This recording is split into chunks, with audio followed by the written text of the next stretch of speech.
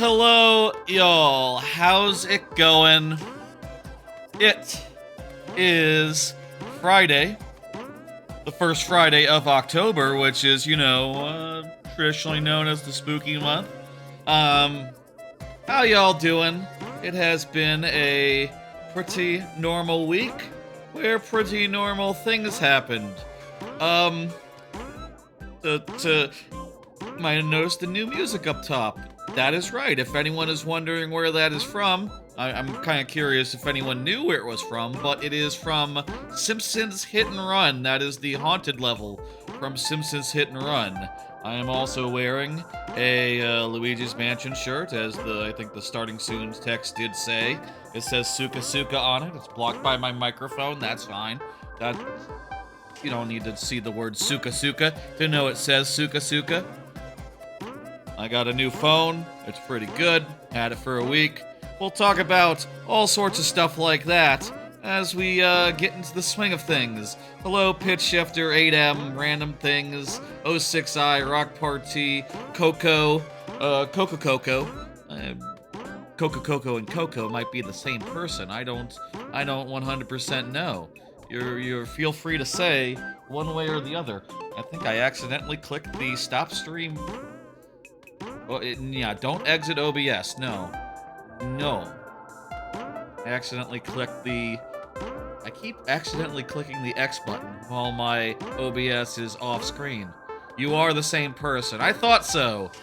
I appreciate you, if anyone wants to subscribe in both places, follow in both places. That would be very appreciated, considering that we are nearing 500 on the YouTube side. If anyone wants to get in there now while the getting's good. I think the getting is always good, but the getting is especially nice right now. Anyway, I got nothing to say up top other than the things I've already said, being October, new shirts, or actually this is an old shirt, new phone, new music. We covered everything that I wanted to say. So why don't we just, start playing some of these levels? That's what we're here for. This is Mario Maker 2 viewer levels.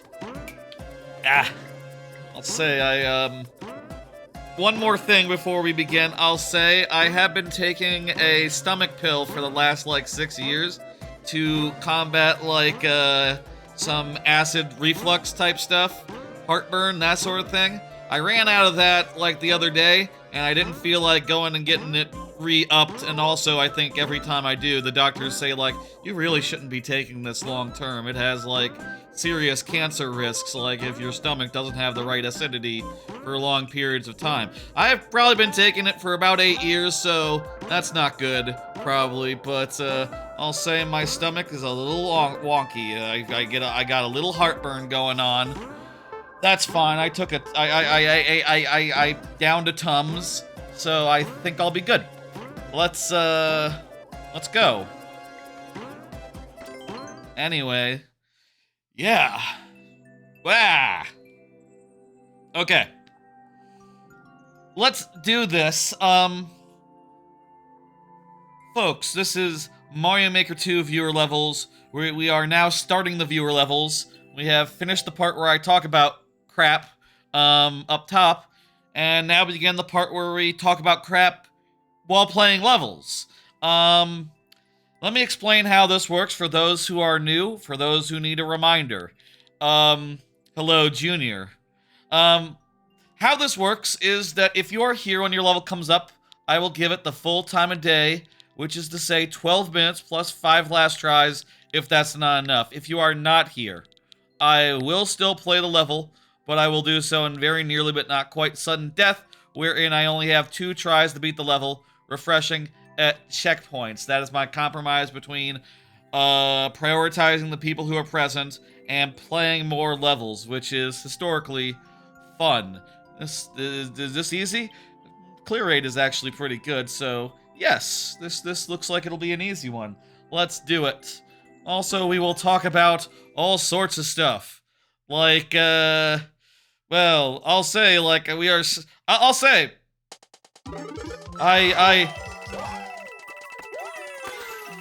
Yeah, okay. So long as we get the jumps right, I think we got It's pretty intuitive. Pretty intuitive. Just gotta get the jumps right.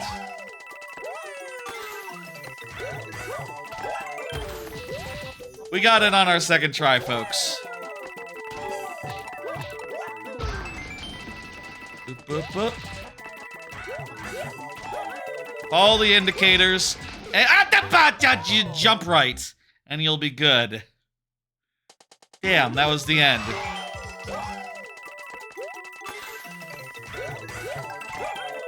Hope y'all are doing well. I'll say we're gonna be starting tonight with some news from the world of gaming. Some of y'all might have seen this. The current hot new story. Fuck. You used to see a doc for a blood test and stuff. You might have something wrong with your gut. Yeah, I don't know. I think it's maybe just going off the pill, that thing for a while. Some doctors have said, like, yeah, you get like a study or something. I don't know. That seems like a whole thing.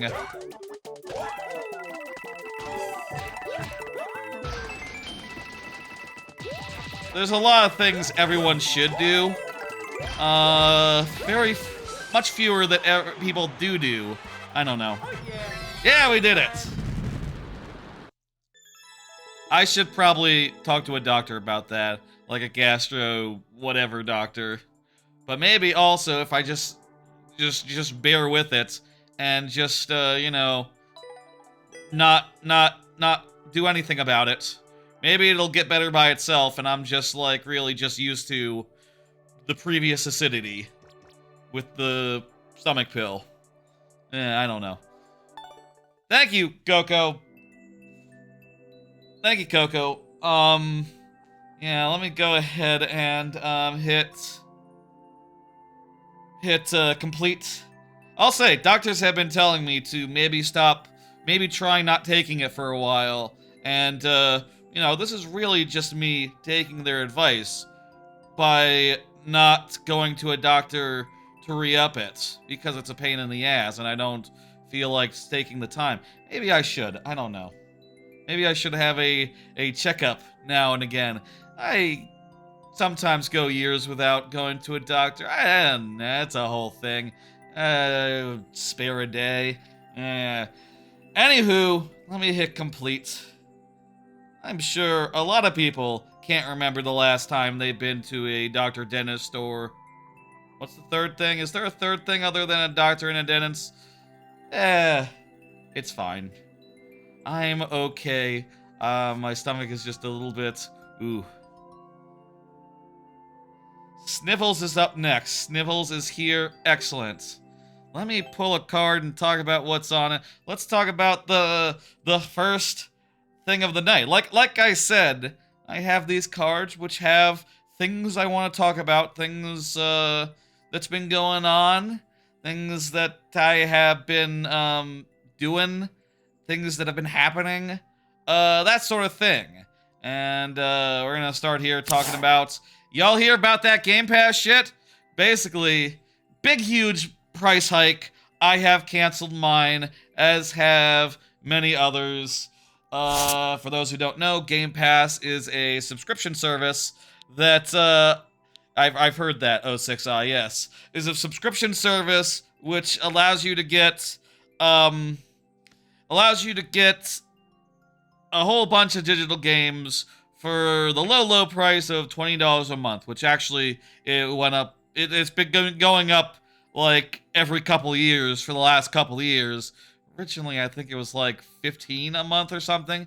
Now it was at 20, and more recently, it has jumped to 30. So, like, literally a 50% jump. Literally $120 more a year is what they're asking, which, like, math-wise, makes it so that it's only really a decent deal if you're getting more than 6 full releases out of it, which, to be clear, that's a fucking lot for them to nail down. Mind you, like, previously they would have to have 4, and I think this year they actually have been nailing that. They've had Avowed, they've had Clair Obscur, they had Blueprints, which I think is like half price. Silk Song kind of balances that out. I had put Doom in there, and it's like, yeah, you're looking at about... And Outer Worlds 2 is going to come out. I would say that they have like maybe nearly 5 games worth of value this year, but you know, that's not 6, and that seems like a whole lot. Snivels has a whole year paid down. Yeah, that's. I'll say people have been rushing to cancel, and apparently it crashed the screens, which I do like to see. Like, that does make me happy and make me think, like, oh, maybe this will be like a Disney situation where they'll go like, oh my god, oh my god.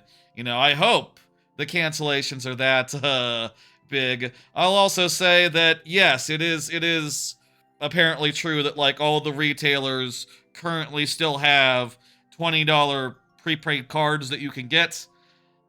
You know, I maybe could pick up a bunch of those, but honestly, I'm feeling like I'm sort of done with it already. And, like, that super, like... I don't feel like jumping through hoops to get a service that is turning to shit, you know, before my eyes. Worth noting, they did add a couple features like Fortnite bucks and, Ubisoft. They got Ubisoft games, apparently. Do they have the new Assassin's Creed on there? Do they have the new Assassin's Creed on there? That's not bad, I guess. I wouldn't mind playing 5 minutes of that if it was on Game Pass, and if I could run out and go get $20 worth of Game Pass, you know, prepay a whole bunch. No? Okay, that's not even worth touting then. Get it on day one or don't get it at all. That's what I say.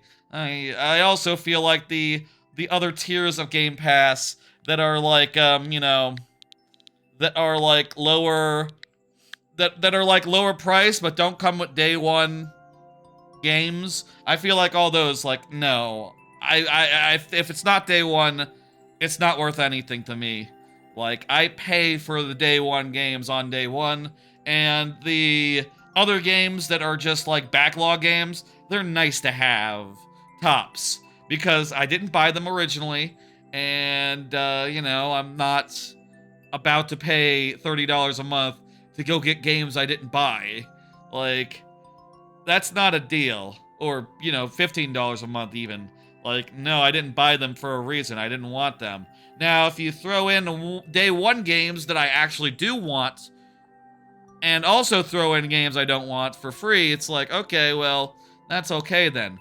Oh, also, apparently they've, like, also quietly ditched the 10% Game Pass discount on DLC from Game Pass games, so that's fun too. Yeah, definitely. Let's do this. Definitely thinking, you know, here's where I stand with Game Pass and Xbox in general, which is that I just played Silksong all the way. What is this? This is like a puzzle? Looks like it might be a puzzle where we need to, like, do stuff like come over here, bomb this ice block, step on this. We might have done this in the wrong order. Also left a, oh yeah, we definitely did this in the wrong order. Wait, no. Oh, you need to drop the bomb down here. And also, you need to do it on this is a real tight timer. Let's try this again. I think I have an idea of how the order here. Step one is to get out while the getting's good, when the bomb goes off.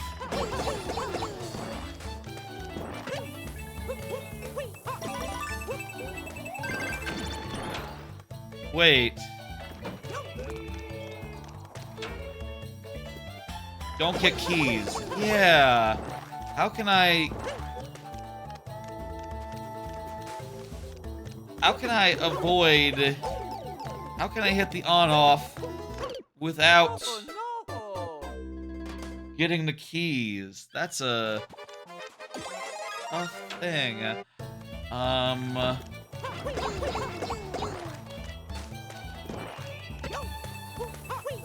I'm not sure about that. Like, going down there triggers the thing. Huh. Hey, Barnstormer. How you doing? Hey, Sugama. How you doing? Hello, everyone. A lot of folk in the queue. Shoot bomb over edge. Oh no! Bomb over edge. Shoot bomb over edge. Like, without throwing it, maybe.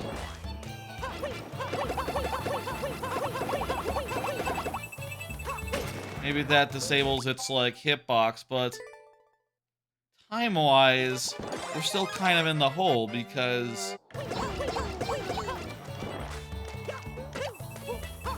we gotta do this in, like, 3 explosions, because it takes about 10 seconds per explosion.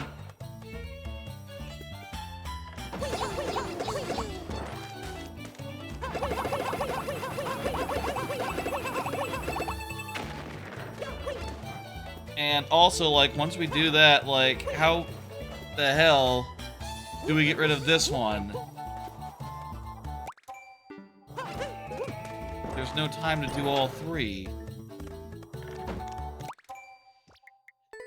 Fact-finding. Let's do some fact-finding and see. I just want to see a quick thing, which is that if I get this thing and put it right there, that does take care of that. Okay, we got one thing figured out. Well, I guess now that I've found facts, I can just go ahead and do the second one now. Well, no, I can't. Now it's all a wash.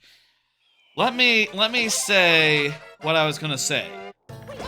With Game Pass, my current feeling is that more and more and more and more, what I want is not Xbox games. What I want more is Switch 2 games. I want to play the Switch 2 version whenever possible. I just did Silksong on the Xbox because, you know, it was, fuck. Because it was part of Game Pass, and I had Game Pass, so, you know, it just seemed natural to do so and not pay a little extra to get it on a portable system. I kind of wish I had just gotten it on a fucking portable system. I do. Also, you know what I'm realizing? Do we want to do it on the last one? Maybe we do it on the last one. We do the bomb on the final when the P-switch is going. I wonder if the P-switch lasts long enough where that can be done. We need to do this faster. I kind of want to move more to doing Switch games and Switch games exclusively. Especially now that the Switch 2 is, like, powerful enough to do, you know, proper-ass normal games. Like, the performance issues that blighted the Switch are, like, a matter... they are not really a thing anymore, so why don't I just get the Switch versions and just buy a la carte and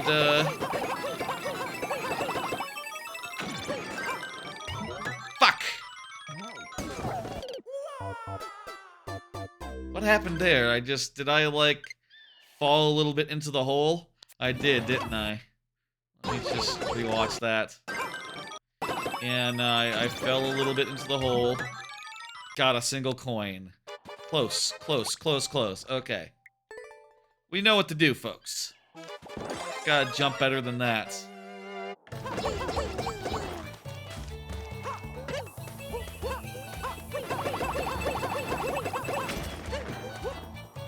Uh-oh. Is that a problem? I mean, I probably should be on the way back to the hole. Back to the door before the bomb explodes. actually. So, yes. Big problem, big problem.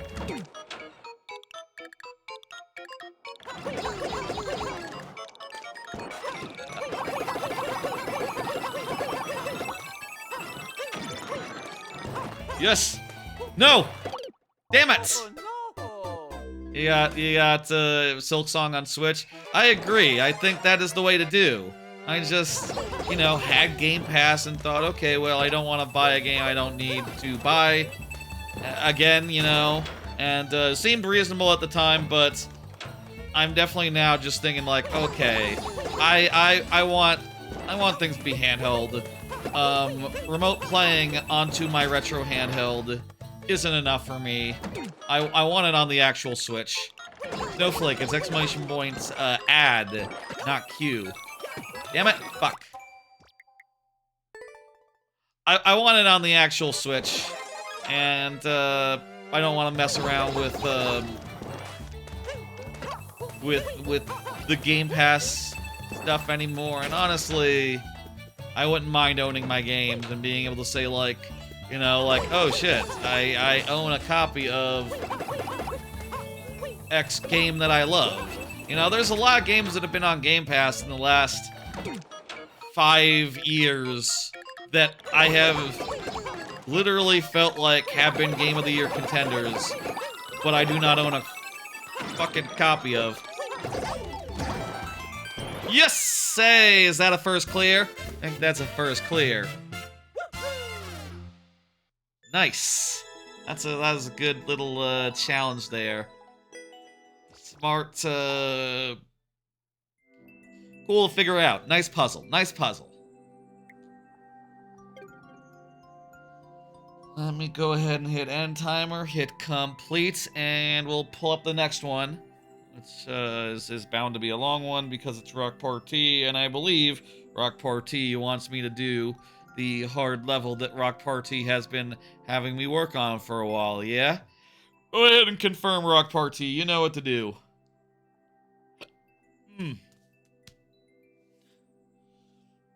So yeah, I've canceled it. I don't want to jump through hoops to do stuff.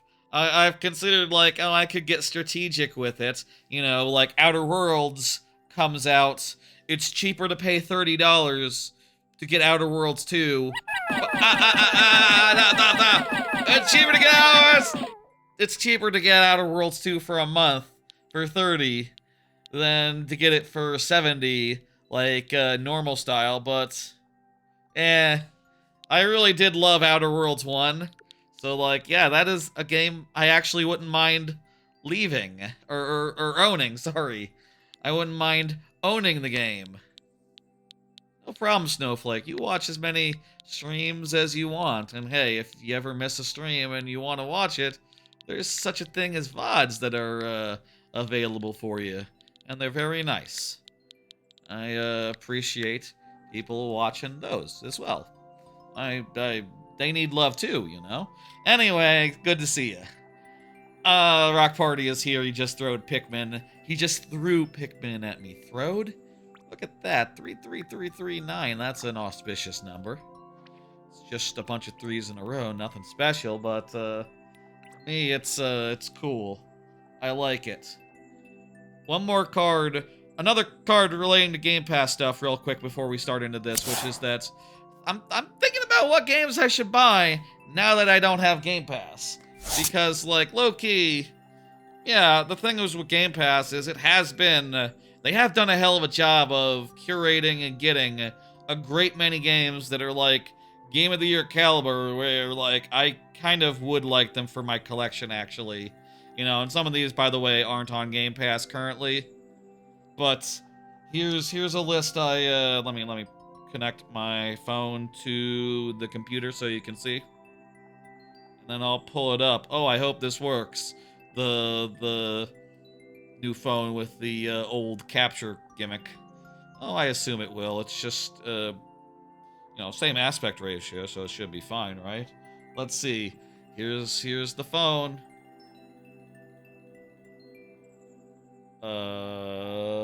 Okay. What? Uh-huh. And let me just check this real fast. What is going on there? Where's the phone again?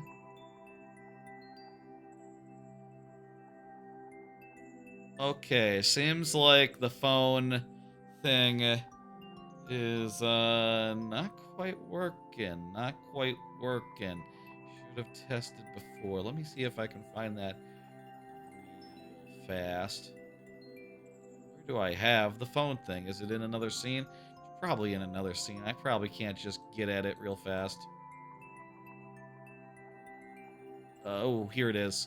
Why is it...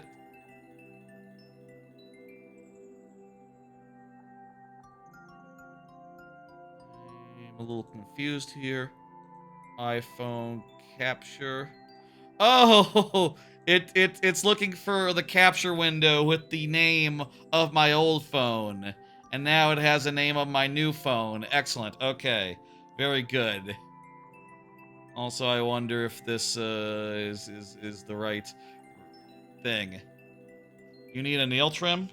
Maybe. That happens.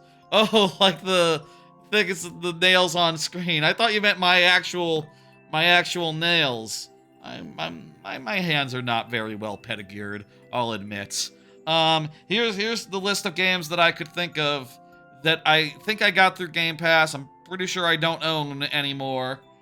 Or, you know, maybe in the case of games that went off Game Pass, never owned at all and haven't had access to in a bit, that I would honestly like to own.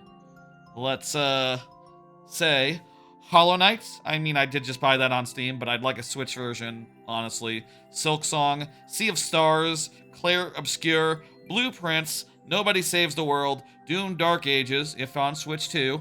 I'll buy that again if it comes out on Switch 2. Inscription, Ori 2, Outer Worlds, Psychonauts 2, except I do have a Fig copy, but I'm saying for anyone else, if you only had Psychonauts 2 through Game Pass, you best get yourself another copy of Psychonauts 2. It's Psychonauts 2, for God's sakes. Tunic, Deed Lit and Wonder Dungeon, Death's Door, Vampire Survivors, Pentiment, Venba, Lonely Mountains, Downhill 1 and 2, Loop Hero, Cocoon, Persona 3 Reload. I can't replay that. I probably shouldn't get another copy of it. Or a copy of it. Resident Evil 2 Remake, Avowed, Dredge, and Shady Part of Me is the list of games I got through Game Pass. Is there any other Game Pass hits that, like, y'all would... Is Avowed in here? Is Avowed in here? Yes, it is. Okay. Are there any other Game Pass hits that y'all can think of that, like, really demand ownership? Are there any that, like, people would... that I didn't list there that, you know, people are going to miss from having Game Pass? I suppose if anyone didn't have, like, Rare Replay and all the Rare back catalog, like, other than through Game Pass, like, yeah, those would all be great ones to get.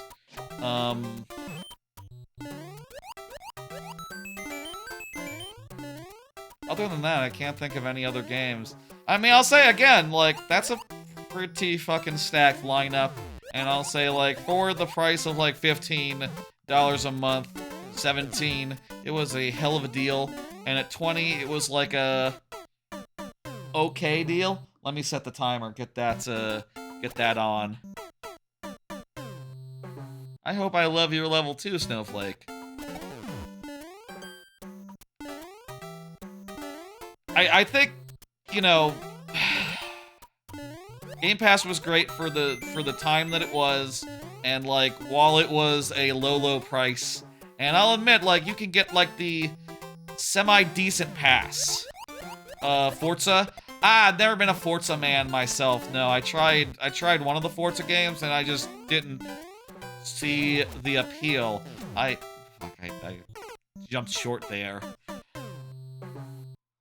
Why is this level always submitted? Because Rock Party always submits it, and I have yet to beat it.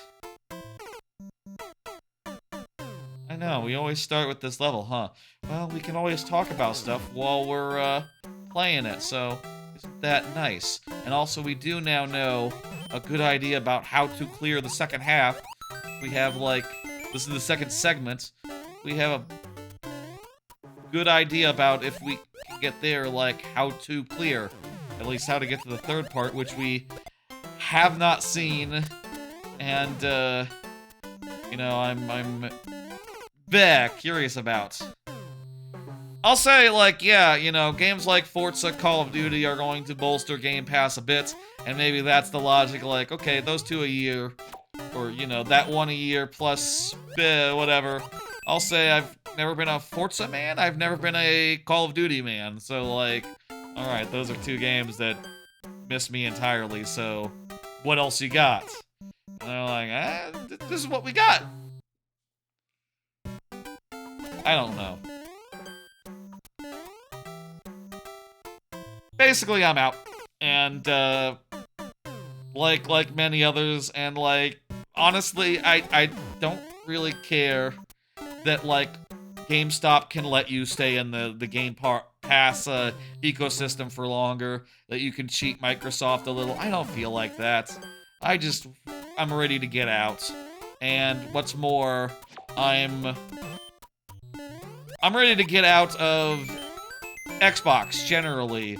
Like, when the Switch 2 came out, I said, like, whenever I have a chance to get a Switch 2 version, I'm gonna get the Switch 2 version. And, like, Game Pass being dead, that really helps to make that a lot easier, honestly. Like, it's kind of in line with my current thinking, and fuck it, you know?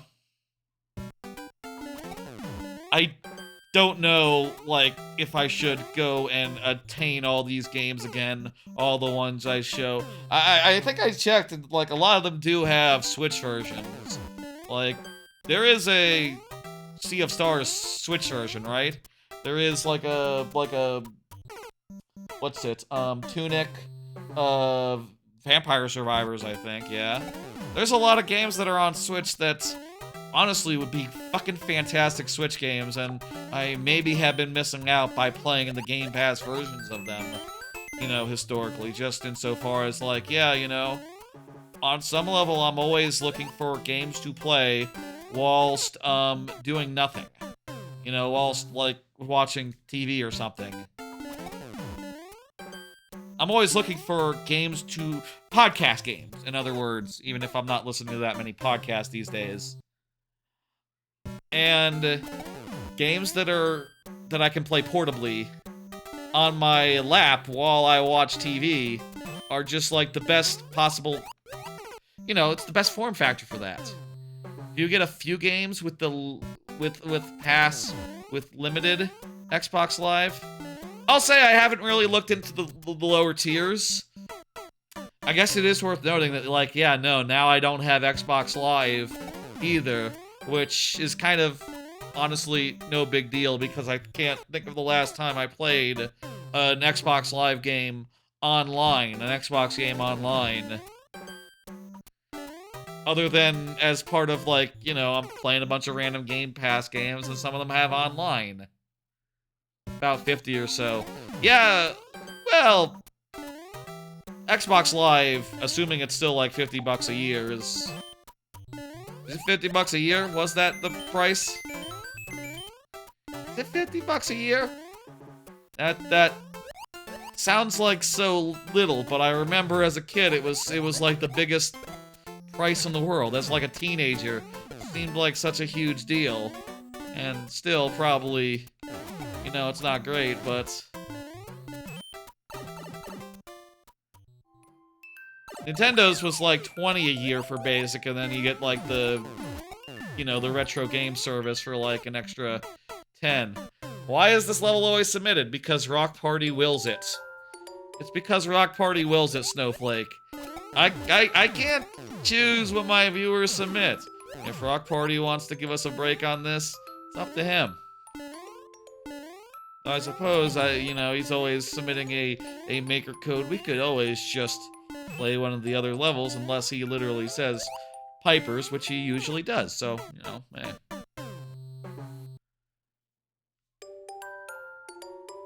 Let's do this. Got this. I feel like we're really close to seeing the third segment. Really close. Just gotta do the last part of this segment right and not die before then. About 50 or so. Like I said, for me, the main value of Game Pass, and a thing I think like a lot of other streaming services like games collection services miss, is that the big appeal is that they put out games that are Game of the Year tier that you have not already bought because they're available on day one. Like, if like Nintendo were to say like, okay, $100 a year right now, we give you Tears of the Kingdom, I would say I bought Tears of the Kingdom 2 years ago. Like a normal person. And they say like, okay, we'll also throw in, Princess Peach Showtime. And I would say, well, I didn't buy that one, and I don't want it, so try again. You know, like, unless you're offering games I have not purchased yet on day one, so I know not to purchase them. You know, it's a moot deal. It's a moot point. It doesn't work. The value proposition isn't there for me. Yeah. And I hazard a guess it's not there for a lot of people. Though I'll say, like, if you have kids and you're looking just to, you know... Here we go, here we go. We gotta do a little jump so that the platform is high enough so we can get onto the platform and go into the pipe. We also have to do the falling sequence just right. We now know that we are racing the platform, essentially.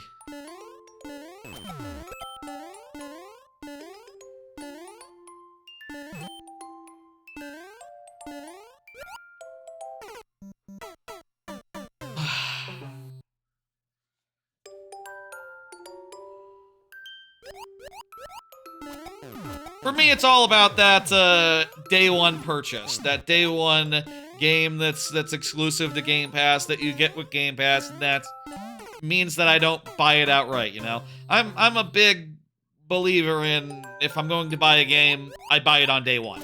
You know, I get in with the zeitgeist, and if I miss the zeitgeist, I don't know, I'm just a whole lot less interested, typically. Not always great to play on day one because games are unfinished. Yeah, that's true, but if it's bad on day one, I just don't play it on day 100. You know, you can tell me all day that, like, oh yeah, you know, Cyberpunk got really good after 3 years. It's like, oh no, I missed the boat. The boat that could have taken me to Cyberpunk land was really unappealing. I don't go back like that. You know, unless it were freely offered to me on Game Pass, maybe. But, you know, that's not why I would pay for Game Pass. I'd pay for Game Pass for, you know, Outer Worlds 2 and Silksong and games that I have not bought and I want. And are good at launch. You know, those are like the 3 criteria, I guess. I mean, if I want them, they should be good at launch. I'll say I'm never like an early access person. Like, I don't look at games until they're like actually finished. Say, like, you know, for instance, you know, Hades 2 just came out. Did not look at it in early access, and I'll say, like, I think it definitely needed the time to get where it was going, but you know, now that it's 1.0, I'm in, you know? And, game ought to be ready. I think game ought to be ready if, they, put a date on it and said it's out. And, anyone tries to, like, unrelease a game, I think that's really weird and they shouldn't do that. Looking at you, Splitgate 2. What the hell was that? It, was kind of underwhelming, yes, but you can't say, oh, no, we're back in beta. We're back in beta, and in fact, we're not just back in beta, we're back in alpha. Yeah, it's unreleased. No, it came out and it kind of underwhelmed. Can't take that shit back. Here we go. Across. Left. Stay left. Right. Hold right. Yeah, we got to the pipe! We got to this area for the first time in I don't know how many months since this was first submitted. This area is all new. Let's find out what the deal is. We're gonna first try it. No, we're not. We're gonna do it on the second try. I got it.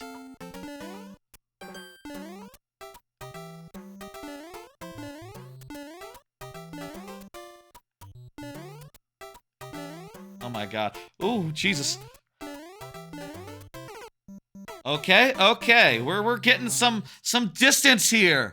We're getting some distance here. Exclude. Dead.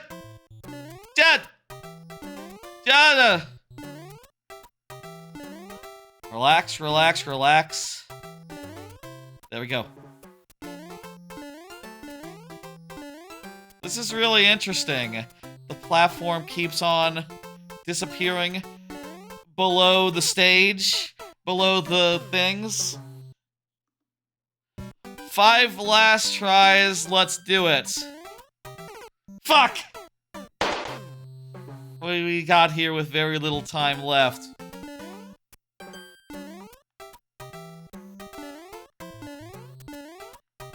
And now...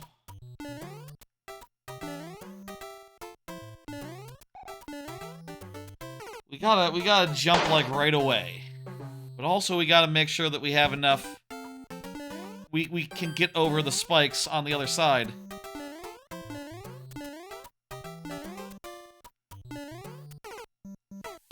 Ah, okay. 2 lives left. Battlefield games are never ready. I don't play Battlefield. Not because they're never ready, it's just not my jam. I played Battlefield Heroes once, like the chibi one, and I didn't like it.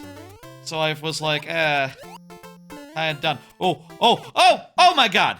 We're so close. We're so close! Look, the ending is right there! No! Sometime soon, we're gonna do that. We're gonna do that, folks. But not tonight. Or, well, could be still tonight. By the time Rock Party is up again, it's gonna be the lightning round. It's gonna be a lot harder to do it tonight, but it's possible. It's definitely possible. Like, that last segment does not seem that hard, actually. I would classify that as not that hard at all. So, yeah, we have to exit. One more. I considered, for the sake of, you know, we're getting here for the first time, like, what if we up the timer up to 5 minutes or something, but that's not in the spirit of things. That's not how this works. I'll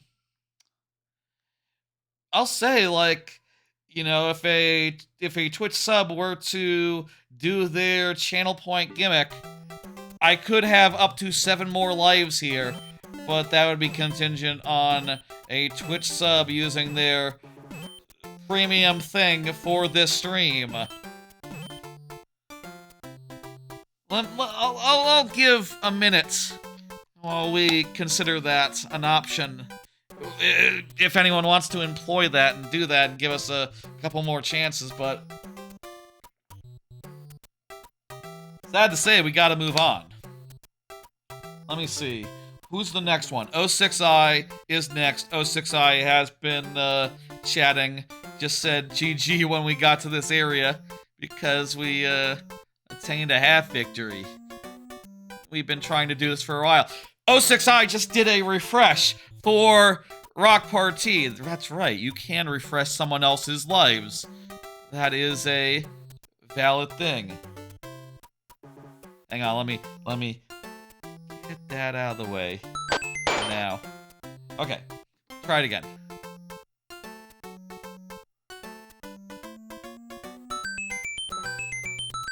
Okay, I need to run that before the stream starts so it works properly, and I guess it needs to, like, load the files or something.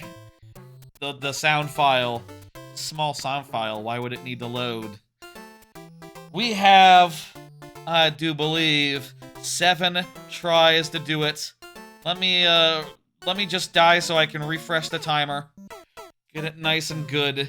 We're not gonna count that. Let's go. Let's do it. This could be it. 7 tries. Shit! Again, this is our first time seeing this area. It doesn't seem super long, so we can do this, folks. We can actually do this. This could be the last time we see Pipers. We have 5 tries to make that a reality.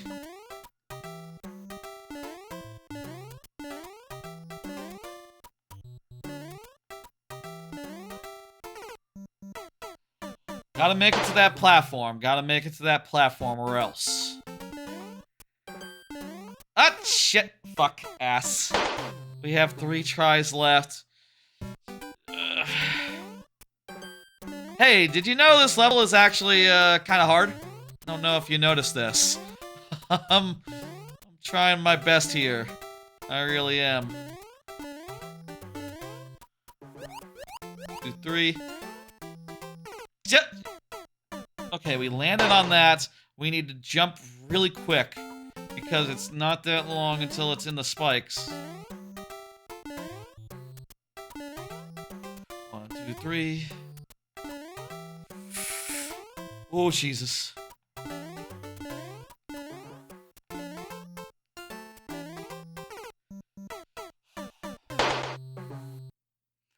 We are on our last try, folks.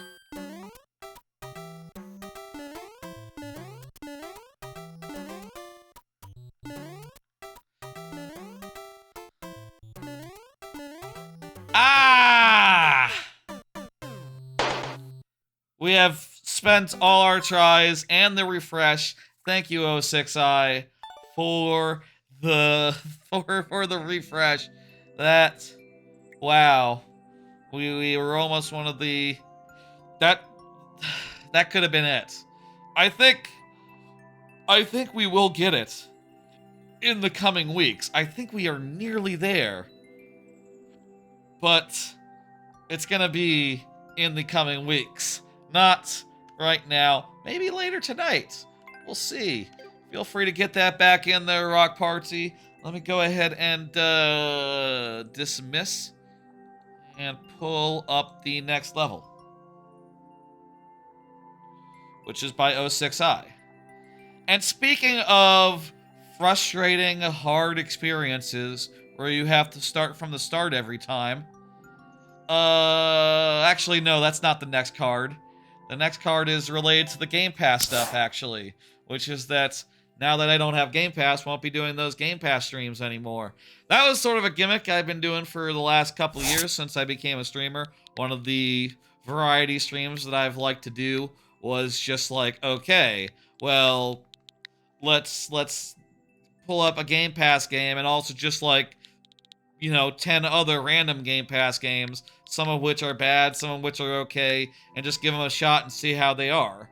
You know, and that's kind of been my main way of getting use out of my Game Pass subscription. Like, without that, I probably would have canceled a while ago, because, like, yeah, no.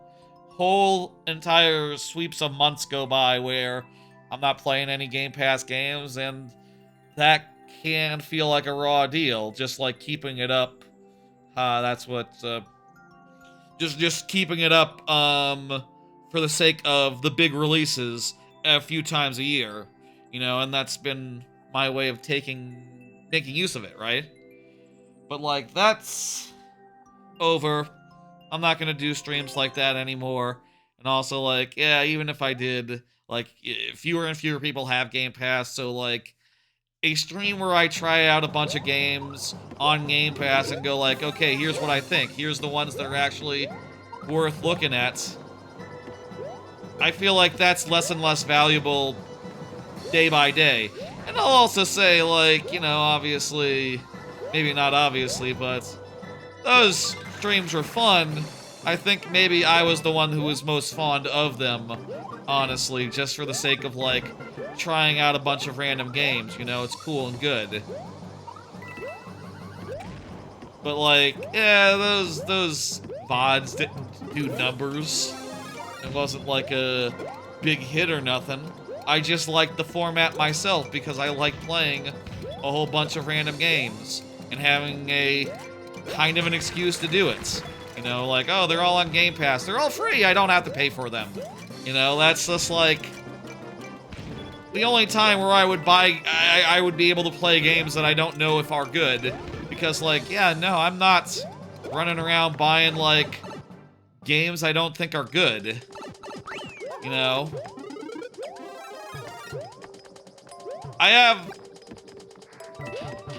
We have to go again through the loop? How does this work? No, it's like a boss survival type thing, I guess. Interesting.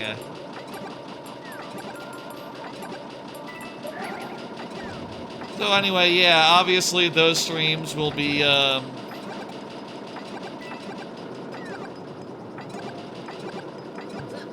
nice. That's a cool boss type area. That was really neat. What does that mean? I don't know what that hint thing is indicating there. But we have to go through each of these rooms, I guess, is the long and short. Each of these is a fun little challenge room. I like this more than the little challenge rooms at the end of, like, Mario Wonder airships. Like, those were cool. This is a higher grade of level, I think. This is a, this is more substantial, I would say.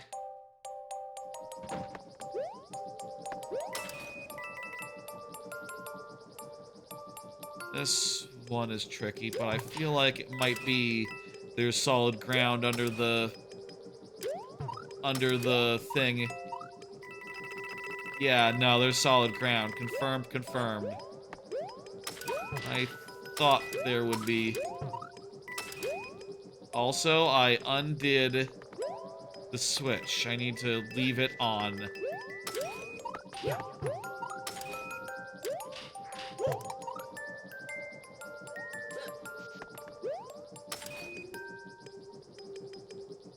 I like this too. It's nice.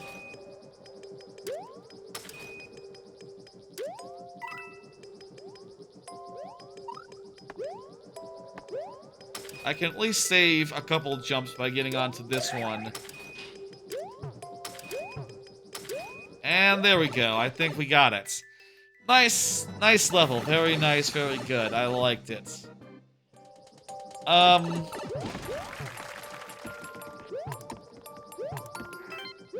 I currently have no plans to do more streams where I'm, like, trying a bunch of games for those reasons. Like, my ability to just get a bunch of games is now way down, so, you know, what am I gonna do?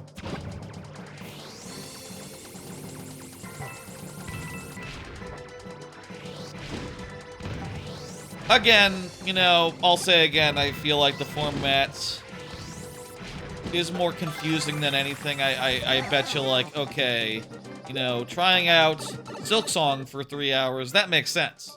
Trying out Silksong for 3 hours and then 7 other games after that, and I don't know if that's really clicking with people. I have been feeling more and more like it's better practice to just do one game, or like to focus on one game and then have the rest of the games be like, shit, fuck, pass.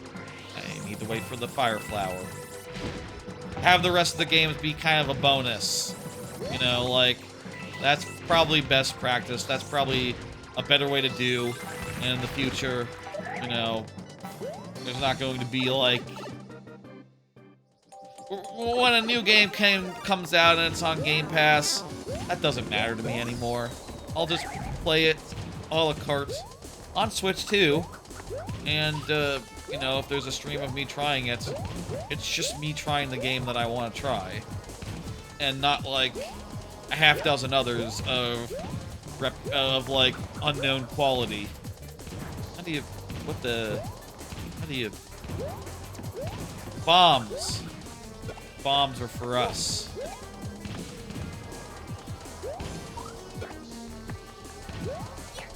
Boss. Oh no! Let's try to get on top. First off, get a fire flower for fuck's sake. Second off, try to get the on top of the bombs so that I don't have to like run and go get them or whatever.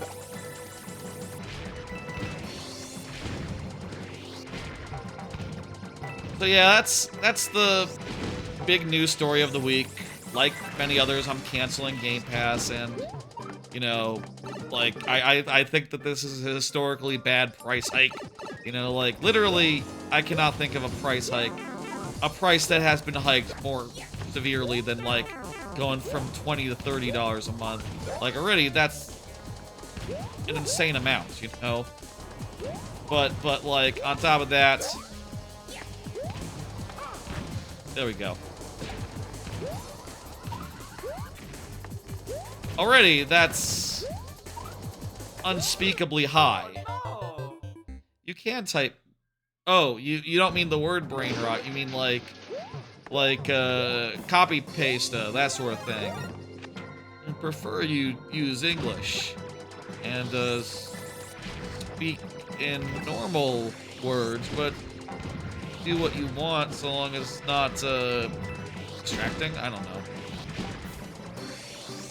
What am I to do?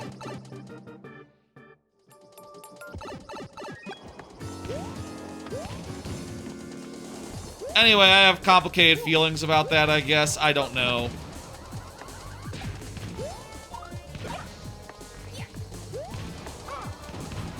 Couple more hits and we got this. Oh, geez.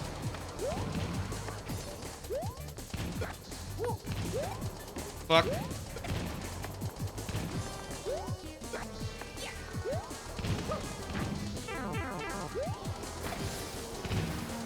Here we go.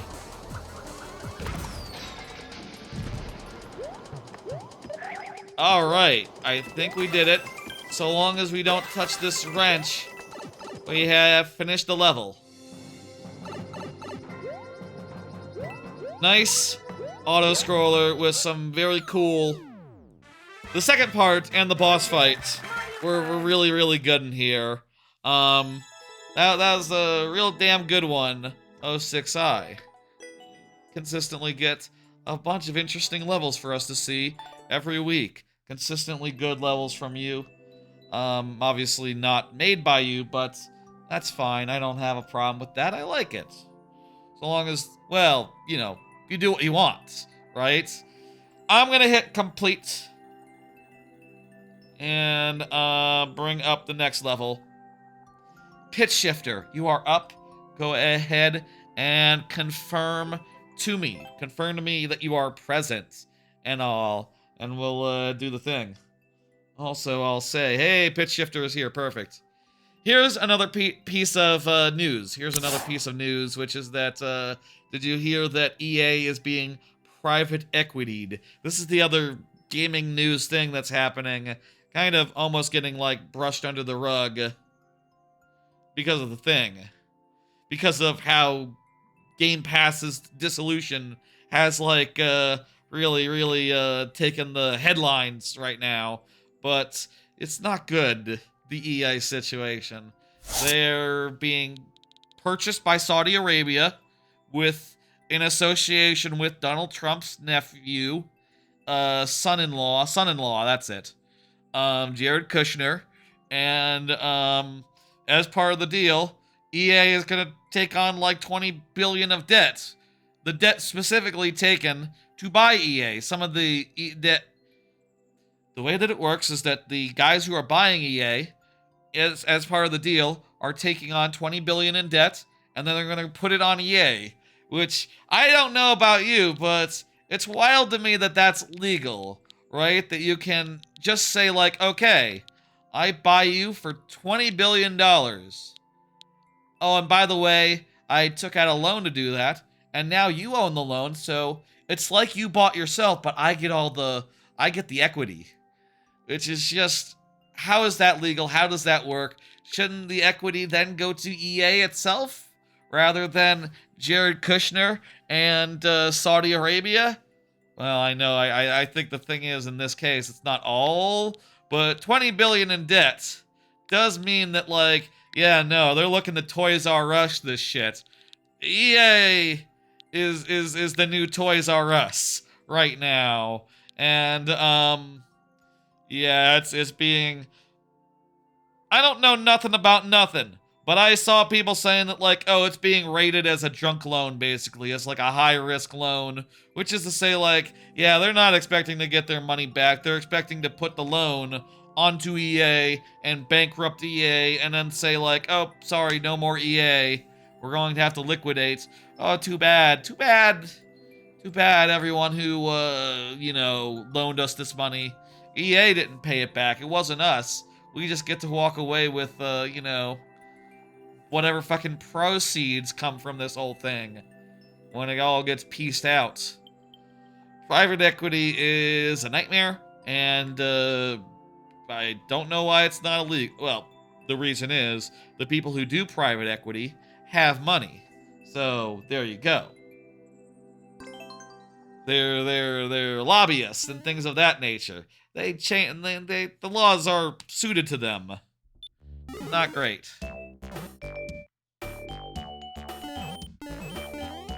This seems to be one of the Inuyasha themes, is that right? I watched a lot of Inuyasha back in the day. Never did like I understand that it like finished, right? Never did go the distance. Sort of fell off like you know, when I was a really young. I feel like a lot of people did.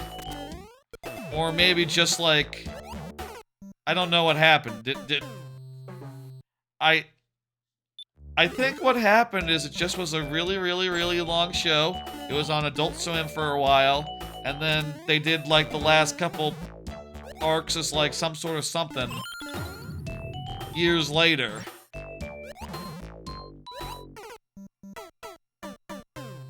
The second ending theme. Gotcha. It's been a while since I watched any Inuyasha. Started rewatching it a couple years ago. I watched the dub as a kid, so I just watched that version, so I was able to just, you know, put it on and just let it ride, you know? Not paying full attention or nothing.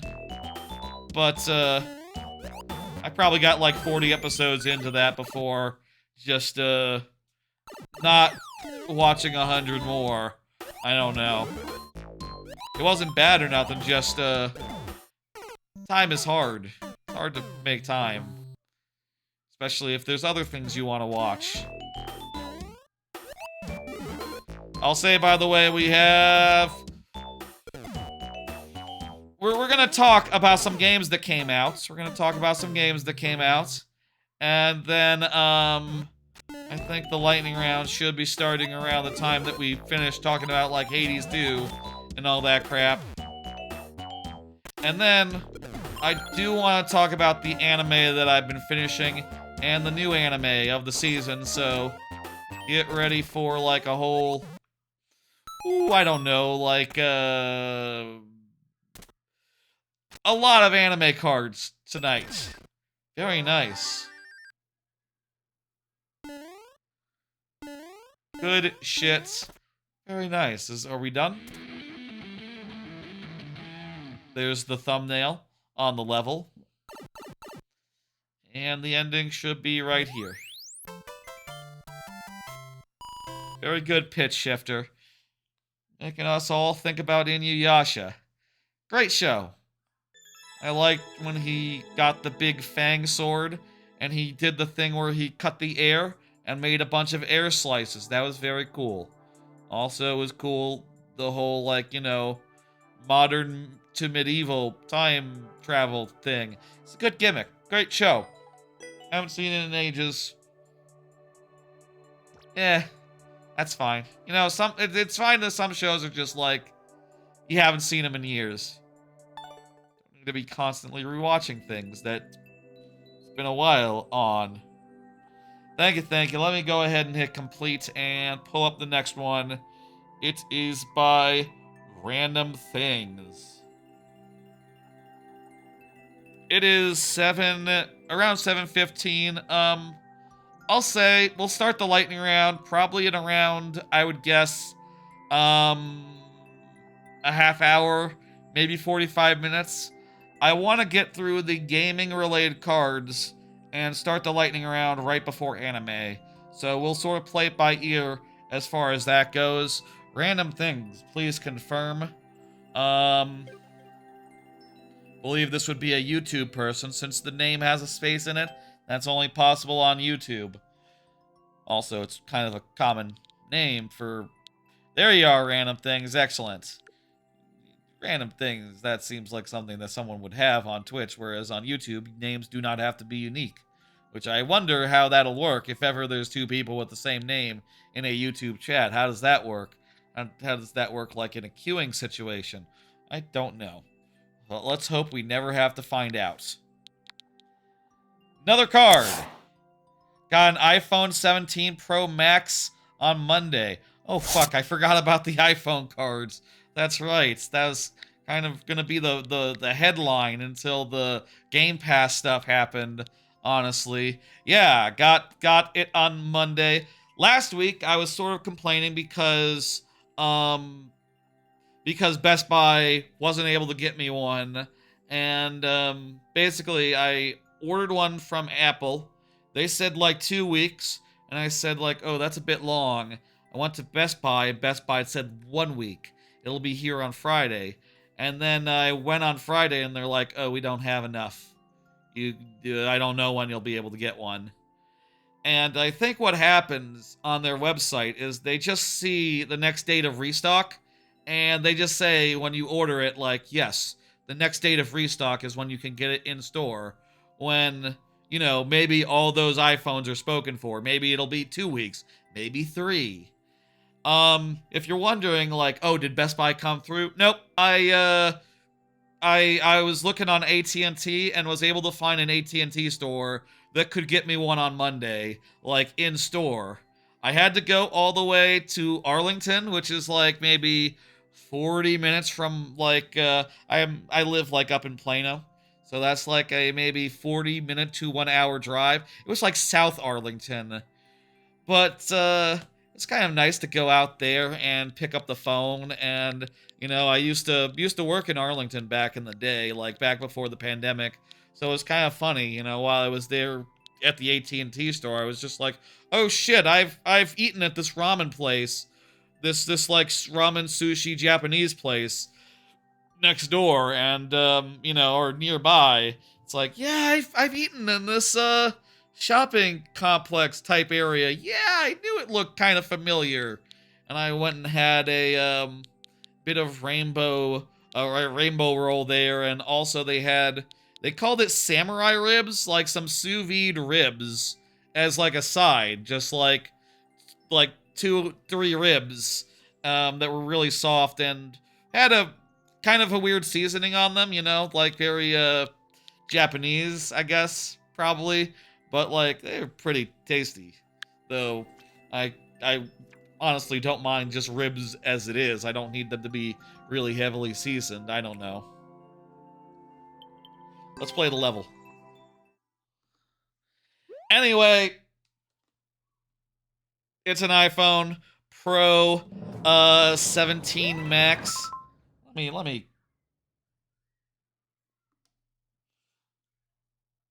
I'm gonna get big so you can see.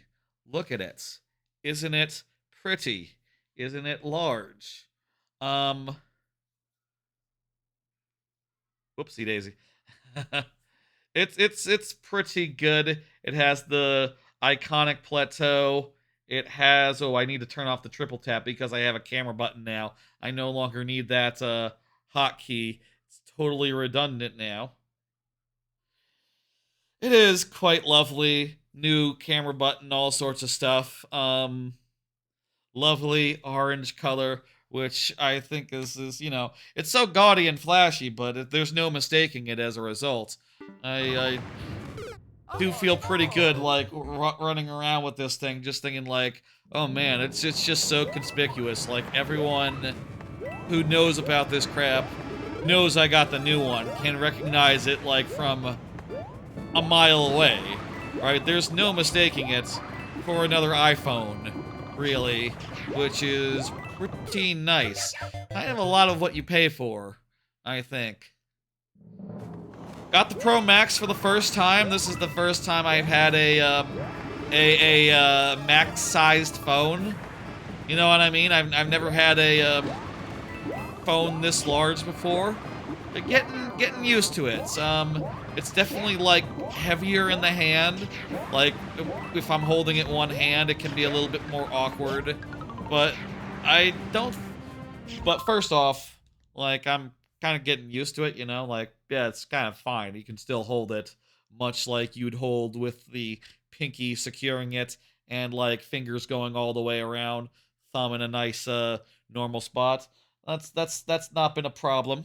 At the end of a workday now, I'll say.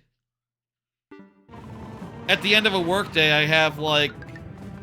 Well, I say at the end of a workday, I've only had a couple of those since I got the phone, but I looked today as I was leaving work, and I had 64% battery life, which is pretty damn good. Pretty damn good for the end of a workday, where I was, you know, listening to music, YouTube videos, things of that nature, you know, looking at my phone a good deal, as you do. A lot of screen time, brightness was up very high, 64%, feel pretty good about that. I should probably turn on the option where it doesn't charge all the way, so that the battery life can be preserved, like, you know, go the distance and all. I should probably do that. Remind me tomorrow, turn on that damn battery saving feature. I'll do that. That's just a good rule of thumb that might have saved me a little bit of pain and suffering had I, you know, enabled that before, back in the past. It's snazzy, it's good. I've, you know, I'll say, like, switching from the iPhone 14 Pro to this, you know, besides the size thing, it's also just been nice insofar as, like, yeah, this is, you know, much better battery phone as far as these things go. And also, like, it gets a whole lot less hot. Like, when I was doing the transfer, I'll tell you, the iPhone 14 was, goddamn boiling. Boiling hot. Transferring its files over to the new one. The, new iPhone, it was a little warm. But, like, that's it. Just a little warm. Compared to, like, scalding hot. That's right, it has a vapor chamber. That always sounds like a drug thing to me. The vapor chamber. I don't know.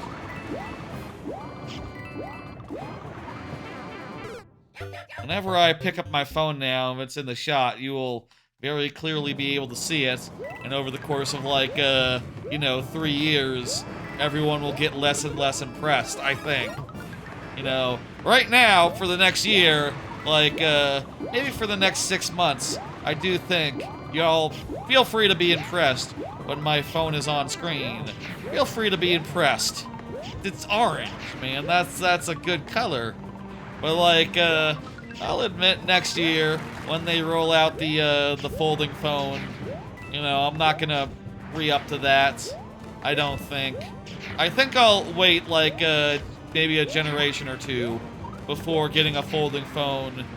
If I get a folding phone. I'll say, you know, bigger iPhone. Maybe I just don't need all the space that a folding phone would offer. Like, I would just basically be using it for media playback. And let's be honest, media is 16:9. So, like, a lot of a folding phone's real estate would be wasted on a, on media. You know, it's more rectangular and can only get a little bigger than a normal phone could be, unfolding-wise. Not like I need the pocket space, anyway. Hey, Snowflake. I think you might be still in queue, Junior. think we haven't been cranking through the queue that fast.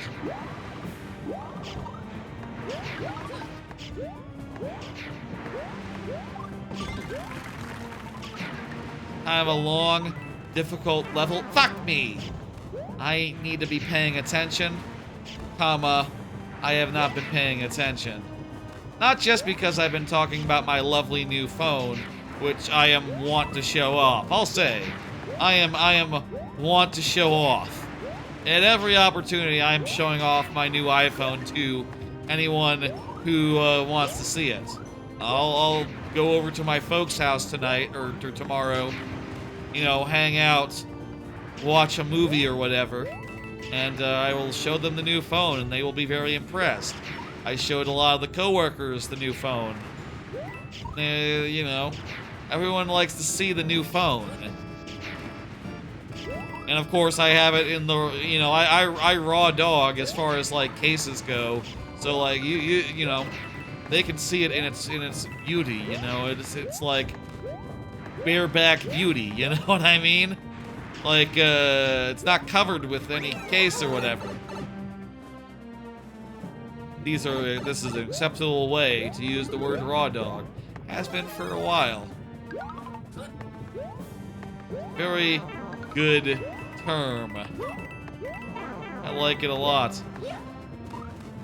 No more auto scroll. Let's go. Let's first try this.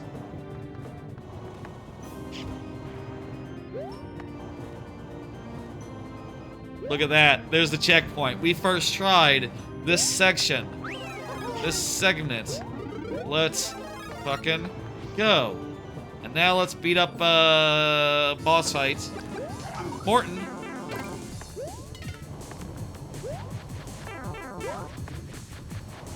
Then we'll be done. Oh no! Okay, we still got it. We still got it. Gonna be harder without a fire flower, but whatever. Oh no! We got 4.5 minutes left. We'll make it happen. It'd be cool if there was another one above the first one or something. That's asking for too much. This is generous. This is how Mario works. You don't do it on your first try. It just becomes a lot harder. This is the equivalent of a soul of like in Dark Souls where you have half a soul or whatever, and you have to like, you know, you do the corpse run or whatever. This is Mario's corpse run. This is the Mario version of a corpse run, y'all. And it always has been. Mario has always had a corpse run. It's that. That's the corpse run. You could also backtrack to like get your corpse back and become a big fire boy if you wanted to previously. That's cool. Did you know Mario had a corpse run type thing? Had a half. What is there a term for that in like Souls-likes where you have half your health when you're like all feebled or whatever? Is there like a term for what that's called when you're like weakened or whatever? What did they call it in the original Dark Souls? I don't know about Dark Souls, so I would actually legitimately like people to tell me what the term is for that. I don't know the terminology. I played a few Dark Souls, like Silksong and Tunic, and like those, but not the older ones. Not. I like games that are responsive. I like them to be hot and snappy, you know? Hot and snappy. That's my preference as far as game feel goes. Very good.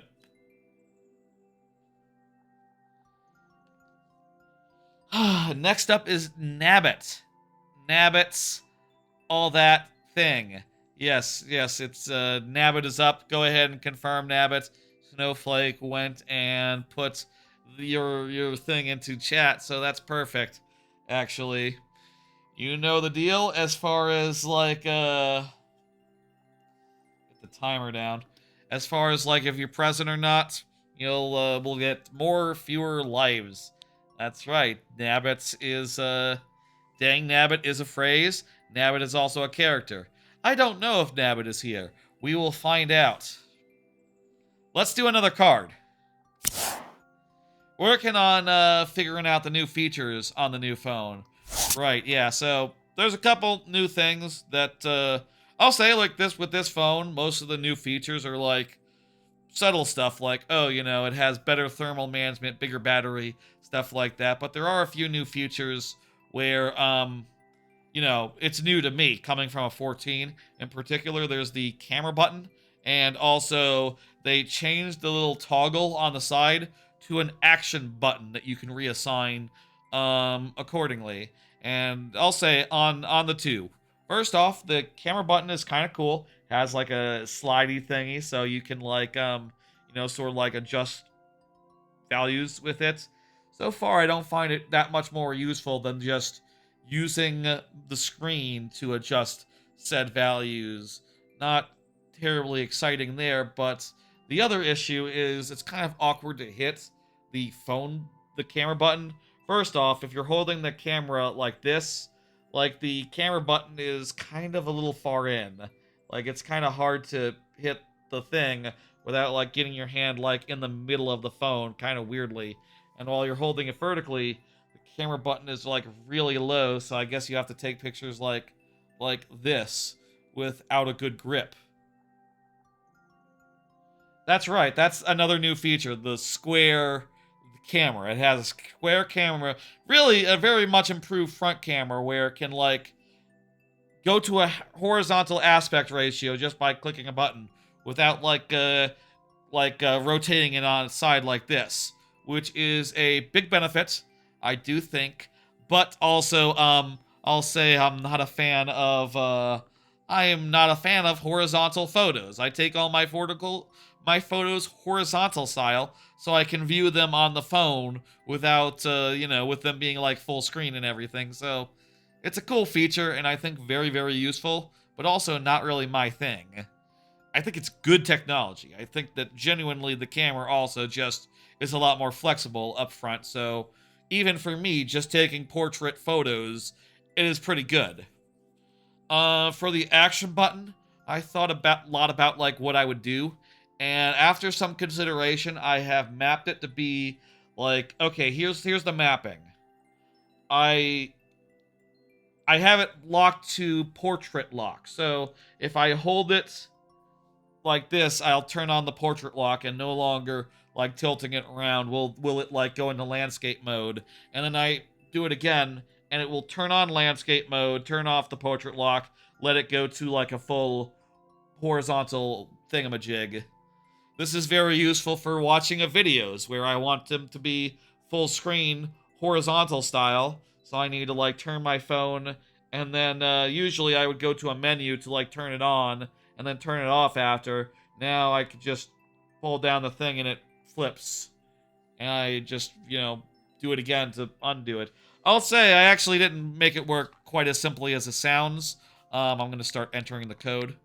I have it set based on the orientation of the device, because one of the weird things about the action button, at least when you're using a shortcut, is that it doesn't actually like put any indication of like what the orientation is before or after in like the the dynamic island or anything. I could see maybe he left. I'm still buying time, and also like we'll do it sudden death style if Nabbit's not here. I'm on top of it, folks. Don't worry. Don't worry. I have it working where if I have it held horizontal, it turns the portrait lock off, and I have it hold vertical, it turns it on, and I think that's just a good way to make it so it's context sensitive, and I can use whichever way I'm holding it to indicate like which way I want to go, and then I don't need to know like which way it was before. Except, I probably will have some idea if my phone is not twisting, despite being held horizontally. And if I am holding it, if I'm trying to lock it, I probably have some idea it's doing something weird, so yeah. Yeah. Alright, Nabbit's not here, so it'll be sudden death. Let's go. By the way, the XP YouTube live stream thing, you're #1. Oh right, yeah, the top fans feature. Yeah, that's an interesting thing. That's relatively new. Good for you. There's congratulations. What am I supposed to say about someone being ranked #1 as far as the YouTube leaderboard goes? Congratulations. Matza. That's like a... Good on ya. Let's do this. Let's do this. We have 2 lives. That's not very many. Let's go. I think those are, like, the main new features that like, I am getting used to, right? Like, there's the... This is an auto-scroll. Let's do it. A lot of auto-scroll. There's the camera. There's, like, the better specs and better battery and all that. And then there's, like, the couple of extra buttons. You have a 120 screen. Did not the Pro 14 have a 120? I think they've had 120 for a while as far as other Pros go. But yeah, now the iPhone 17 regular has a high refresh rate screen, which is pretty good if you're, like, you know, going for the cheaper ones. I'll say I do like having a lot of cameras. Taking pictures, I like to take good pictures, so having the best possible cameras, that's something I always want to do. Oh yeah, this is the Pro. You can see that has the 3 cameras and everything, and the iconic island in the orange color. The orange is the new color of this generation. There's also blue and white, and those are the only colors, or it's like a silver. No black this generation. Very strange, but you know, people should get a colorful phone. People should, you know, at the very least, if you're not gonna get orange, get blue. It's a really dark blue. It's kind of, you know, subtle. I was, at a certain point, like, thinking as the... Hey, thank you, Nabbit. We got through in 1, let's go. That's what we want to see. Let's, hit complete and go to the next one.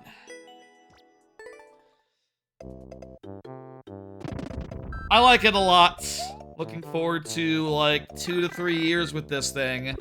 And then, I don't know, by that time, maybe I'll switch to a folding phone. Or if the folding phone is really, really damn sexy, maybe I re-up early? I don't know. I don't think so. I think I'm gonna wait. I think, like, this will be good enough for, like, size-wise. I don't need more real estate.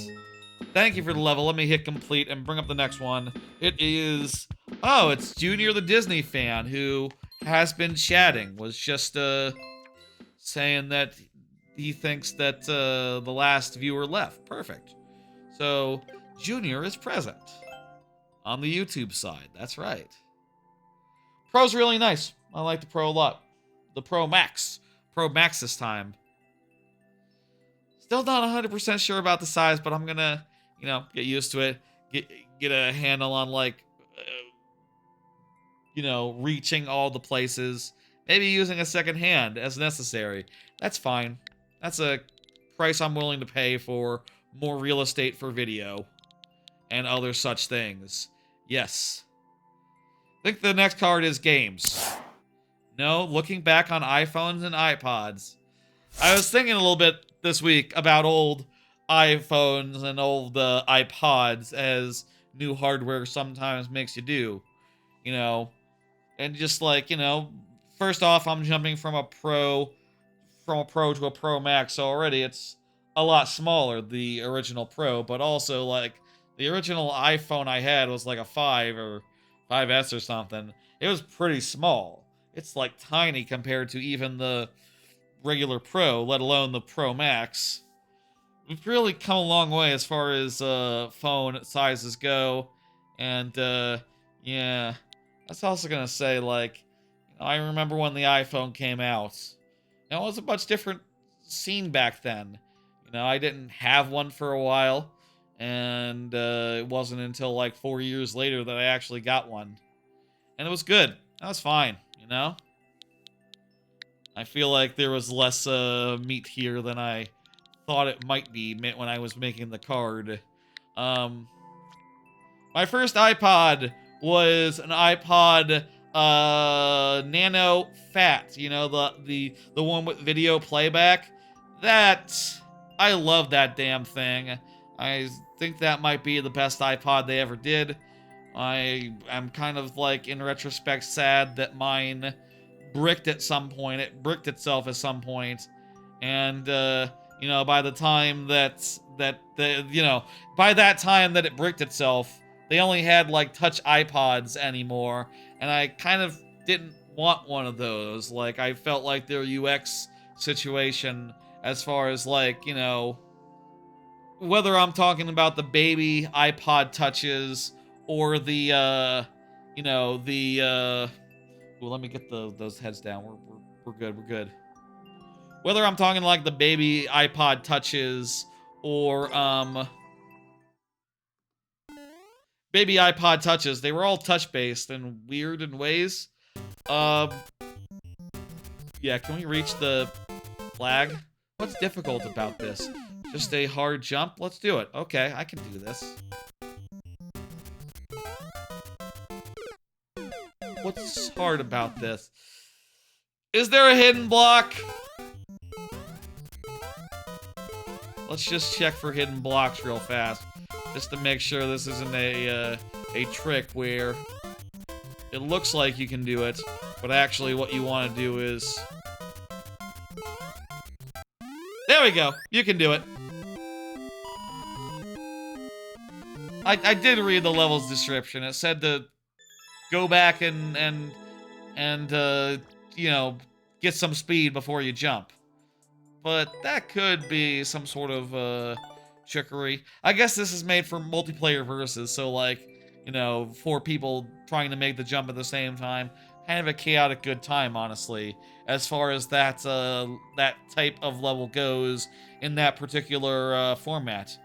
Very good. I'm hitting complete. Thank you, Junior. Feel free to get back in there. Yeah. Ended up with a Zune HD between the original iPod Nano with the video playback that I got. That's the iPod Nano Fat, or the 3rd generation. I'm not sure the generation exactly. And the iPhone 5. And I think my phone was like a chocolate, like one of those LG chocolates in green, I believe. Random nostalgia aside, thank you for the level. I'm hitting end. We have a lot more cards here tonight, and also we haven't even talked about the elephant in the room, the big game of the day.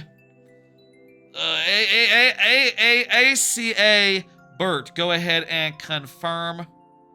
I gotta hit next just in case it's in the Twitch chat. I'm not sure which side ACA is on. Go ahead and confirm wherever you are, ACA. Is he here? Yeah, that's a question I'm asking myself as well. ACA, go ahead and confirm. Meanwhile, let's talk about the big game. That's right, I've been playing a fuck ton of Hades 2. It has been extremely addicting and definitely reminding me, like, what the hell, how big and exciting and good Hades was. Like, oh my god, it is just so hard to put down, so hard to do one run, even so hard to do, like, one run in a day.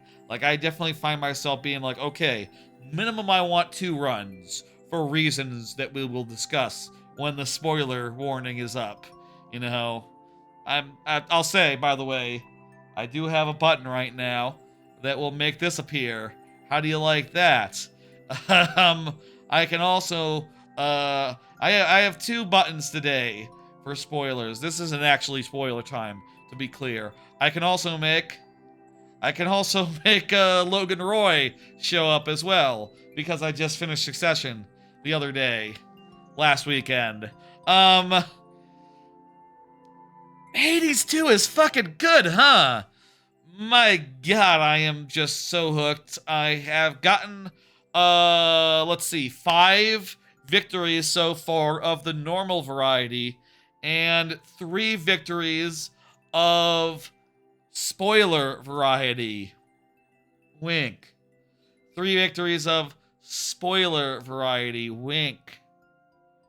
I guess we'll talk about that whole thing when I throw up the spoiler tag.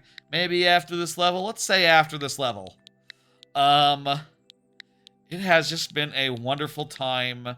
I love all the boons and you know how much it just continues to ramp up and ramp up. Like the first game, you know, I'll try to. In the first game, there were definitely a few boons that it waited for, right? Like, say for instance, in the first game, you only got the meter. This is a spoiler for Hades 1. I think the time window for that sort of spoiler is done. In the first game, there were always just like constantly milestones you could get where a new god would show up. You know, whether it's beat the game for the first time, beat it like properly. And this game has done a great job of just like constantly adding new boons and new boon givers and more depth when you're comparing and like you know, putting together your build and finding like, okay, I want to get this one and that one. And ooh, one thing I really don't remember. Did Hades 1? I feel like maybe this should be like a spoiler thing, but like we'll talk about that in spoilers. Actually, there's some stuff that this does where it's like so amazing and like just means that there's a lot more options for building. That makes me wonder, like, god damn, was this a Hades 1 thing that it always had, or is this like one of Hades 2's just like littlest biggest tricks that like, yeah, no, it has more boons than you think, more boons than you think. So many goddamn boons, it's unbelievable.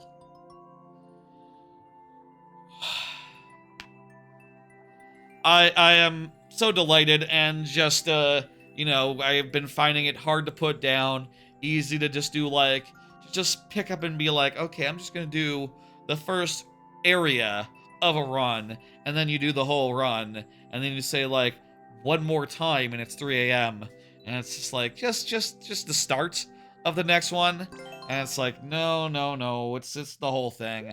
I don't see ACA Bert, so 2 tries, let's go. Let's do it. Okay, so we need to like make a hole, and make a hole and then jump up it. We have 1 life to do it, assuming that ACA Bert does not confirm post haste very soon.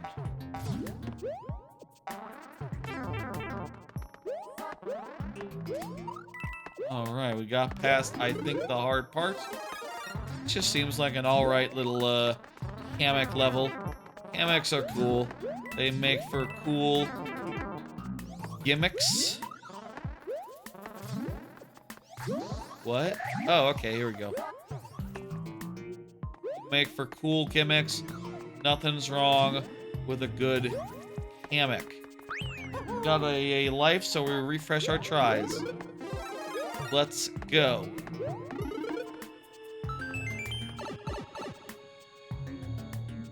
I hope y'all have been having good luck with Hades 2. I've had many exciting runs combining all the boons and getting like, you know, an overpowered build going. And also just like the amount that you continually upgrade your character, and you upgrade your character and your stuff, and you get like more and more different upgrades stack. You know, what seems like an impossible task at first, eventually just like, yeah, no, every time I go out there now, I'm winning. You know, it feels like, oh no, if I fight this guy, he's going down. All of them. You know, and I've even gotten to the point where I'm like holding on to my death defies until basically the end. You know, whereas for like, you know, probably like a half dozen to a dozen runs, just like, yeah, this boss is just kicking my ass. This boss of spoiler. Just no headway, no headway. And suddenly, headway. And then not just headway, but he's consistent headway. Consistent. Consistency. Consistency. ACA Bird, I don't see you. So I'm going to say, next up is, Mura-us. Muros. Go ahead and confirm. Let's, I think I spent more than enough time. I think that, ACA has had more than enough time. Let's go ahead and dismiss and, pull up the next one. So that Muros can see. Muros.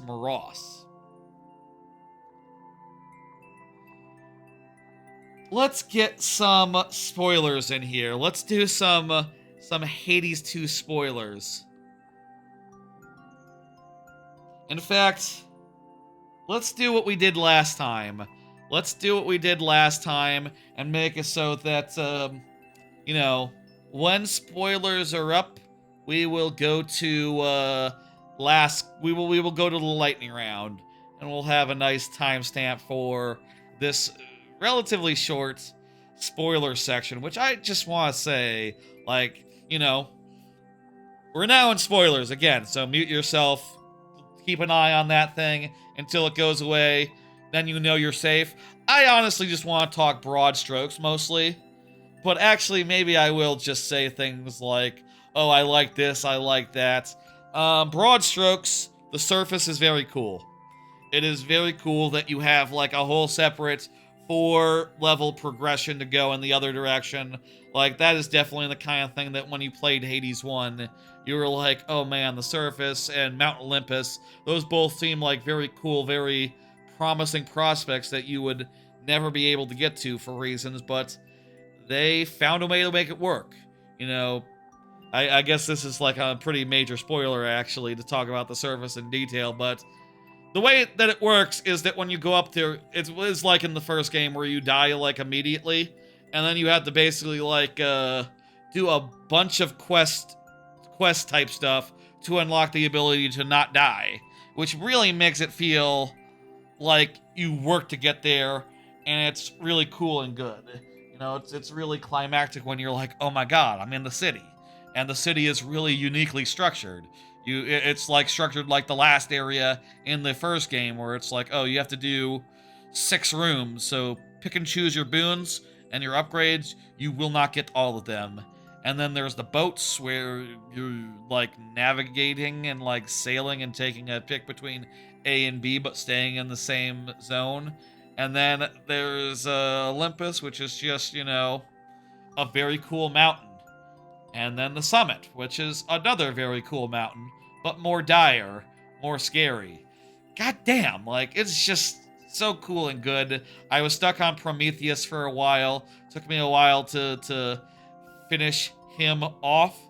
But once I did, that was just, you know, so far I've been able to beat him every time since then, I think, or next to most times now, which just feels really good. I'm really happy with that, and I've been having a great time with it. The first time I got to Typhon, I first tried him, which felt... I think I first tried him. I'm pretty sure... Maybe I nearly first tried him, actually. I think it was a few tries before I got my first. I don't remember. No, actually, I think I got there... I died at his tentacle first time, you know, like the boss fight before the thing. And then went on to the thing.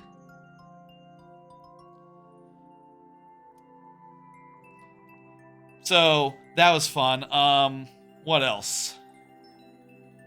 Real damn good game.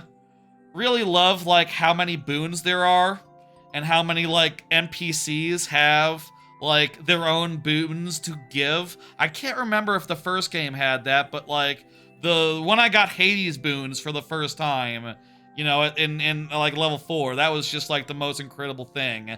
Meeting what's his name, the god of wine, that dude again. Like, oh, I didn't think about how he wasn't a boon giver, but it turns out he's just partying all the time up in his party room, and will give you 1 boon per run. That's just very fun that he does that. Athena is so cool. Is it necessary to play the first game before the second? I would say no. And also, I'd wonder, like, going from the first to the second, that might be a little bit of overload, you know? It's like, it is a very long game. It does take a lot of time to go through the process, go through the steps, get all the way through the progression. But it is also a hell of a game, too, so maybe play it if you want, but just know, like, you might be tired the fuck out after you finish, like, Hades 1 before going into Hades 2. I've been having a hell of a time. I'll say, like, I at one point was messing around with, couple more spoiler thoughts here. I was messing around with the card system is pretty cool in this, where a lot of the cards, the upgrade things, activate conditionally. Like, there's one that randomly activates the rest of the cards, but you have to only activate, like, 3 other cards to make that turn on. So what you do is you select, like, the ones that you can do to turn on the most cards, and then, you know, it can activate, like, most of your cards, which is a way to have a run where you start with no Death Defy and then get Death Defy later, which is good in some cases where some trinkets require you to not have Death Defy. But the first time you go through a run and get to the last area and you don't get death, you don't get your Death Defies, it's like, the only 3 cards are unactivated and one of them is the Death Defy card. God damn it. And I got to Typhon that run, and I died on Typhon, and I would have killed him if I had 3 Death Defies in my fucking pocket. Like, incredible bad luck there, but what are you gonna do? I think there is a way to make that work and make it, like, reliable. There's, like, a trinket that activates cards, so I guess you combine that with that card that activates cards, and then you can activate every card. And otherwise, you know, you just pick out the ones you want. I've been doing more traditional since then, being a little safer. Just picking out all my favorites and activating as many as I can by obeying their conditions. This is my stream, and I'm going to talk about what I want to talk about, damn it, Snowflake. If that's a problem for you, I'm sorry. There's going to be a timestamp on the VOD if you want to skip over all this, but that is on the VOD. Anyway, I don't have that much more to say about Hades 2 spoiler-wise. I think we've given Moros a lot of time. I'll say the black coat is pretty cool. I'm not a big fan of the skull gun. The other 3 or 4 weapons, I like them. I think I might like the torches the most. Like, I like the way that you strafe around and you just constantly fire them. That's really cool and good. I got 3 of the companions. I don't know how to upgrade them yet. There's still depth here that I've just not uncovered yet. I know you don't care about the spoilers. That's fine. I'm going to talk about this. Anyway, that cover Hades. I think that might cover Hades. It's damn good.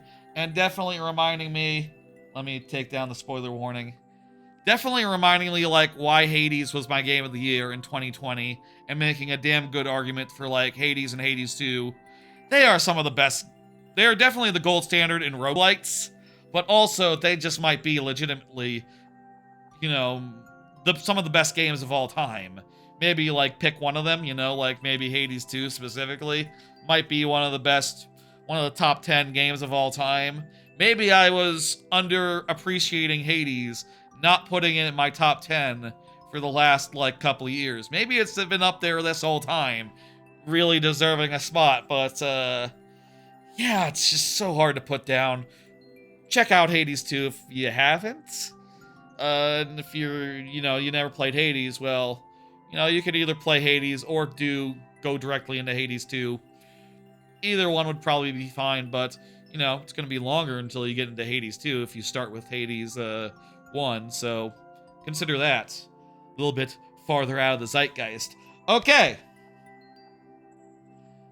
I do not see Morass, and also, folks, it is time now for the lightning round. During the lightning round, I will only have 5 tries to beat each level that comes my way. 5 tries, refreshing at checkpoints, and 7 for the following situations. 1, the first level of the night whose person is here. 2, levels with clear rates under 1%. 3, super worlds. Those are the 3 conditions wherein we get bonus heads. Morass is not here. I just talked about Hades 2 spoilers for a bit, giving him plenty of time to confirm. So, we don't have to wait. We don't have to... We can just go. We should just get into it. Goddamn good game, Hades. After this stream, I'm probably gonna, finish it. I'm really close to the... I'm pretty sure I'm, getting to the end of it. This weekend, probably. We'll be done with it. Let's go. We have 2 tries.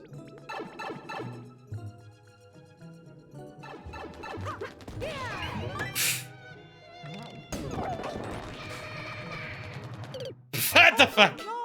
This is not gonna go well. Looks like we have to kill... Interesting. We have to kill... Oh no! That was fast. We lost both our lives. Thank you. There you go. Let's go ahead and bounce out. Ross, I don't see you, so yeah, that's all the tries we get. I didn't even say we had to fight Pom Pom, whilst being hit by a barrage of hammers. I'm gonna hazard a guess there and say there's probably a hidden block and you can take the route with the booze. Like that Hammer Brothers room, I don't see how you can survive in there. I think that is a trap. That is a trap. There must be some way to get a key in the other room. Let's go ahead and hit dismiss and bring up the next level, which is Barnstormer, who is just asking about Hades 2. Excellent. That makes you the first person of the lightning round who is present. Lightning. Barnstormer says lightning. Excellent. Let's do this. I got more cards. Pretty soon here we'll have some anime time, so get ready for that, but I got a few more games to talk out. Like, hey, I started Metal Gear Solid Delta on Monday. That's the Monday stream from for here on out. And I'll say, whoopsie daisy. I accidentally hit the wrong button there. 1 second, let me get those back up and that lightning back there. I'll say, Metal Gear Solid Delta, my first Metal Gear game. I'm not very good at stealth, it turns out. Definitely really struggling so far to, get through, but, like I've said multiple times talking about it, I've watched Metal Gear Solid, the series, before as, Let's Play, in Let's Play form, so I know the story, is great, and I'm enjoying the story. I will say, if there's, one takeaway so far, it's that I didn't realize, how much... Watching it, I didn't really have a appreciation of the space that it takes place in, right? I don't know that I ever realized that the factory was somewhere where you revisited multiple times, and, the multiple scenes, multiple gameplay levels take place in the factory space, where you meet Sokolov, and later you meet Eve there as well, and it's just kind of just the same couple of rooms, actually, when you get right down to it, and I don't think I ever really appreciated that, just half watching it 10 years ago on a Let's Play, and just, watching for the story, pretty much, and also the banter of the people playing, which, was real good, you know? Real good shit. Anyway, more of that will be on Monday. I'm looking forward to it. Let's do this level. I'm really not sure, like, what I can expect stream by stream, like, as far as how far into each, how far into, like, oh,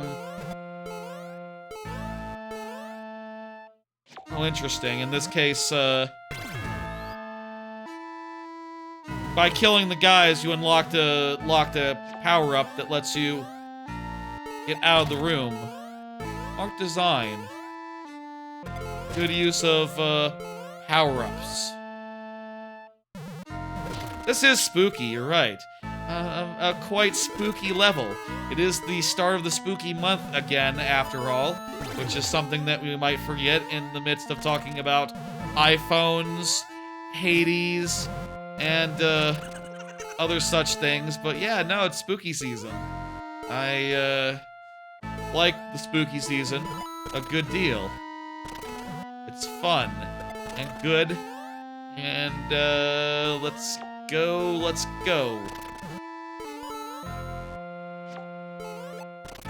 How do I get up there?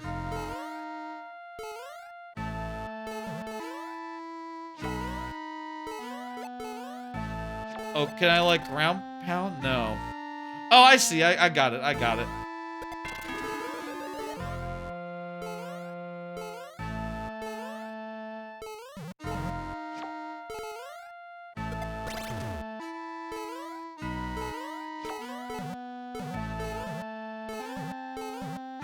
I need to take this out of here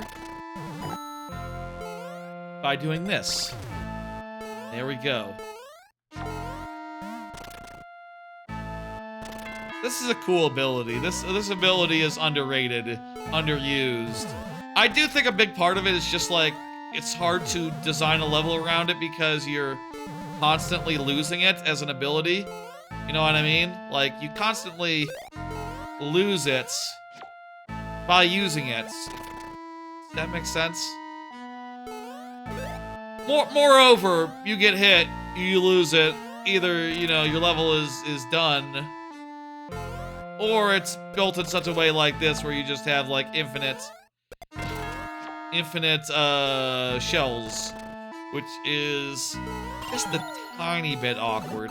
Workable, but definitely awkward.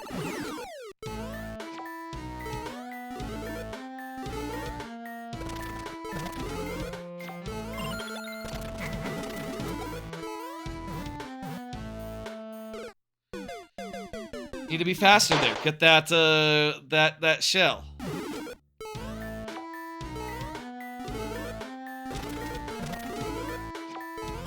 We got it. You just beat Hades for the second time? Nice. That is the thing about Hades, I'll say. Which is that, like, you know, it takes a while to get the patterns down, to get it down, but, you know, once you get the patterns down, once you know what you need to do, and also, once you, like, get some practice with it, you will find just, like, Hades keeps on going down. You know, that first victory is, like, you know, monumental. Like, oh my god, I finally did it. But then you know, victory 2, victory 3, victory 4. And, you know, if you want to actually finish it, you need to go the distance. You need to... Is it a spoiler to say? In the first game, to get the true ending, you need to do it, like, 10 times.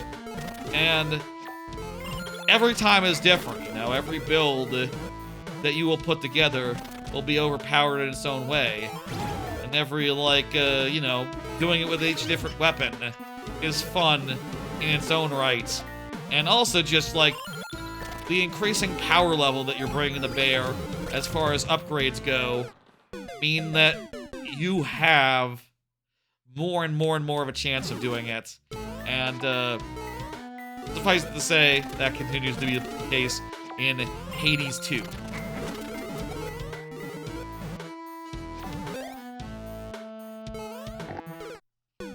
Got 3 tries left. We can do this. We can do this. I appreciate the spooky level.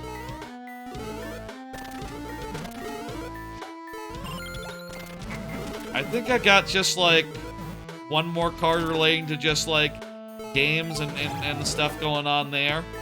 And then it'll be anime o'clock. Got a lot of anime cards tonight, folks.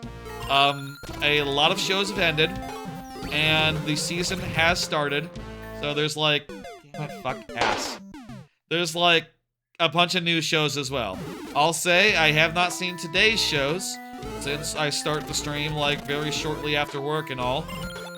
But yesterday and the day before I had a couple shows, and there's been a couple, you know, but before then, so we have our work cut out for us. I'll say the way that I do it for anime time is I go through them 3 at once, so it will be quicker than, you know, we will get through these in, I believe, like 8 pulls. 8 cards worth, which is kind of a lot, kind of as many as we've had so far. But hey, it's the lightning round. Levels won't go too long themselves, so, yeah.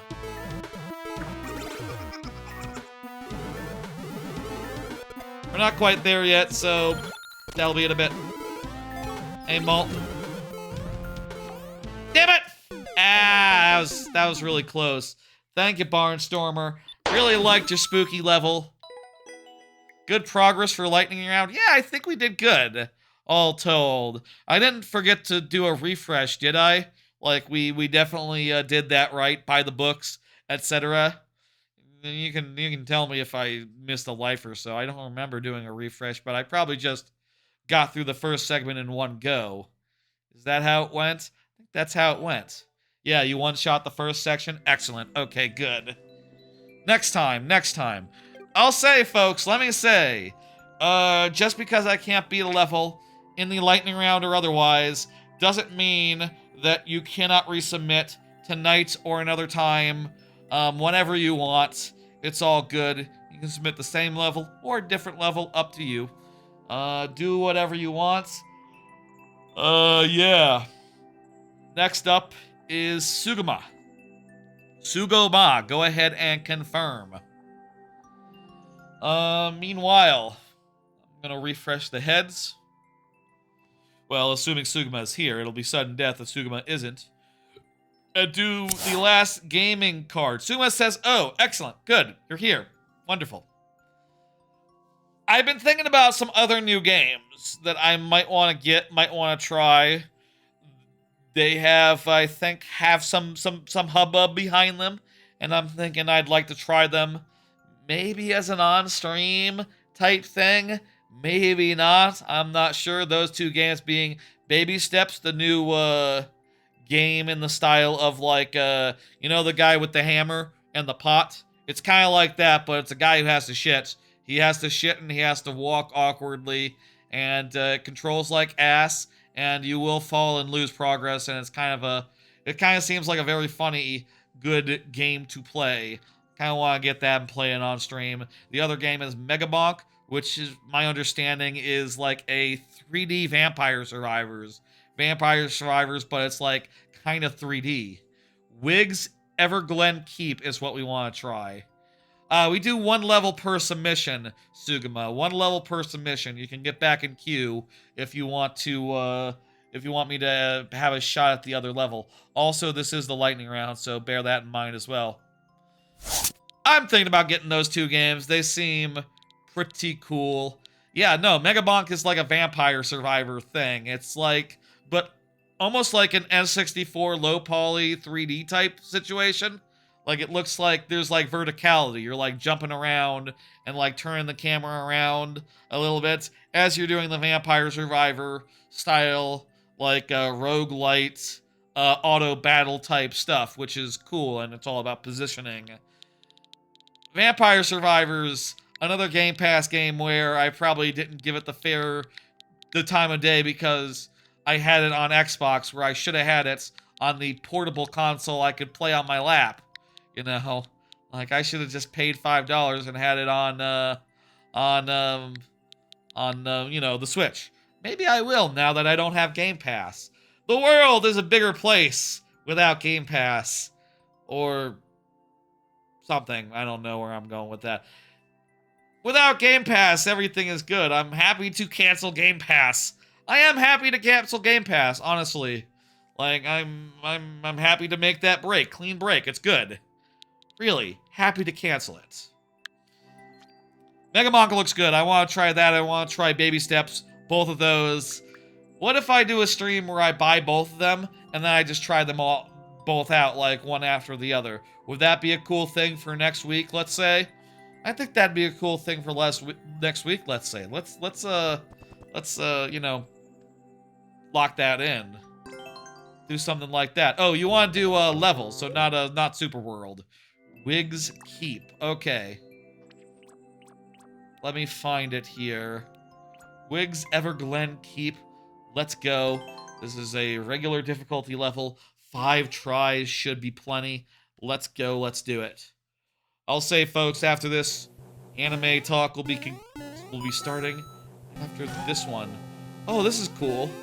Look at this gimmick. When you bounce, it bounces you off in a direction. Wow. That's a really good setup right there. That's a really cool gimmick. I don't think I've never seen that setup. Did you come up with this, or did you see it somewhere else and had to have it? Because that is just rad. It's sort of an automatic sideways bounce thing.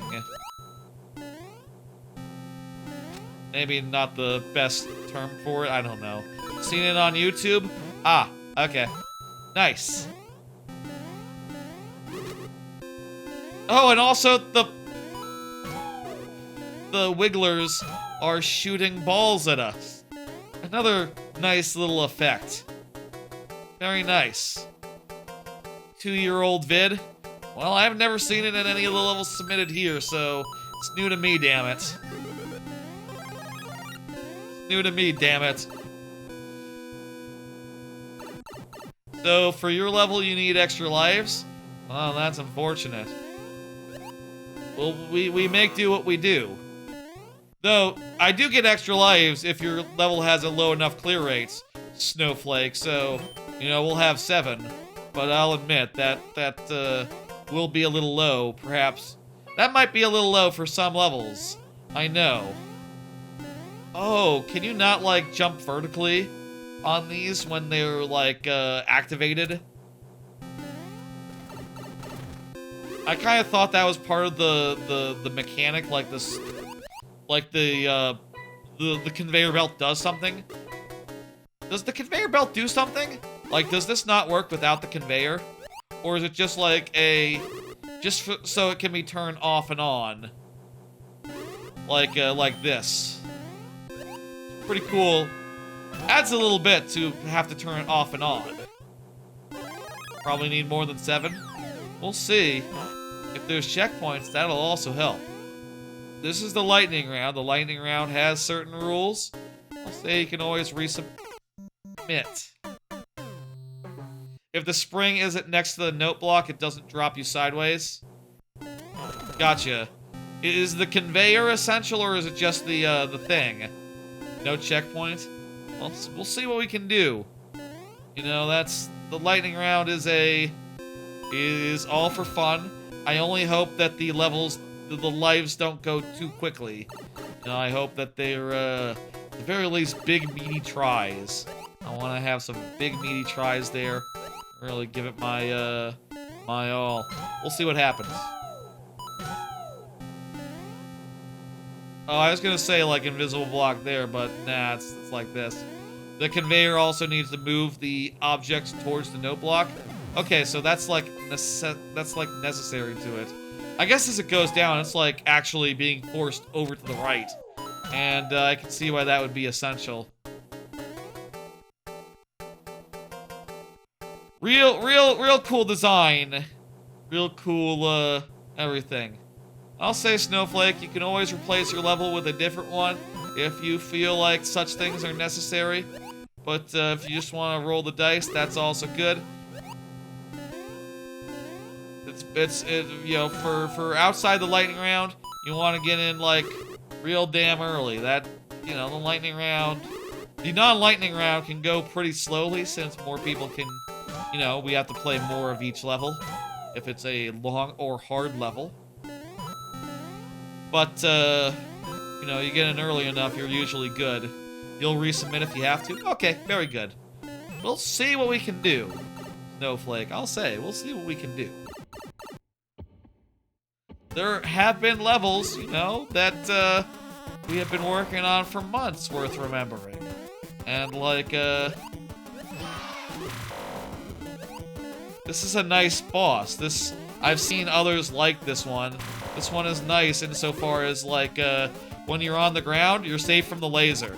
I've seen maybe one, maybe two, maybe a couple.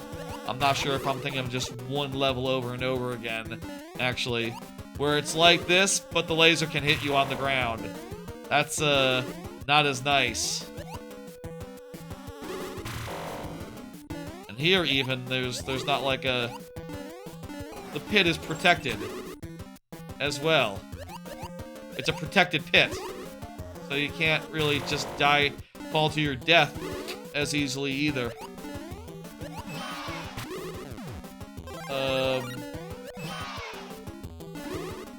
We got a... Also, it's dropping more enemies into the arena, which is pretty cool. Sort of ups the difficulty as we go. We did it. Let's go. That was really cool, Sugama. That was delightful. You know, every week someone submits something that I haven't seen before, and this week looks like your level was the one. Maybe there's multiple. Maybe there's multiple every week. Varies, maybe. And maybe it isn't literally every week, but it feels like it. It feels like it. Very good. Very, very, very cool. You can resubmit if you want me to have a crack at your other level that you mentioned. That, went great. Go ahead and submit. Or I'm gonna go ahead and hit complete. Snowflake is up next. Folks, though. Oh, you know what? I'll just say, hey, it's anime time. 3 cards at once are coming for the next 8 pulls. From here on out, we're going to have a bunch of anime to talk about. Anime would have finished. We will talk about them rapid fire style and try to keep things moving efficiently and stuff. I'm going to play this first level and then we'll start the anime right after. Let's do that. This one sounds like it'll be a quick one anyway, so I think that is fair and good, and you can resubmit as you please, Snowflake. You can resubmit as you please. Let's go. Oh, and the difficulty... I didn't see the clear rate. Let me check. Oh, I could tell. This is uncleared, in fact. So, yeah, the clear rate is 0. So, yeah, that definitely qualifies you for bonus heads. Specifically... Yellow Toad. Everyone loves Yellow Toad. Oh, I'll say, this is nice. Look at this. We get a mushroom, and that's gonna let us...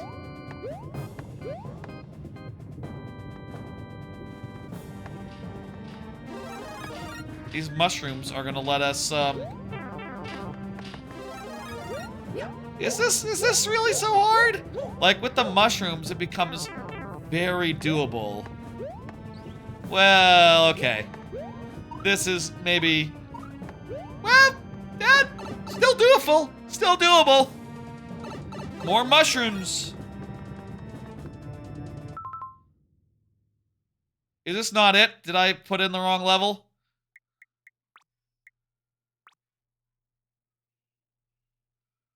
Maybe I put in the wrong level. Is this the right one? I can't see the code right now. In game. Did I type in the wrong? It is correct. Okay, this is it. Okay. Hell, we even get a fire flower. This is the correct level. I don't know, man. That doesn't seem that hard to me. Maybe there's some bullshit in here like, oh, I just went up. Was that a mistake? Is this door going to kill me?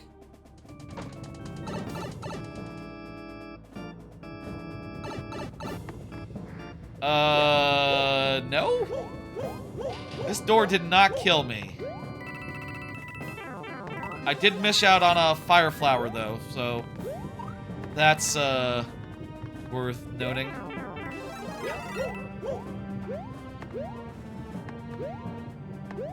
I think we're gonna first try this. There's not like a clear condition. There's not like a don't get hit clear condition here.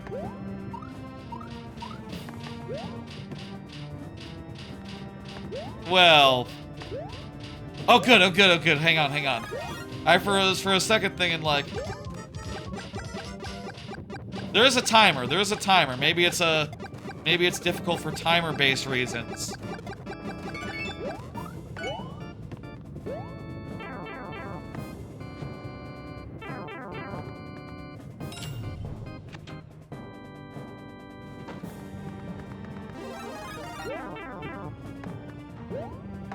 But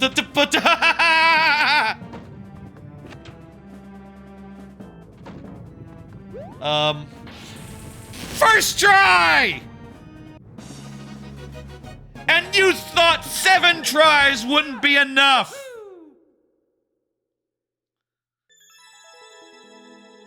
My God! That's a first clear. If you didn't put the power-ups there, it would be difficult, but there were all sorts of power-ups all over the level. That made it very doable to me. Very doable.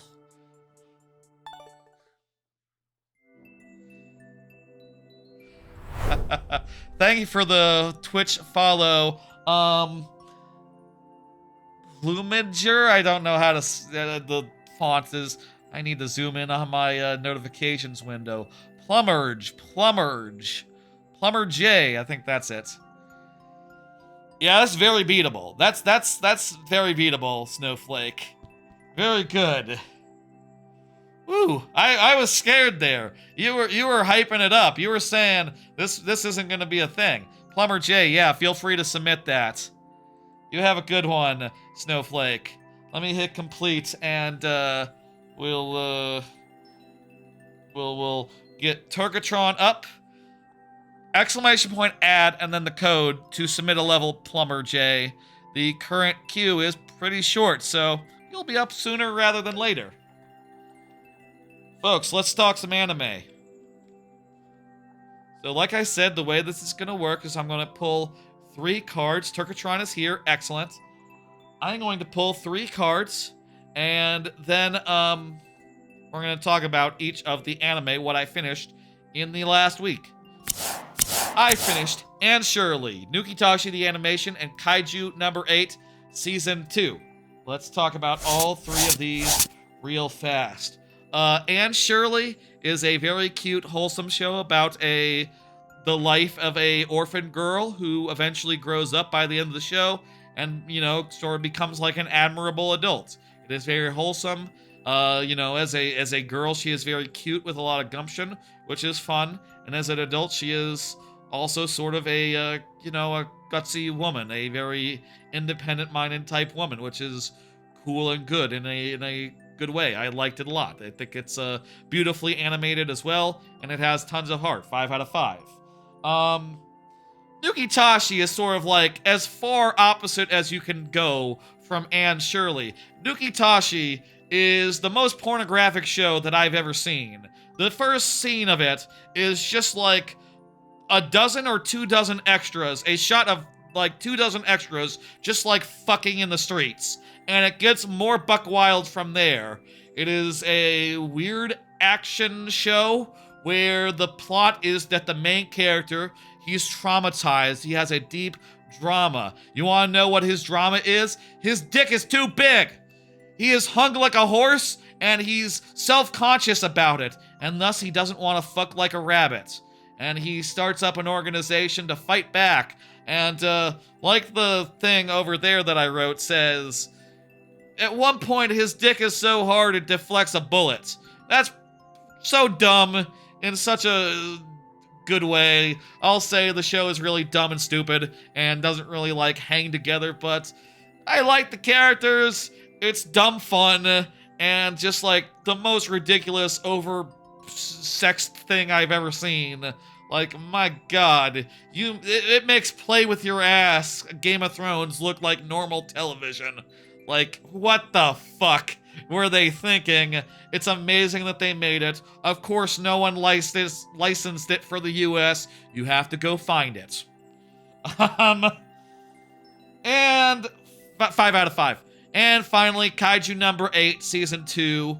I'll say, like, I thought that, let me say for the record, that my rating scale has an extra point for the, you know how, like, Letterboxd, right? There's, like, 5 out of 5s, and then there's the whole, like, heart. I will add a heart if it's, like, an all-time favorite. Kaiju number 8, season 1 was an all-time favorite. And this season I felt was a little bit of a step back insofar as, like, it didn't have as much body horror, and also the main man himself was really sidelined for all of it. It was really sidelined for a lot of it, but man, it really was really good action. Like, really top-notch, excellent action, incredible shit. Still giving it a 5 out of 5, just not, you know, all-time favorite status. That is my judgment. That is, yeah. I'm going to do the thing. Yeah, nice cliffhanger without a Season 3 announcement. They didn't get a Season 3 announcement? Man, that cliffhanger really reads like, oh yeah, Season 3 will be like in 3 months, right? Right? Like, that... It feels like this whole season has been waiting for that moment where... Spoilers? Minor spoilers. We're like, you know, the main character says like, okay, I'm gonna go get back in the action now. And it's like, finally, thank God. And then the season is over and you're like, man, I'm here for Kaiju, man. And he wasn't in it, so... Everyone else was really cool and good, though. They had really overpowered weapons that were fun to watch them use. But like, man, I want to see the main man do some stuff.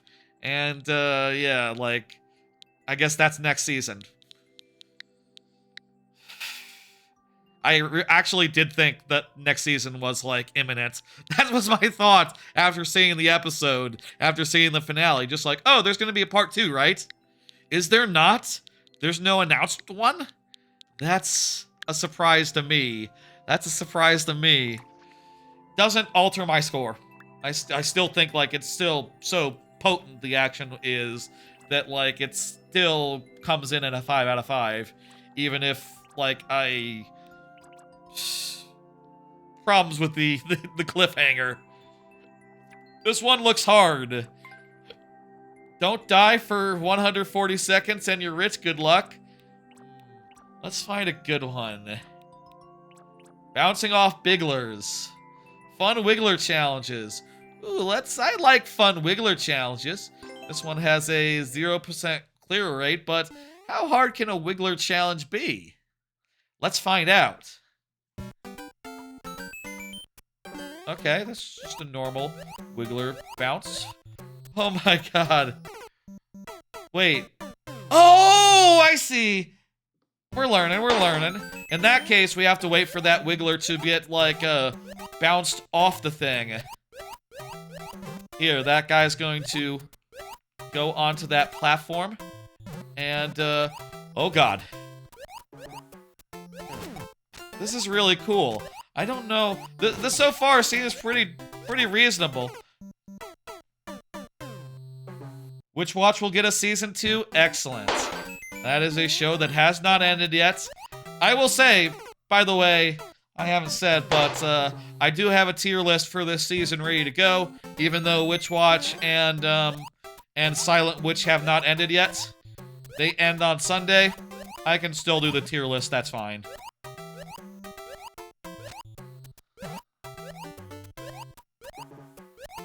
This looks pretty doable to me, I don't know.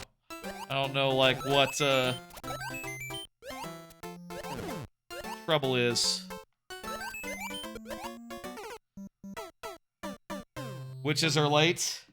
Yeah. That is funny that both witch shows got delayed or missed a week at some point. Damn it, I keep on psyching myself out here. Getting a little bit careless. This level doesn't seem so bad, though. I feel like, well, first off, I feel like we've seen a good amount for, its difficulty. Like, And I think we're doing pretty good relative, you know, considering. And 2... Shit!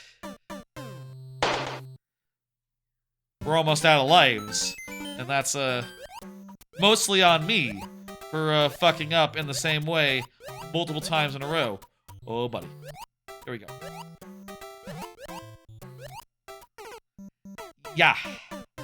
There's some funny business with, like, the positioning of the wigglers, but I feel like once you learn that, it should be doable. That's very cool. I think we saw a good one, though we were not able to get, like... How long is this level? Hang on, let's see. So we got to, like, here. Like, yay. Looks like you get through this room, there's a subworld, or something, and then the ending is, like, imminent. I think this is all thumbnail stuff. Why are there 2 thumbnail areas? I'm not sure what this is supposed to be. Maybe this is, like... I think that's I think that's just a drawing. I think that's nothing. Once you go through the pipe, is there anything more? Question mark? I'm surprised no one's finished it yet. I feel like that's really doable. That's 45 seconds long. Yeah, not bad. Not bad. Let's go. Feel free to submit again. There's an auto part that's 20 or 30 seconds. I wonder if people, like, fail it because they don't realize it's an auto. That seems like a possibility to me.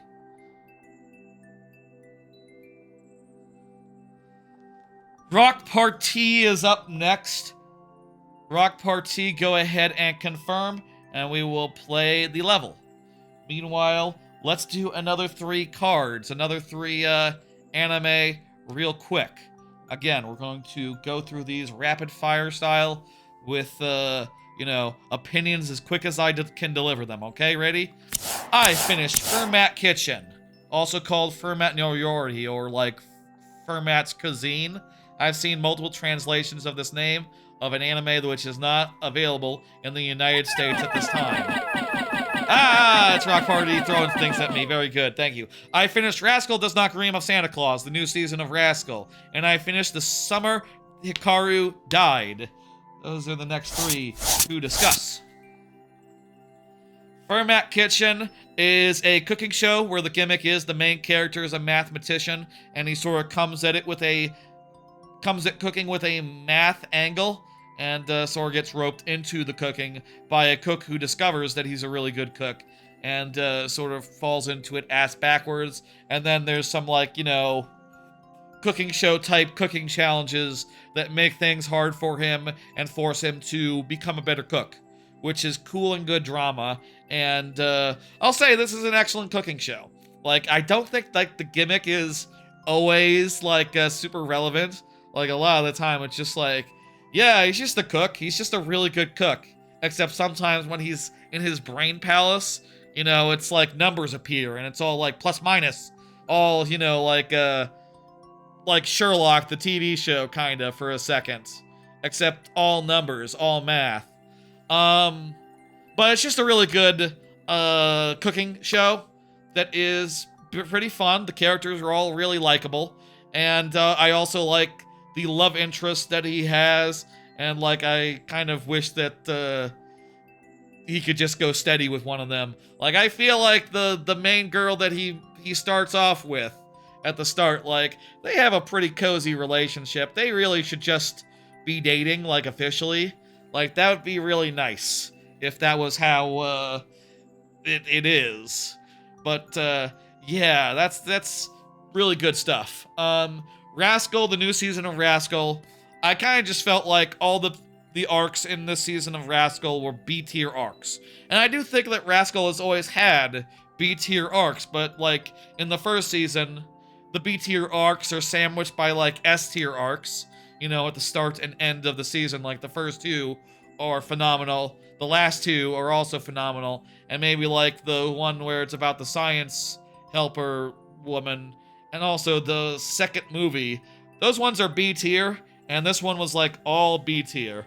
I'll say I did find the setting to be cool. Like, the fact that Rascal is now in college the main characters, they're all in college now. That's a good step. That's refreshing and allows them to introduce a bunch of good characters. That's nice, but the mysteries were not that great, and you know, I think that this show really lives and dies on like really good mysteries. So give it a 4 out of 5. I really love the first season of the show, and also the first movie is phenomenal. But yeah, just this isn't up to that level. They could have ended with the first movie, honestly, I think. But maybe the next movie will be really good. I don't know. Finally, the summer Hikaru died is incredible. It is the ultimate I can fix him situation where like this dude discovers that his friend has been replaced by a shape-shifting monstrosity and is dead, and he's kind of just like, okay, I can go along with it. And also, it's a little bit gay in a you know, sort of like a metaphorical but also explicit way. You know, it has all those same like, it reads as a metaphor for that sort of thing, right? Where it's perverse and thrilling, and like, you know, the way that it starts is him saying like, so you're not Hikaru, are you? And the thing just going like, I thought I fooled you. Are you cool? And he says like, you know, that's very sad, but yes, I'll keep your secret. And the thing says, good, because, you know, I really love you, man. I didn't want to kill you. I really didn't. And it's just like, oh, that's kind of messed up. And it continues to be messed up, and it's a fucking hell of a ride. The summer Hikaru died. Fucking great. You can see there, I gave it a heart. It's 5 out of 5 and also an all-timer as far as these things go. Excellent. That's the next 3. Good. Pretty sure that no X made it past the first Wiggler jump with the cannon. Really? Huh. Let's punch in Rock Party's level. So yeah, Hikaru died. That's one of the best of last season. Incredible horror thing. I was really impressed by all the directions that it went in. And it is one of those shows where it's just like, yeah, no, it feels like I am not sure my top 10 has room for it at the end of the year. And I feel like it's kind of a shame that it might not have that show, because like it is such an idea, such a well executed, amazing premise. Like, goddamn. Can't say enough good things about that show. Let's do this. Let's randomize the head and the heads, and let's go. Ooh.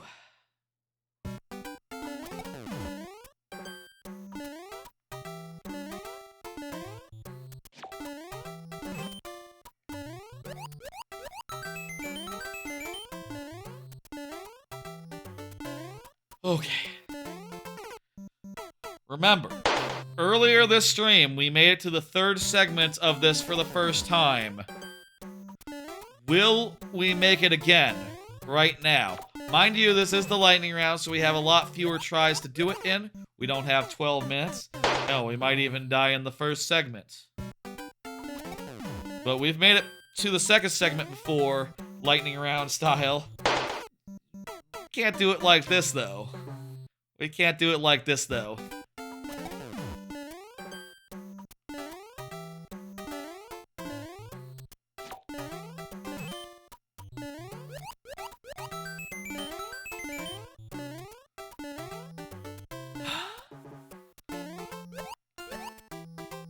We got it. No! Kind of the hardest parts are up front. Once we get there, it's not as bad, I think, but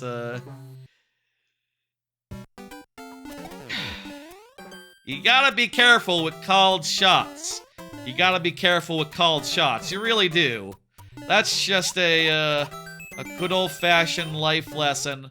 That's just true in general. And my god, it seems like every stream that I fail to learn that lesson and continue to call shots that I shouldn't call. Hey, let me call this shot. I'm making it. This is...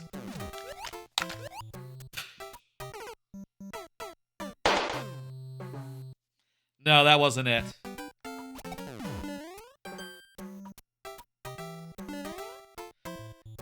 Last try. I psyched myself out there. Thank you, Rock Party. Feel free to get that back in there. Maybe we will still have it tonight. I don't know. Anything could happen. Let me go ahead and hit dismiss and pull up the next level. Bio 6i. Excellent. We got a very short queue right now, folks, so get in now and you'll be up pretty shortly. Pretty quickly. Rock, or 06i, you know what to do. 06i is pretty good on it, typically, so... 06i says hi. Excellent, yeah. But also, it's time to do more cards, so let's talk about maybe some of the best anime of the year? Yeah, let's talk about maybe some of the best anime of the year. I finished The Fragrant Flower Blooms with Dignity. I finished Ruri Rocks. And I finished Apocalypse Ringer Mino Gra. World Conquest starts with the civilization of Ruin.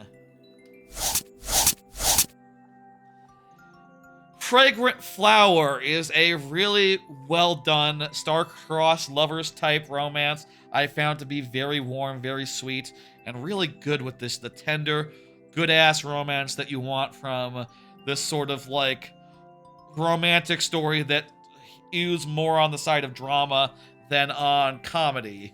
It is also very sweet, very good, and, like, I really like the ways in which, as, you know, not to put too fine a spoiler on it, you know, not to spoil anything, but, like, as the show goes on, and, like, more and more, like, characters find out about the relationship and, you know, whether they react badly or react poorly, the more and more time passes, the more and more, like, warm and cozy and comfy the whole thing becomes, and, that is just really lovely and good, and, it's really a feel-good show, honestly, and one that I love the hell out of. It's just really good, well-put-together romance with a, star-crossed lover-type angle. Again, the concept, to say what it says over there in, like, the synopsis, he goes to, like, a boys' school famous for ruffians, and she goes to a girls' school that typically turns the nose up at the,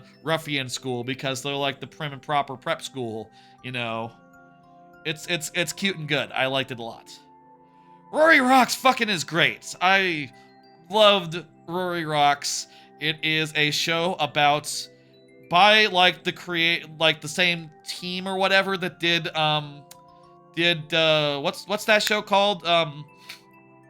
Oni Mai, I'm Your Sister Now. Same team, but a lot easier to recommend because it's just a slice of life about hunting for minerals and, you know, having fun doing so. The main character is a fashionista who, like, finds out that she can find minerals in the woods, so wanders into the woods, and she meets a really busty senpai, like a college graduate mineralogy, you know, lady, and she sort of takes her under her wing, and they make a really good pair, and eventually two other characters join the posse, and it's just a lot of fun. It's beautifully animated, incredibly beautifully animated, both in terms of the character animation, in terms of, like, the minerals, the environments.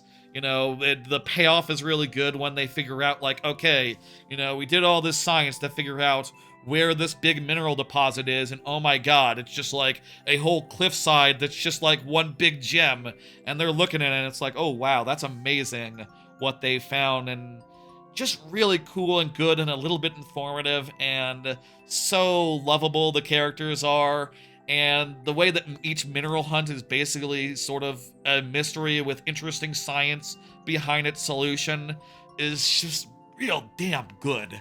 I think Rory Rocks might be a contender for me for anime of the year. I'll say, I think it might be the one. I might like it more than Taco P, actually, now that it's had 5, has had a whole season. It's finished. It was phenomenal from start to finish. I cannot say enough good things. I loved it. God damn. It's a gem. It rocks. Whatever mineralogy joke you want to make. Really fun characters, and I love how just like cute the main character is. Tall, and the character designs are incredible in Rory Rocks. Like across the board, body shapes of all sizes that are all really cute and adorable and lovable and impressive. In a way that like, oh my god, they just wow, they really went for it and made it work good. Rory Rocks does have double the episodes, that's true. It's easier to make an impression when you have double the episodes. I'll have to think about it before the end of the year, but those two are really close in my head. Taco P was an achievement, basically. Finally, Apocalypse Bringer Niagara is like a isekai where the concept is guy goes to another world with his fantasy faction. So it's like a bunch of other shows you've seen before, but it has a little bit of a unique twist insofar as the dude comes at it from the angle of a 4X game, which means that he plays the fantasy world differently. It's from like someone who's just like, oh, I'm MMO guy. I'm a guy that just played an MMO real good. I'm in a world, I'm gonna play it like an MMO. It's like, no, he's like thinking about, buildings and units and thinking in those terms. It's kind of interesting. And the main character and his like assistant has good chemistry, and it has a pretty good personality throughout. There's some weird twists later on that are pretty interesting and good. Apocalypse Bringer is pretty solid. Hey, Chard, what's up? I think it's a 5 out of 5. It's not quite an all-time favorite, turns out, but it's pretty damn good, and I enjoyed the hell out of it, and, yeah, I think it definitely, like, is better than you'd think for, like, as generic as that sounds. Like, the 4X aspect does add a bit, and also it has good writing as well. Those are the two things that, like, put it over. How you doing, Chard? You were at a baseball game? You were at a football game or something? Glad you made it. Hey, you were saying in the Discord chat that you had a prior obligation. I'm happy for you having made it. Get your level in, yeah. Hey, Plumber J. 06I is of course here, by the way, so we're good. How y'all doing? I'm doing good. We're talking about anime right now. That is the current topic. Again, I gotta say again, Rory Rocks. Fucking rules. I loved it so much. I'll say, Onimai was also really high in my anime of the year list for that year it came out. It's just a lot harder to recommend because, like, it has sort of a weird horniness underlying it, which you can explain and justify, and it's fine if you look at it in the right way. Whereas, like, Rory Rocks, the only horny thing is, like, yeah, no, some of the characters do just have the biggest breasts you've ever seen, and they look good. They look really well animated as far as breasts go. Like, wow, you guys are really good at drawing breasts. Like, I don't know if anyone is better at drawing breasts than you guys, and making them that ridiculously big while still looking believable. Wow. How the hell did you... Okay, that's great. Not to say that that's, like, the main reason to watch. The main reason to watch is it's really fun and beautiful and tons of fun, And the characters are lovable, But also, like, my god, guys, your character design chops are... Yeah. Let's do it. And there's, like, multiple body types, The main character is not as stacked, but she's still really fucking cute. That's not a problem, This is a troll level. This is a troll level? Oh, no, it's not. Okay. We're safe. We're safe and good. It looked like we were about to die, but, nope. How long until the lightning round? Until last call. I would say, I think we get through anime, we do last call. I think after anime, we do last call. This is a level where you can't die, isn't it? I think this is a level where you cannot for the life of you die. You are protected by forces unseen. Or whatever.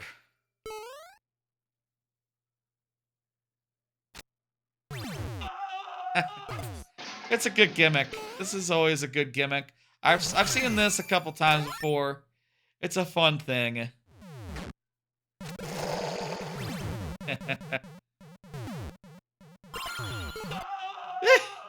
I thought that would kill me there, but no, it's very well timed. It's very well put together. It's expertly orchestrated.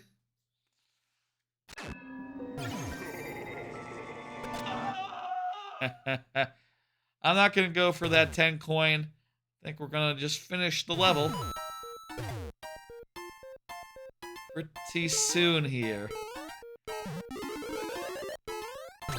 Taco P, I'll say, for what it's worth, is also one of the top shows of the year. It is so good as well. Its 6 episodes are perfectly spent. It is much more of a story show than like Rory Rocks. Rory Rocks is more just like standalone episodes, like most shows are. There's only a little bit of an ongoing story, which is, you know, what all you need. You don't need it to be anything more.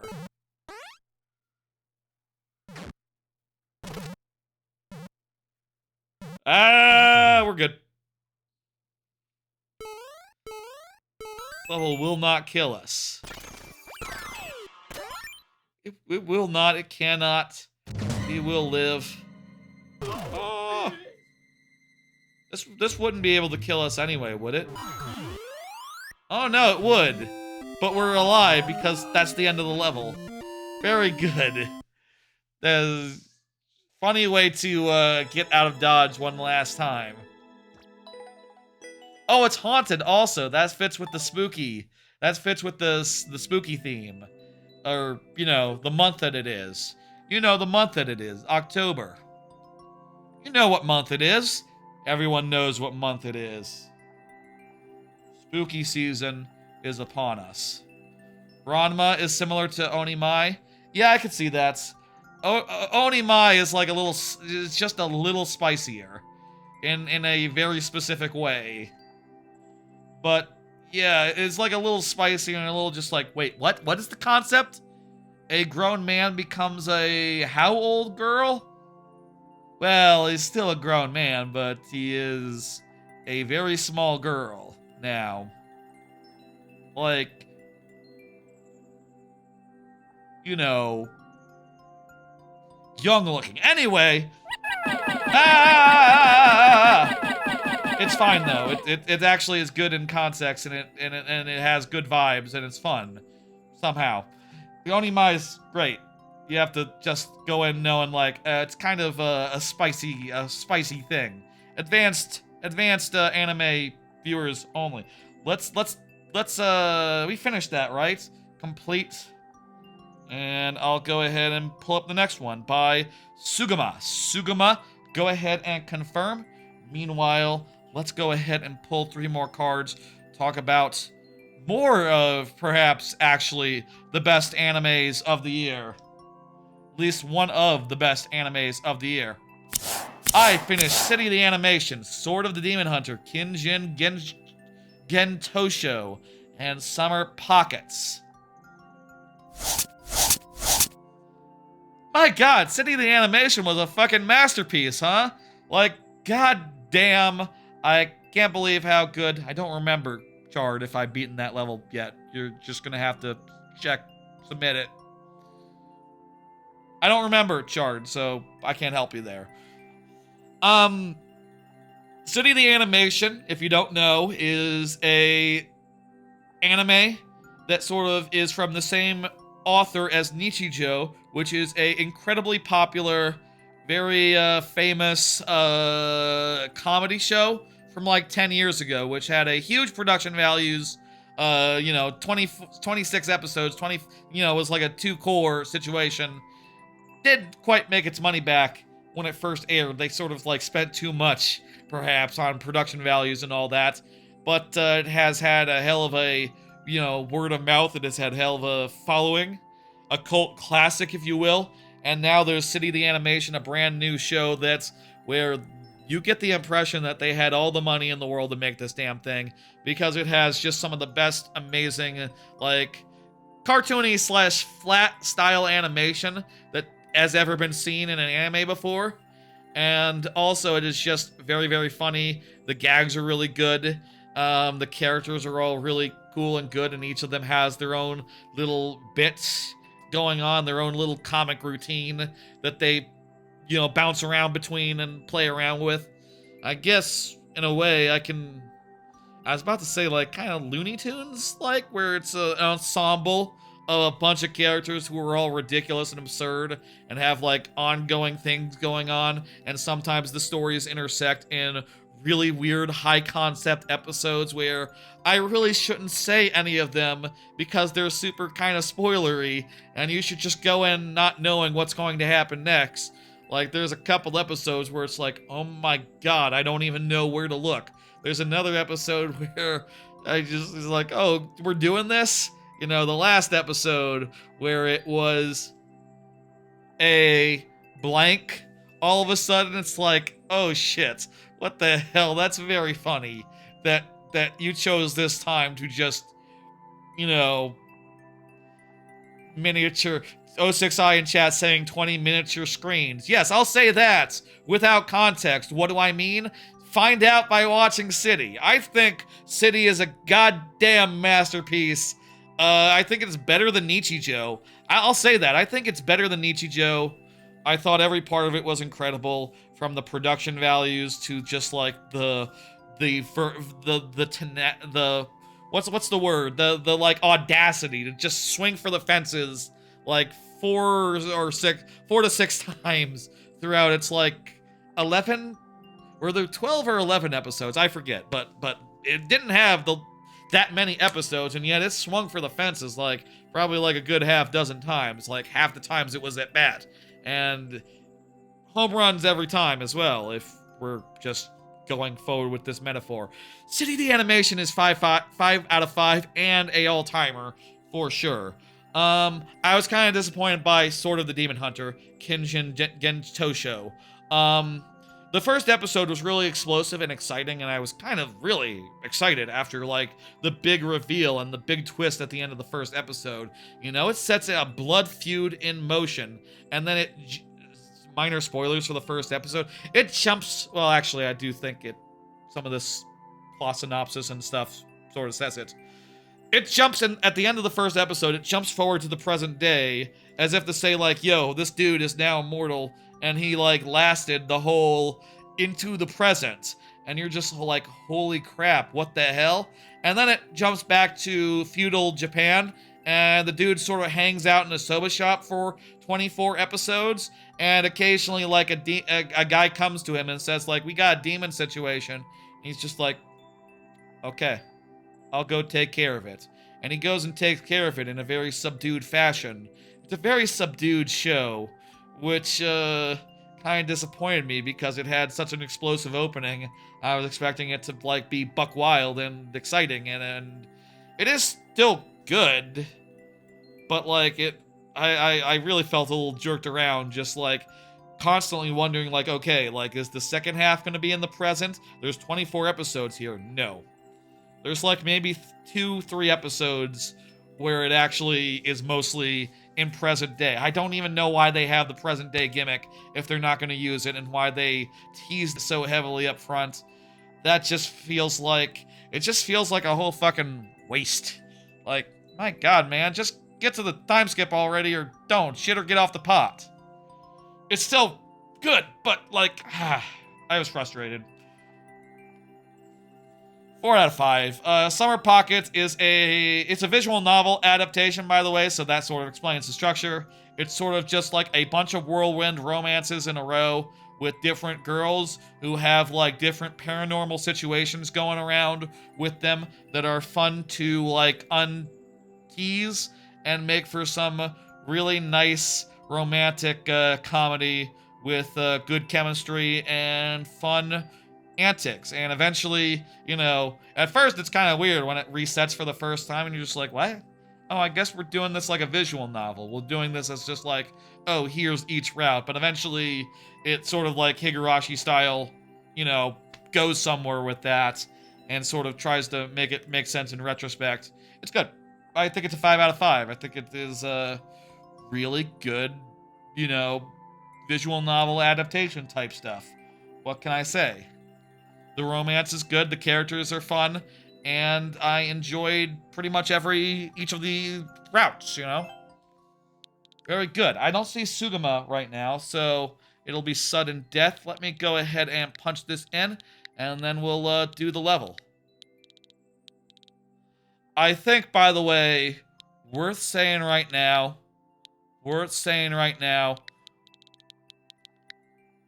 that is it for D-Dux.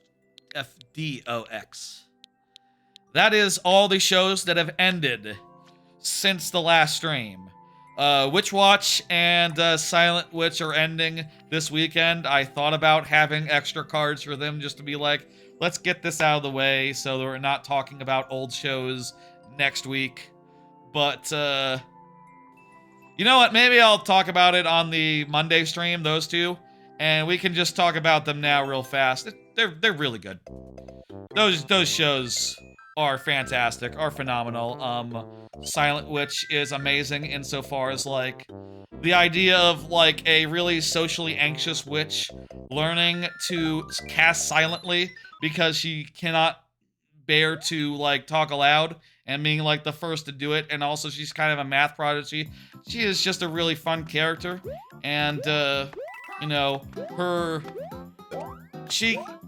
if you haven't seen the show, the concept is, like, she is made to become a bodyguard for, like, the prince and to, like, go back to school to be a secret bodyguard, which is just a fun thing for someone who is just completely socially, anxious all the time to do. Like, she is just panicking and you know, being all, you know, about it in a cute, fun way. And then also, like, her magic is probably just fucking beautiful and incredible and, like, unparalleled. So, like, she gets it done in a pinch, and yeah, the art and music is also fantastic. Yeah. Really love her as a character. It is going to be a 5 out of 5 with a heart. I'm gonna say that now, and we don't need to talk about it next week.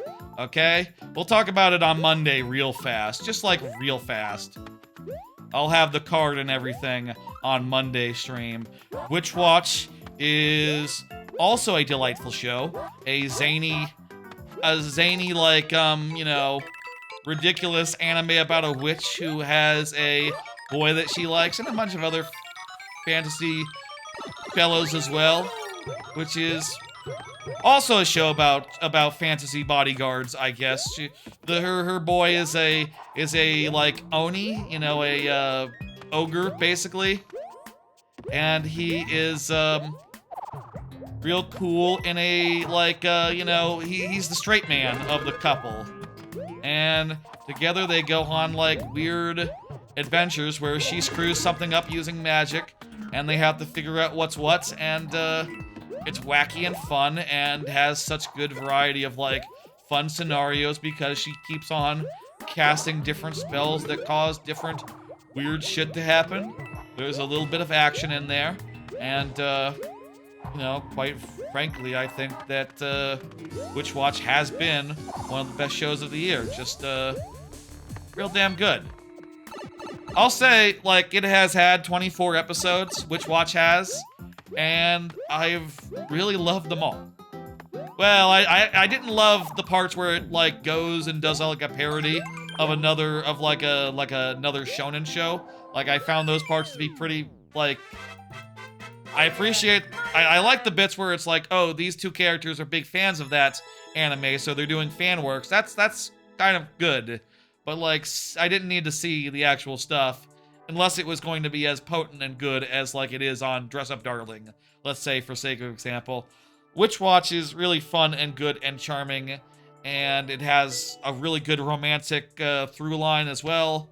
really good, solid animation, fun characters, and lots of wacky, varied scenarios, and a good supporting cast. I think it is a 5 out of 5 with a heart, and probably one of the best shows of the year. I'll say, like, yeah, I definitely could see Witch Watch being in the top 10. You know, I do think maybe not like I do think at a certain point, like before Taco P, Witch Watch was like maybe a contender for the #1 spots. Witch Watch is up there. I don't know about the #1 spot now that like Taco P and Rory Rocks are there, but it is still a fantastic show that I highly recommend. Thank you, Sugama. Let's go ahead and hit complete. Oh, that reminds me. Sugama did ask for a specific level, didn't he, earlier? I forgot about that. Sorry, Sugama. Feel free to get it in there, and I'll try to remember it next time.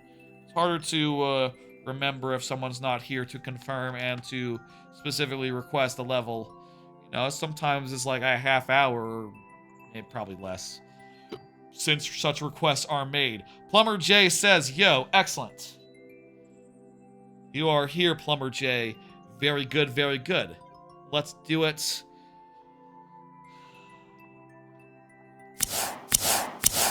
The next 3 poll just says, show the tier list for summer 2025. Okay, here's the tier list. It's pretty much just, you know, letters match the star rankings. So A's are 5s, B's are 4s, and C's are 3s, and S's are the ones that are all-timers. Here is the list. Like I said, Witch Watch and Secrets of the Silent Witch aren't finished yet, and there are a few shows continuing into next season as well, but those aren't important.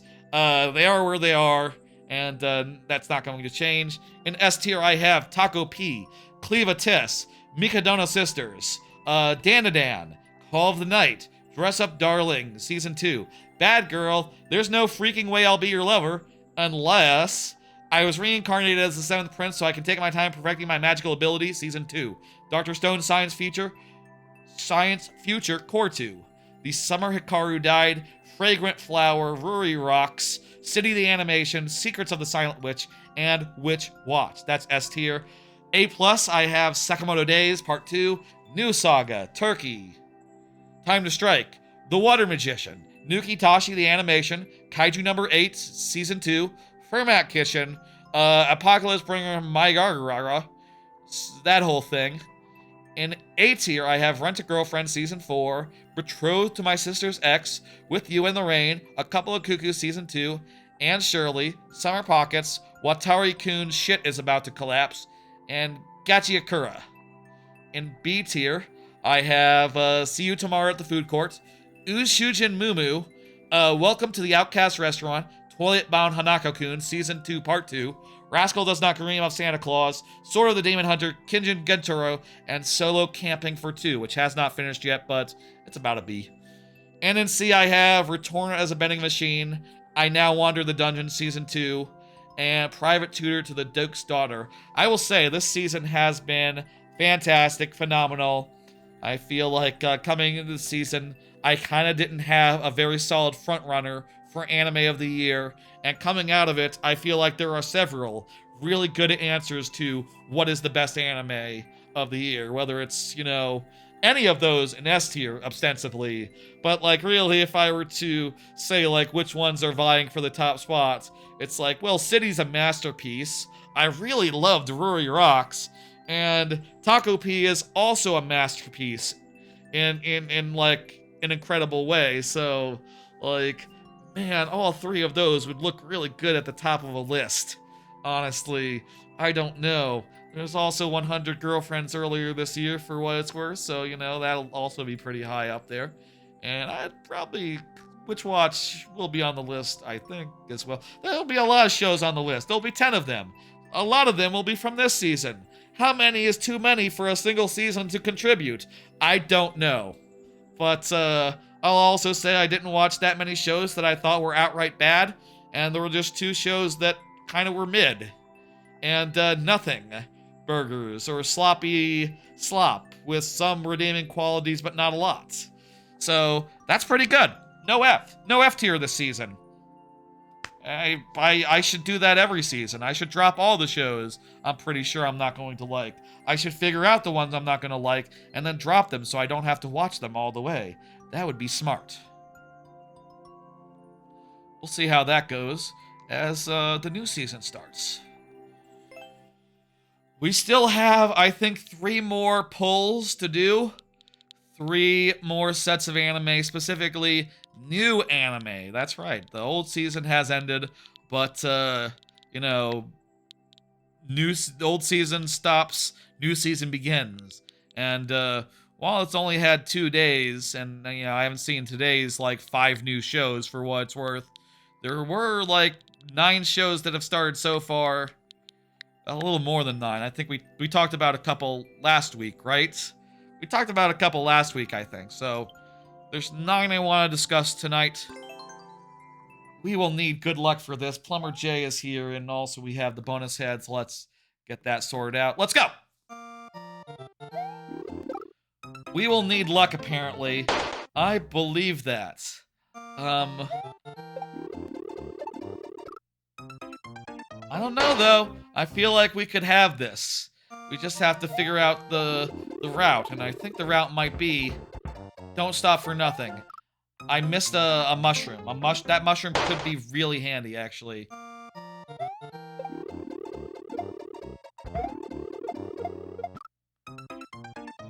I don't know if I can get that mushroom.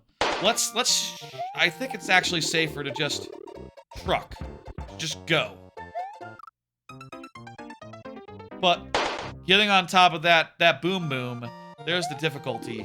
There's the difficult part. Maybe wait until he's, like, on the ground. Last try.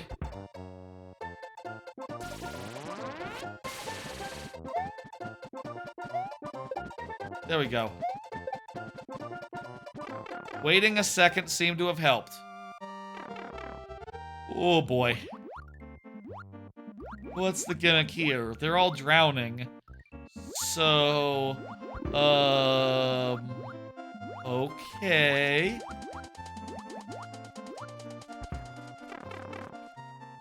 This might be a maze. That was the last life. Plumber J. Feel free to resubmit as much as you please. That's how this works during the lightning round, or in general. Just because we can't finish a level doesn't mean you can't resubmit it. You can do whatever you want, man. I won't stop you. Cross to victory. Yeah, I have no idea where you're supposed to go once you get to the water. Maybe you're not even supposed to go in the water. Maybe you're supposed to ride a thwomp upwards to some sort of secret area. Hey, Mushy Kirby, by the way, how you doing? No, it looks like there's nothing up there. There's just a thwomp. Okay, good to know. And also, there's the pipe that we died in, and... Hey, good to know. Look at this. The red pipe is unsafe. The red pipes all go into the pit. It's the blue pipe you want to go to. Look for... if this comes back, we need to remember to look for a blue pipe. Let's go ahead and dismiss, and we'll pull up the next one, which is by Rock Party. You can go ahead and confirm Rock Party. Meanwhile, let's talk about some new shows. You're good? Almost done with a new level? Excellent. Try to get that in before... we're gonna do, I think, a couple more pulls and then look to start wrapping up. I don't know. It'll depend on, like, how many levels we have in queue, but I think after anime talk, that'll be a good time to start wrapping up, winding down. Ah, there's Rock Party. Thank you for throwing things at me, Rock Party. You sure have a way with words. 3 more. Follow up on Dust Beyond the End of the World. I also watched the first episode of Cat's Eye, and the first episodes of A Wild Final Boss appeared. Let's start covering the new shows. First off, last week, I said that, last week, this was sort of a rom-com set in, like, the near future where AI is, like, really super prevalent and stuff. And that was sort of a weird prelude, apparently, a prologue, as the thing says there, and actually just constitutes the first sentence of the synopsis. And this second episode sort of gets it into like what it actually is, which is sort of a, not to spoil anything, but sort of a post-apocalyptic type thing, um, with a really weird and interesting setup that I want to know more about, and flashy action and a great premise and some interesting like character stuff that's seeming like it's gonna happen as we get more and more into it. I like it a lot. I think it's the best new show there's been so far, including the other 8 I have yet to talk about tonight. After the second episode, the prologue I thought was really good too, though it's kind of weird like how on the nose it is as far as like, oh my god, this is what technology might look like if the current AI trends continue for another 10 years, another 15 years. Like, yeah, everyone will be talking to their watch all the time. Maybe, I guess. People talk to ChatGPT like it's their best friend. Like, yeah, I guess if like your Apple Watch had ChatGPT voice awareness and all that on it, like, yeah, people would talk to it. And people who grew up in that world, who were like 18, like in 14 years, like, yeah, they will not know a world without AI. Wow. Master Chief moment, kind of comparable. Yeah, I could say, yeah. It's cool and good, yeah. It's cool and good, and I think it's really promising. Wanted to follow up because I didn't know what it was last week, and now I know what it is. It's sort of a cool, post-apocalyptic, travel, weird... I don't know where the plot is going, and I think that's a good thing. Moving on, honestly. Cat's Eye seems like one of those old, musty, crusty shows they dredge up and give $1 million to, like a $1 billion budget. Except in this case, they didn't give it a budget. They cheaped out, and it kind of looks like ass, and also it feels like a show that is just right out of the 80s as far as, like, the writing and the character dynamics and, like, the whole, like, oh, ha, ha, ha, we're the sexy cat burglars, and you're the detective man, and also our boyfriend? One of our boyfriends, and also you're constantly going like, oh, I want to catch these cat burglars, oh me, oh my. And they're just like, oh, you know, are they? I bet they're real cute though. It's like, oh, I don't know. I'm really traumatized by them. I was just like, I didn't care for it. I'm not interested, and it didn't look good. I don't really like anime that's really too old-fashioned. I like a new-fashioned anime myself, honestly. Though if it has really good production values, I might watch it. Or if it's like fun, in addition to being old. Like I'll say, you know, I'm really looking forward to that new show. I'm really looking for the second season of Ranma. I really fucking love the first season of the new Ranma. Never seen the original, but loved the new one. That one wasn't like that. While Final Boss appeared, it's kind of a tortured premise, honestly. Like it's called a Wild Final Boss appeared, but they kind of explained like, yeah, so it's an MMO that's the guy was playing, and in the MMO, it's sort of like EVE Online style, where the players determine the plot, and everyone sort of decide that the most popular, the highest ranked character was actually the final boss of the game. So that's why they're the last boss. That's and then they got reincarnated into another world, and they're gonna do basic adventure stuff. And I just thought it was pretty mid, pretty been there, done that, and also it's on Saturday. It's on Saturday. And the problem is with Saturday is there's like 5 returning shows on Saturday, so already Saturday is pretty goddamn booked. Like My Hero Academia, Spy X Family, Grieving Guy. There's 2 others that are also really good. What are the other 2? There's like 5 returning shows that are like all-star of shows, and also maybe like 3 or 4 that I don't watch that are coming back on Saturday. So like, yeah, no, there's this doesn't hang. It's pretty basic, pretty been there, done that. Can't see it making the cut. Going to cut it ahead of time. Done. Did not appreciate the look of Cleavatest, says Rock Party. Let me say, Rock Party, if that was your problem with Cleavatest, let me assure you, that is just for the flashbacks. Like, 2 minutes into the show, It's regular style. It looks good to look at, and it's actually really well animated. They just, for the flashbacks, gave it like a sort of 90s anime style treatment. And it's worth pushing through, by the way. It's worth pushing through that 2 minutes to get to one of the best shows of the season, for what it's worth. I'll say I also had that concern when I started it up, like, what the hell is going on? Is Crunchyroll just fucking me here? What is this? No, I get you. I got you. But that is just it is just for a minute or two. A couple minutes, and then mostly not, you know? Let's do some more Pipers. Let's go. Highly recommend Cleavitis, for what it's worth. You should give it another try if that was your problem. I ran into that as well.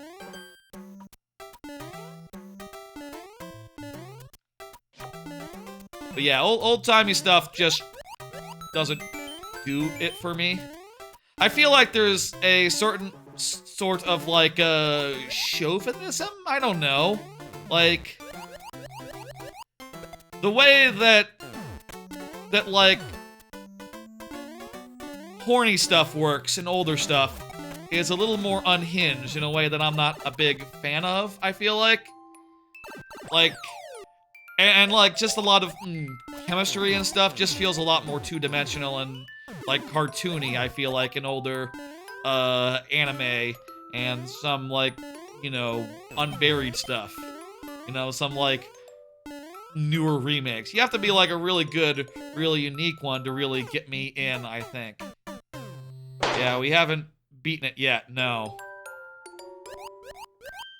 We've gotten to the 3rd room of this, and we've seen the 3rd room, and honestly, not bad. Like, if we can get to the 3rd room, there's a chance we could do it. And I'm feeling good about our chances of next week, if not, like... Fuck. Yeah. I'll say, overall this season, like, not to give away the game, give away the next 6 cards, but I do think it's a very slow starting season. I do think that there is...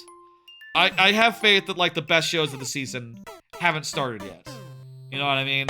Like, haven't started up. You know, there's a lot of, stuff like... What's the... Trying to think, like, what else is on Saturday as far as returning shows go. There's a bunch of them on Saturday that all promise to be extremely good. Ranma. Ranma is one of the 5, right, yeah, we did mention Ranma earlier. Ranma is back, My Hero. Like, yeah, Saturday is just stacked, and, like, I think all of those shows are starting tomorrow. Like, not even next week, like, literally tomorrow. My Hero Academia, Ranma, Spy X Family, Grieving Soul is there. Grieving Soul I really liked, but I don't know if it really stands out among, like, this who's who of, like, S-tier, world-famous shows. I'm forgetting one. What am I forgetting? To Your Eternity! Right, yes, To Your Eternity. That's the 5th one. Okay, yeah. That's also really exciting. And another show that is, like... Grieving is really good. Grieving Soul is very fun and good. It does sort of pale in comparison to this murderer's row that it finds itself in. I'll say... By the way, low-key, as far as, like... I think there's, like, 5 other Saturday shows tomorrow. I am curious if there's any that really stand... That really make the cut with as many, you know, old returning shows clogging up that spot. I feel like... I feel like friend's younger sister has it in for me. I feel like that'll be good. And I also feel like Touring After the Apocalypse will be good. Those just sound like 2 good concepts for 1, a good rom-com dumbass thing, and 2, a cozy touring the world, and also it's an interesting apocalypse type situation type thing. We didn't quite do it this time. Feel free to get it back in there, Rock Party. Up to you.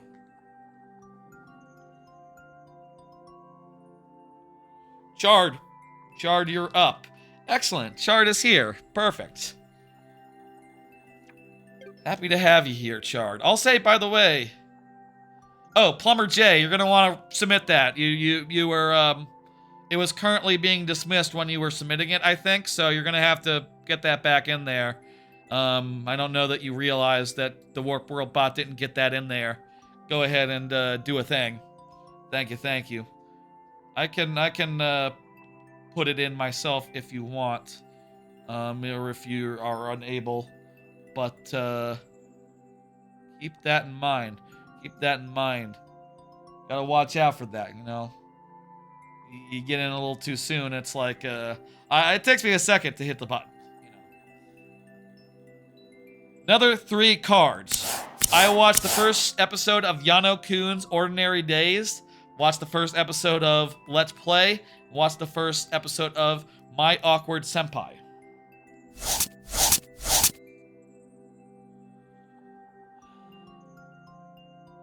Yano Kun's Days seems like a perfectly modestly charming slice of life rom-com about a clumsy boy and a slightly absent-minded, maybe is the wrong thing. She's like up in her thoughts a lot, and anxious is how the thing describes her, like down below my thing. So yeah, she's sort of an anxious type. She has a lot of very cute reactions and like moments where she's just like, or just like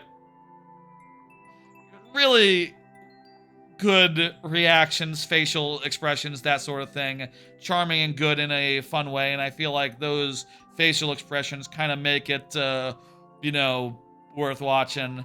The boy seems okay. He just, like, apparently gets unlucky a lot and, like, injures himself a lot and is constantly, like, tripping into walls. I'll say, like, there's, like, 1 or 2 parts where the show really uses that really well.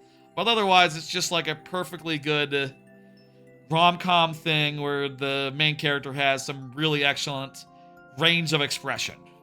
And, I'll say it's on a day that has like 5 shows on it, so like, yeah, it's already good enough to make the cut. Like, I think there's like 3 other shows it's competing with next week, so like, yeah, no, that's fine. This is good enough to watch on a show on a day with nothing on it. Like, I could watch all 3 or 4 shows that are on that day without coughing.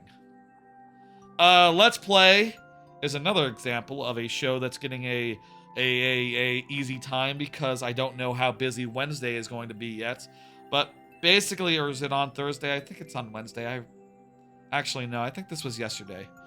The concept is it's sort of about a girl who works at a company who she's like it's like a Succession situation, I guess, where her father owns the company. And also she wants to make indie games on the side. And also her favorite streamer moves in next door. And her favorite streamer just poo-pooed her game.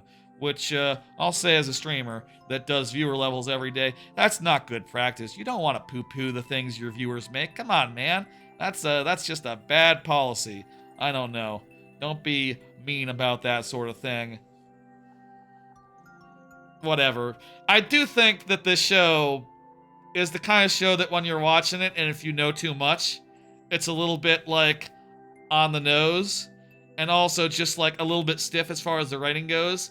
I have decided to extend it a 1-week stay of execution so that I can see its meet cute. The meet cute has not happened yet, and I cannot say it's bad before seeing the meet cute, I think. I probably am going to just watch it and go like, yeah, no, this is not it. Cut. But, whatever. Meanwhile, Awkward Senpai seems like a perfectly solid setup. The woman here, she seems stern, but she actually just is socially anxious and cannot express herself other than, you know, through stern, curt type, words. But, you know, she's working on it and trying her best. And her kohai, the one she's like training or whatever, can see that. And clearly, if you look down at the tags, it is a romance, so that's like going somewhere.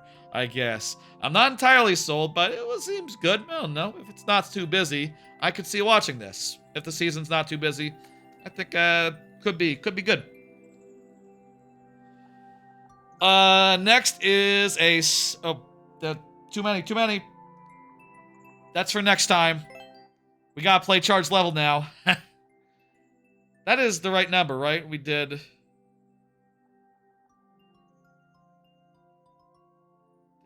But we talked about Let's Play. We talked about, is that too many? Let me check my cards real fast. Is that, do we have 3 left or 4 left? Let me fucking check that shit. Yeah,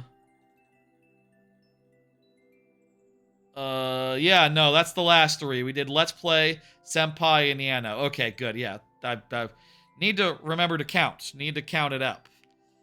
Those ones could be good, but also, it is the time of the season where, like, you know, there's not a lot starting, and, like, you watch an episode and you go, like, well, that wasn't bad.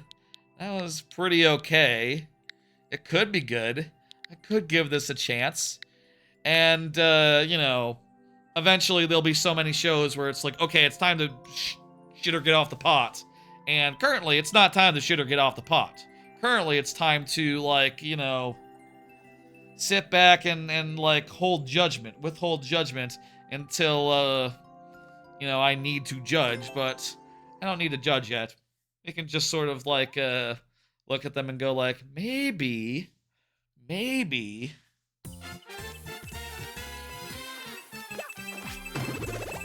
I remember this from last week. Let's, do it to it. I'll say, by the way... Hey, Jose, what's up? I'll say, by the way... Damn it. I remember that from last week. I'll say, by the way, there was one show that I have chosen to leave off my list, which was sort of a webtoon type thing. I talked about one of these in a previous season as sort of a webtoon type piece of shit where it might have been made by AI, but, you know, you can't fucking know for sure. Yeah, the POWs are precise. I might have already messed it up. Oh, hang on. Oh, wow, no, if you mess it up, there's just no way. The bomb timing doesn't work out. Even if you do this, well, hang on, maybe. I think we might be good, actually, somehow. Just barely? Maybe? How the hell are we gonna get back over there? Can we jump off this wall? Yes! Wait. Wait! The bomb did not open the way. The bomb just... Yeah, no, this is, we're hosed. This isn't it. We don't got it.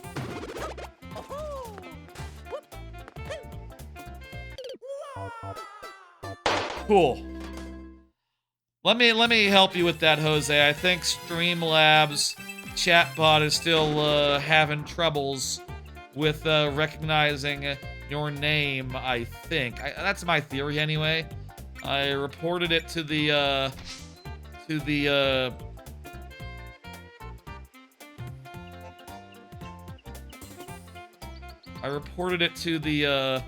proper Discord, but I don't know that they understand I'm not sure if they're on it.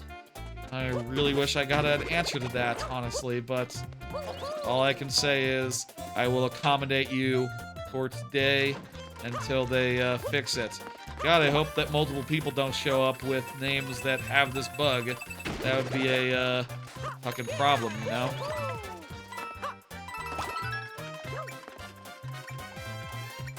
Anyway, there was a new show about like that, some potions show.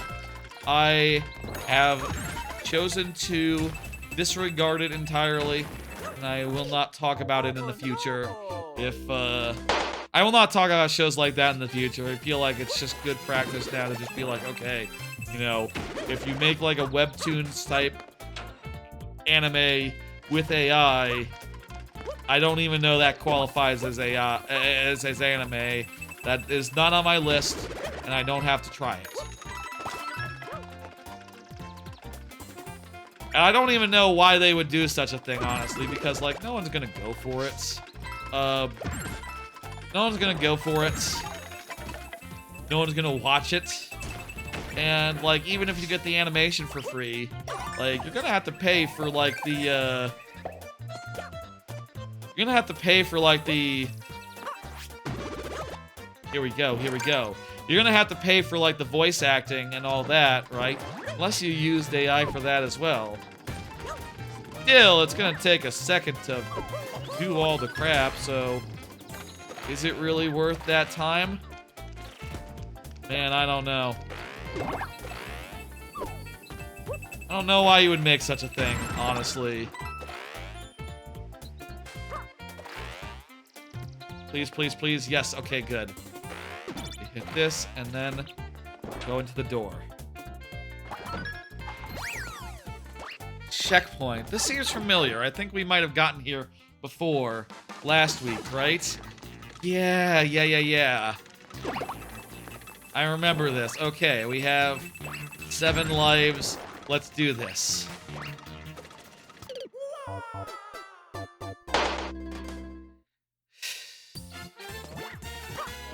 A little bit challenging. Just a little bit challenging. We just got 3 more anime that I have seen from the new season left. We have nearly gotten through anime talk. Next week is gonna be a doozy. Next week, a lot of new anime. We will...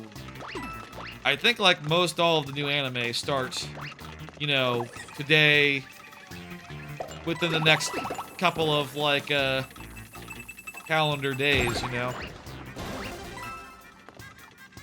Yes, it's gonna be a challenge. Well, that's the lightning round for you. Always a challenge. Always a challenge.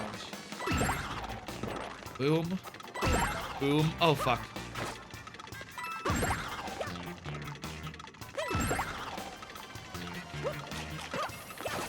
Oh no!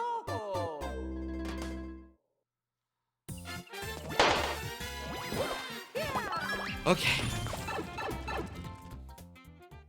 It's a challenge, but it's doable. And we're getting pretty far. Ooh. I'll say I have like a couple of cards after anime. So we still will have a few things to talk about post-anime. But I do think when anime is up, we should start winding down, looking to close the queue. Well, we'll do last call after we, you know, do the last couple of anime and play a level. And then, you know, hopefully we'll have a good amount of cards to, like, or levels to finish off on. Oh no! Remember when you get to the 2 bombs, hit both at the exact same time. Oops. Oh. Should be that one and that one. That doesn't count, by the way. I was managing my lives. Let's do this.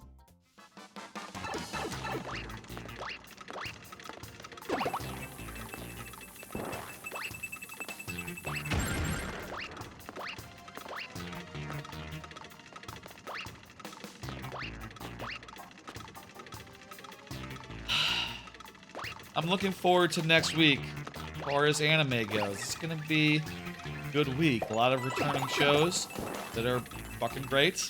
And hopefully, you know, the new shows that stand up to the rest, you know? There's always like a couple shows that are, generally speaking, even in a slow season, there's always some exceptional shows. Some shows that are S tier, other than just returning stuff. You know, obviously the returning stuff may vary. Like, I don't know that, oh crap. I think I already fucked that up. Right, I see what you mean about the bombs. We have to hit them both at the same time.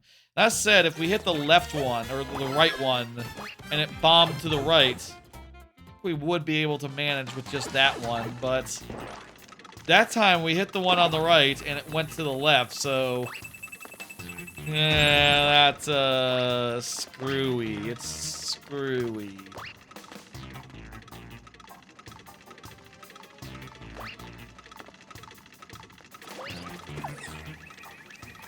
I'll say, I really love a new season of anime. You know, the end of a season of anime is bittersweet because there's all these great shows that have been going and I've been having a hell of a time with. But, you know, new shows are starting. They're going to be... Fuck yes. They're going to be, like, just as good, just as exceptional. And there's going to be a new thing that is just amazing that I'm going to discover. And I'm going to have no idea until the moment I watch it, at which point I'm going to be like, holy shit. And I'm going to come here and tell y'all, damn it! Like, oh shit. Turns out this show, no one's ever heard, no one knew was coming, is like, you know, the next Taco P. I don't know. Maybe. That's what I'm hoping. Tends to be something good every season.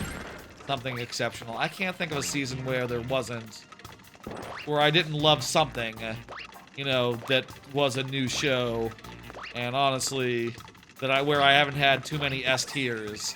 You know, if you remember the tier list earlier, it was kind of S tiers twice as big as any other tier. And the reason for that is, well, I believe S tier is the top tier. I don't believe in doing like an S plus and an S, dividing it up like that.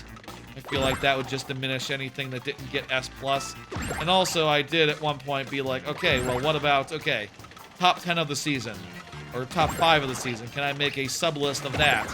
And then I realized, like, no, I feel like such a list would have to include this one, this one, this one, and, no, there's no... I wouldn't be able to decide. That said, I do have to decide when Anime of the Year comes, which, like, 2 or 3 make the list, make the full list, assuming each season gets a equal allotment, so I can decide a little bit, but, you know, it's hard to say that, like, Hikaru is not top 5, and it's also hard to say that, like, oh, you know, Dress Up Darling isn't top 5. It's hard to say that, you know, Cleavitus isn't top 5, or Dr. Stone, the new season of that isn't top 5, or this or that, or, oh, Seventh Prince is over there. Hey, how you doing, Seventh Prince? Like, there's good credible arguments for everything being in the top. And that's why I just abstain from making that distinction and just say, like, you know, everything in S tier, it's earned its spot. Oh, fuck, I fucked it up. I already knew that was hosed, and also I slipped and fell. The wrong ba-bomb activated first. Thank you, Chard. Feel free to get that back in there. We will do it. Let me go ahead and hit, dismiss. And, yeah. 06I is up next. 06I is here, has been chatting. Very good. Let me go ahead and do the last of these anime cards. Here we go. Watched the first episode of A Star Brighter Than the Sun. Watched the first episode of This Monster Wants to Eat Me. And finally, watched the first episode of Past the Monster Meat, Milady.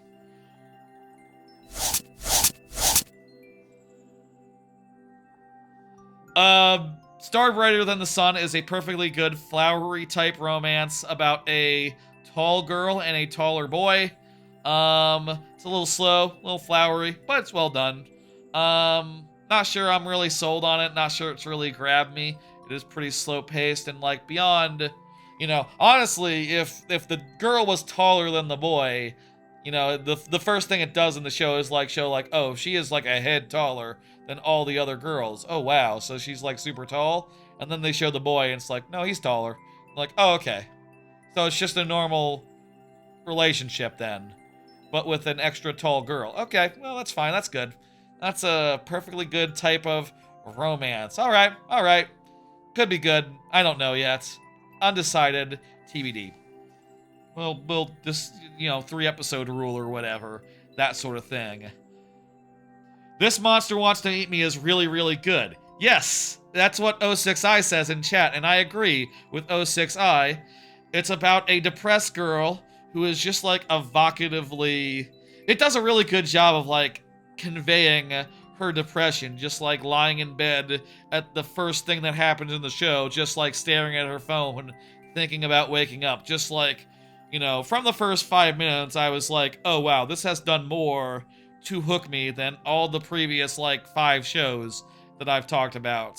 Maybe like the last couple, maybe like the last 3. I don't know. Um, the last couple of shows, and it's immediately really good. And it turns out the premise is that there's a cute monster girl who's like, I'm gonna eat you. Monsters everywhere are realized that you are delicious and they're going to come for you, but they are fools because the real move is to wait until you ripen. So I am here to protect you, and eventually I will eat you when you are tasty enough. And it is very definitely, very clearly some sort of Yuri, some sort of girl action, some sort of you know, uh, uh, homosexual romance type situation, which is fun and good, and also a little bit of horror, sort of comparable to Hikaru, actually, in some ways. Comparable, sort of, in multiple ways, except with girls instead of boys, and also it's a completely different premise. I like it. I think it's really good so far, and it's definitely, like, very, effective in its first episode. Would recommend.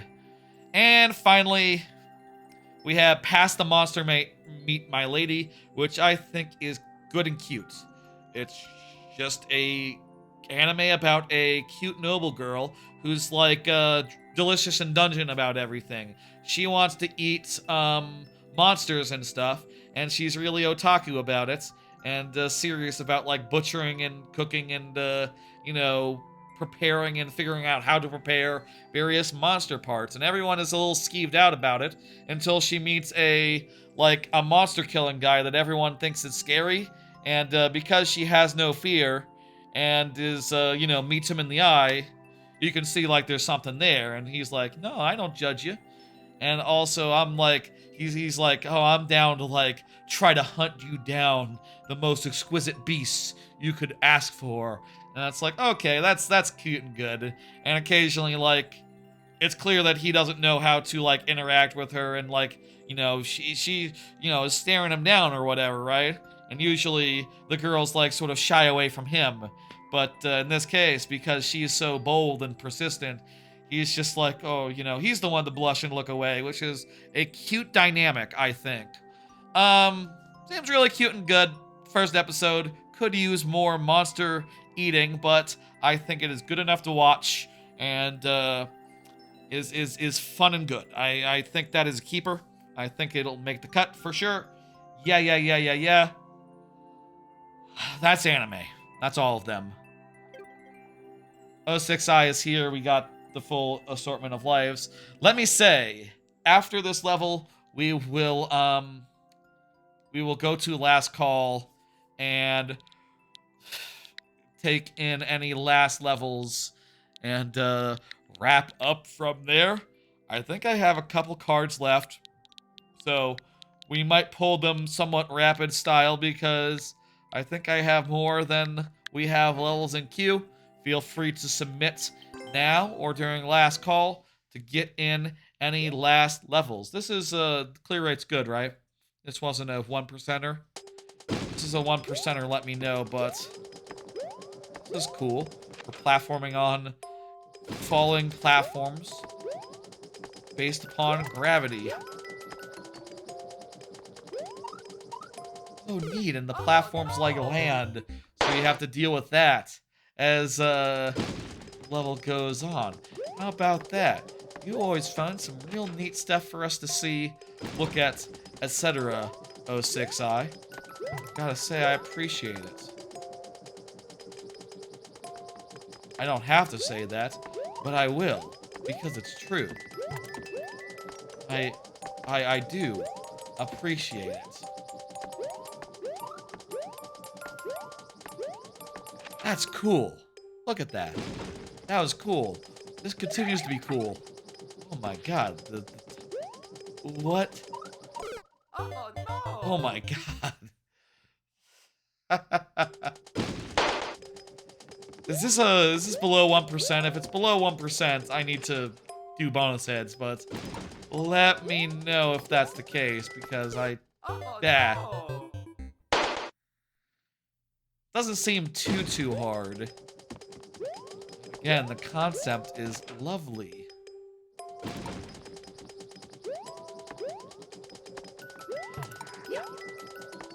Yeah, this is really cool.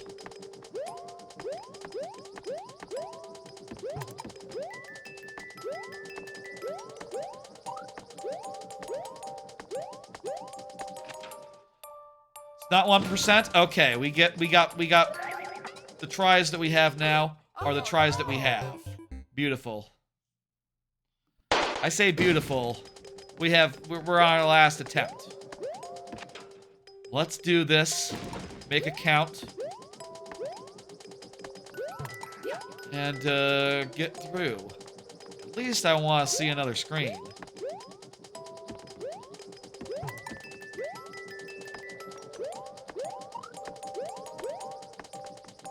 Here we go. Here we go. We want to move really fast. Oh, I see. Jump between.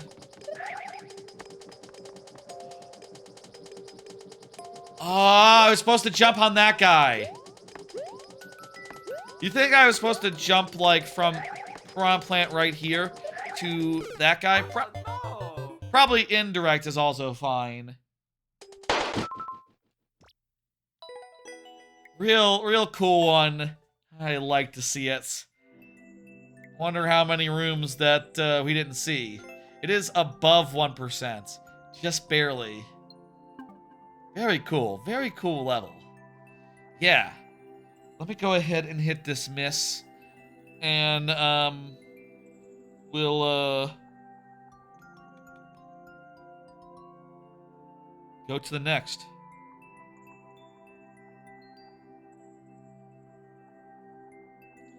Alright. Some Z signals missing. Yeah, an indicator would have helped, like, figure that out, but honestly, I don't mind a lack of an indicator if it's something that's not that bad to figure out. Good night, Chard. You have a good one. Folks, it is time for last call for levels. Last call for levels is now.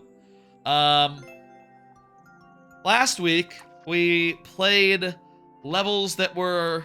What the fuck was last week's theme? We played levels that were colored a certain color. Was it green? Was it orange? It was orange because I was thinking about the phone, my orange phone, that I was in the process of getting. This time, let's go with a different color, a slightly spookier color. Let's play some purple levels. I said last week we'd do purple. It didn't occur to me last week that this week would be October, which really gives us a perfect theme if we were to take it. Just get some ghost stuff in here, but let's find all the purple levels, and let's be not super generous about what constitutes purple. I'd say this one is the first and one of the few that really does. Purple, really as a color, just isn't in Mario Maker very much, I don't think. Like, as far as... If you were making a purple level, number one is these purple blocks, and, maybe you would have to, like, back off at that point, because, like, and find something else, because I think this theme is just the purple blocks as far as, like, what's purple here. Maybe there's another theme that's, like, more purple, but I do really like all the purple blocks in this level, though. I feel like they give it a good personality, and a little bit of pop of color. Like, that's kind of the most you can hope for as far as purple goes, right? Just an off color in a level. Thank you for level 06i. Just being the off color, the accent color, rather than like the main color, which is either green or brown in this case. Either a green or a brown or like a tan, or you could argue the bullet bills are black, so there you go.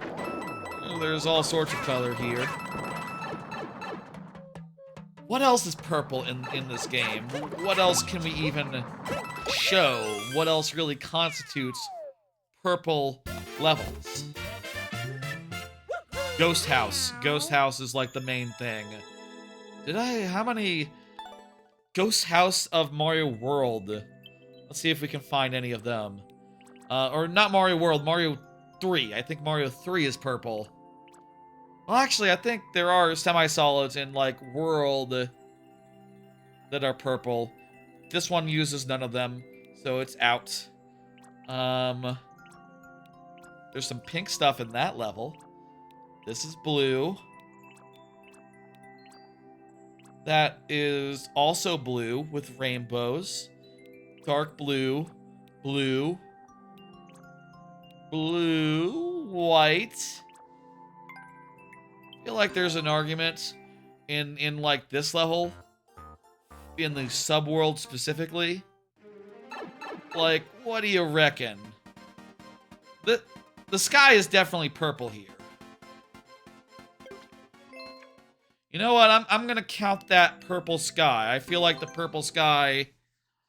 This is sort of a weird one because it might be more purple if it hadn't like this level, by the way, the basic premise is like all set in the clouds and whatever. You spend all your time in the top half of the overworld here, and then the subworld, it's all rainy and stormy and crap. And you're sort of platforming on these dark rain cloud type situations, which you can go under for fun, by the way. Fuck.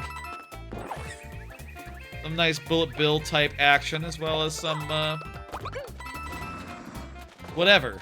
But the back half is like all storm cloud all the time, and also you got the purple background with its like fuming purple clouds, and I think it really goes well with all the white and the neutral colors. You know what I'll say, like, by default, the terrain here is kind of a dirty red, I would say. So, like, this sort of gives it a slightly different color with the gray.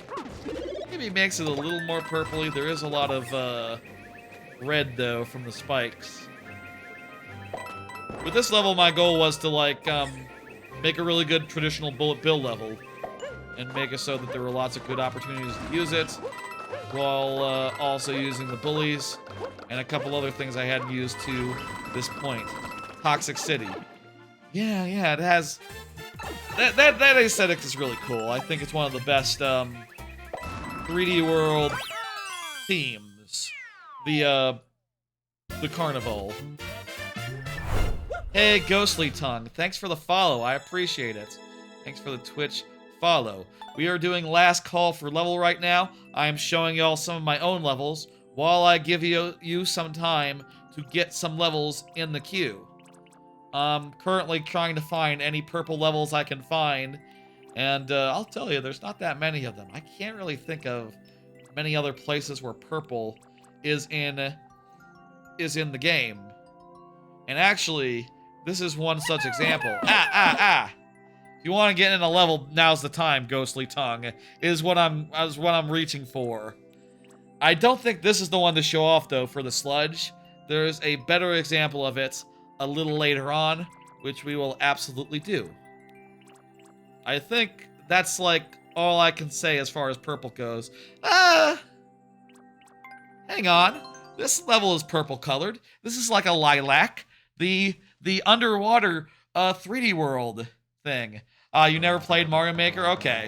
A lot of people are big into submitting levels. I'll say, though, let me say, you don't have to. You can just hang out and watch if you want. that is also encouraged. To be clear, let me be clear. But, you know, a lot of people come to, you know, submit, so I just want to give fair warning. This is a nice underwater level I did, where the gimmick is that I put down all these boost pads, which makes for an underwater level that is fast-paced, and also, look how purple it is. It is very purple, isn't it? Well, this part isn't. Was sort of inspired by, like, barrel blast sequences or intermissions for those parts, just like an automatic flashy transition between segments of the level, just for the sake of it, you know? Also, this part is very much inspired by... That checkpoint is very much inspired by Donkey Kong Country 3's first water level. The blazing bazookas, whatever, barracudas. That level. Very much, yeah. Twitch purple. Oh yeah, it is very much a Twitch purple.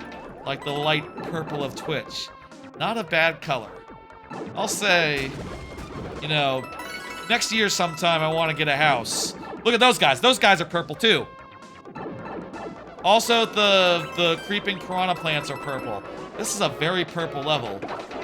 Beyond even the geometry, beyond even the aesthetics. I'll say I have been thinking about, like, what colors I would like in a house when I get one next year, because, you know, I've been in apartments for ages, and I'll finally have a chance to, like, paint a wall. I definitely want brighter, bolder, more saturated colors than like, is like, popular now. I don't want it to be white. I'm tired of white. And gray and neutral colors. Tired of that. Apartments are all white. It's terrible. I want a splash of red or something. Purple? Maybe not purple. But like, you know, that's the color of Twitch. That would make sense for a room where I Twitch stream in. Except maybe just green screen, green walls would make more sense. Then again, I have green screens already. I don't need a green wall. I don't need to, like, replace my green screen with a wall. That's, actually unnecessary. I don't know.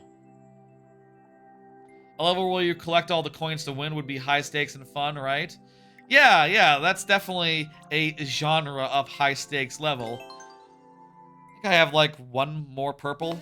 This is another purple one. There's actually quite a few cases of purple.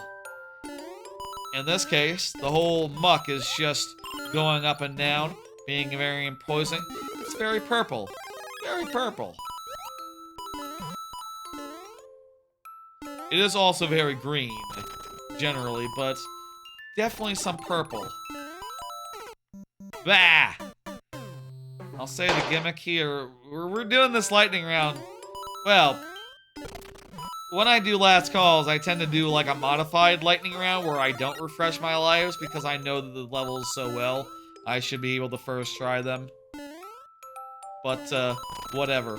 I'll say there are cases in this level where you can, like, take some shortcuts, right?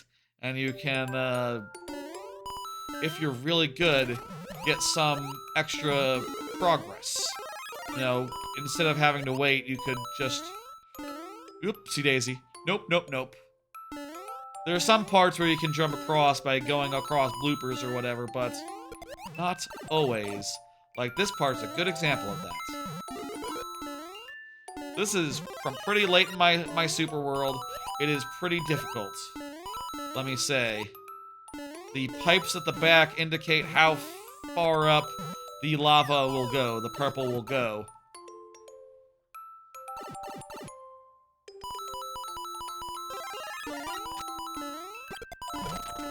I'm not sure there's another purple level that I can really say really qualifies as, you know, what I'm talking about here. A level with, strong purple aesthetic that, you know, in a way that we haven't seen in the previous, couple levels, but, you know, get across this gap like that, and then a couple pipes, and then, whoopsie daisy. Pretty much done with the muck now. We just have to get out. Well, actually, no. This room has some places where you can do some muck stuff. Or you can go over. Finish like that. Lovely. That's... There's not that many purple things in Mario Maker. I don't know how you'd make a whole level purple. Are there whole levels that are themed purple? Like in those cases where whole levels are that way? Yeah, I think other than that, there's nothing. This is more of a gray. Yeah, that was the last purple level. Confirmed. Purple doesn't have that much of a presence game-wide. Like, maybe if I had a level with like Ghost House Semi-Solids that was like big on that. Maybe there's like one other thing that's purple in this game, but that I don't got any of that. We are done now. I think that's it for last call. Okay.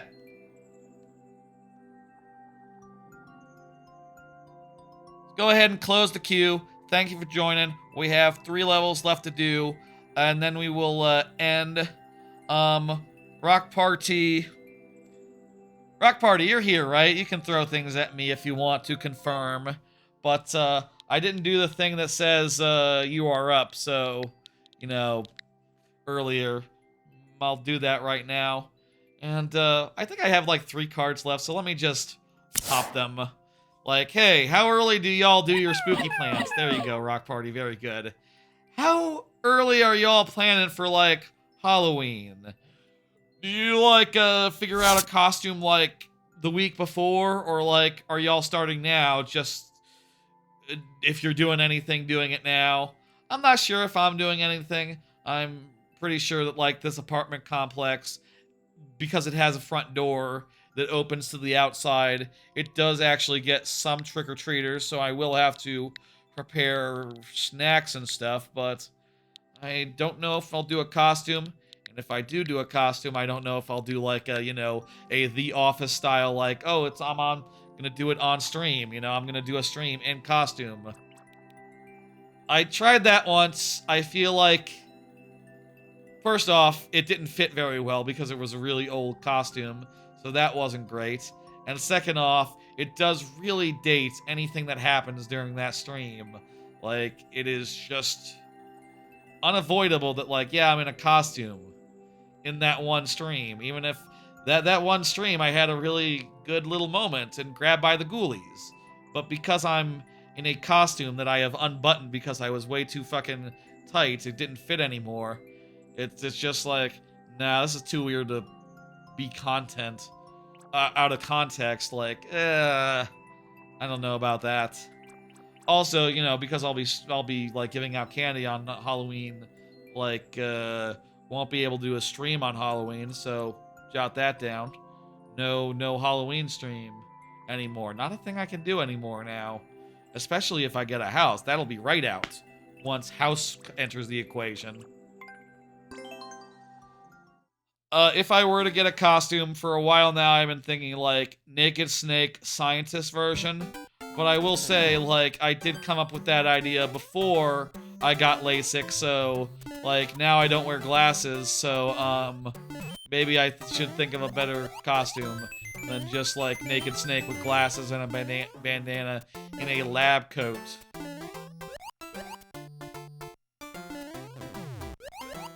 I'll think of something, I don't know.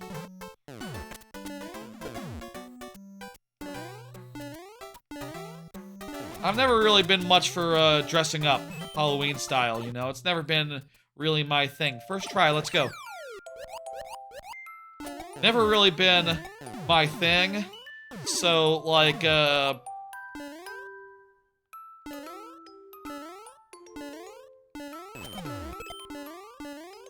serious mode here. I don't know, like, if I'm rushing to get it done. Like, if kids come to the door and they want candy, I don't have to dress up for them. Not really. I could, but I am still in an apartment, which means that, like, they're lucky that I have candy, let alone a lot of it, you know, let alone, like, in a costume, I feel like. Damn it. That first attempt was feeling pretty good, but gotta die sometime.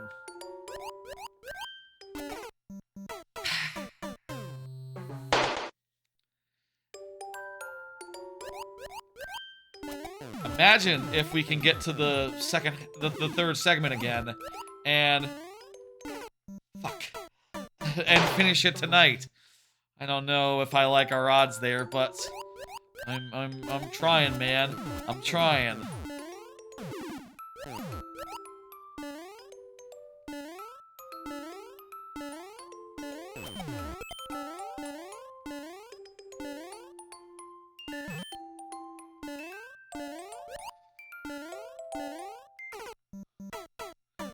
Hey, Akabert. Akabert's... Sorry, I was looking away for a second. We won't count that one, but I did... Akabert, you had a level earlier, right? We just closed the queue for viewers. I'm willing to be nice if you're, tell you what. I'm willing to let you have this one. You just came minutes after the queue closed. It's okay. Next time. Okay. Thank you for the follow. I do like to be generous about these things, but, you did get one in earlier, I think, right? Right?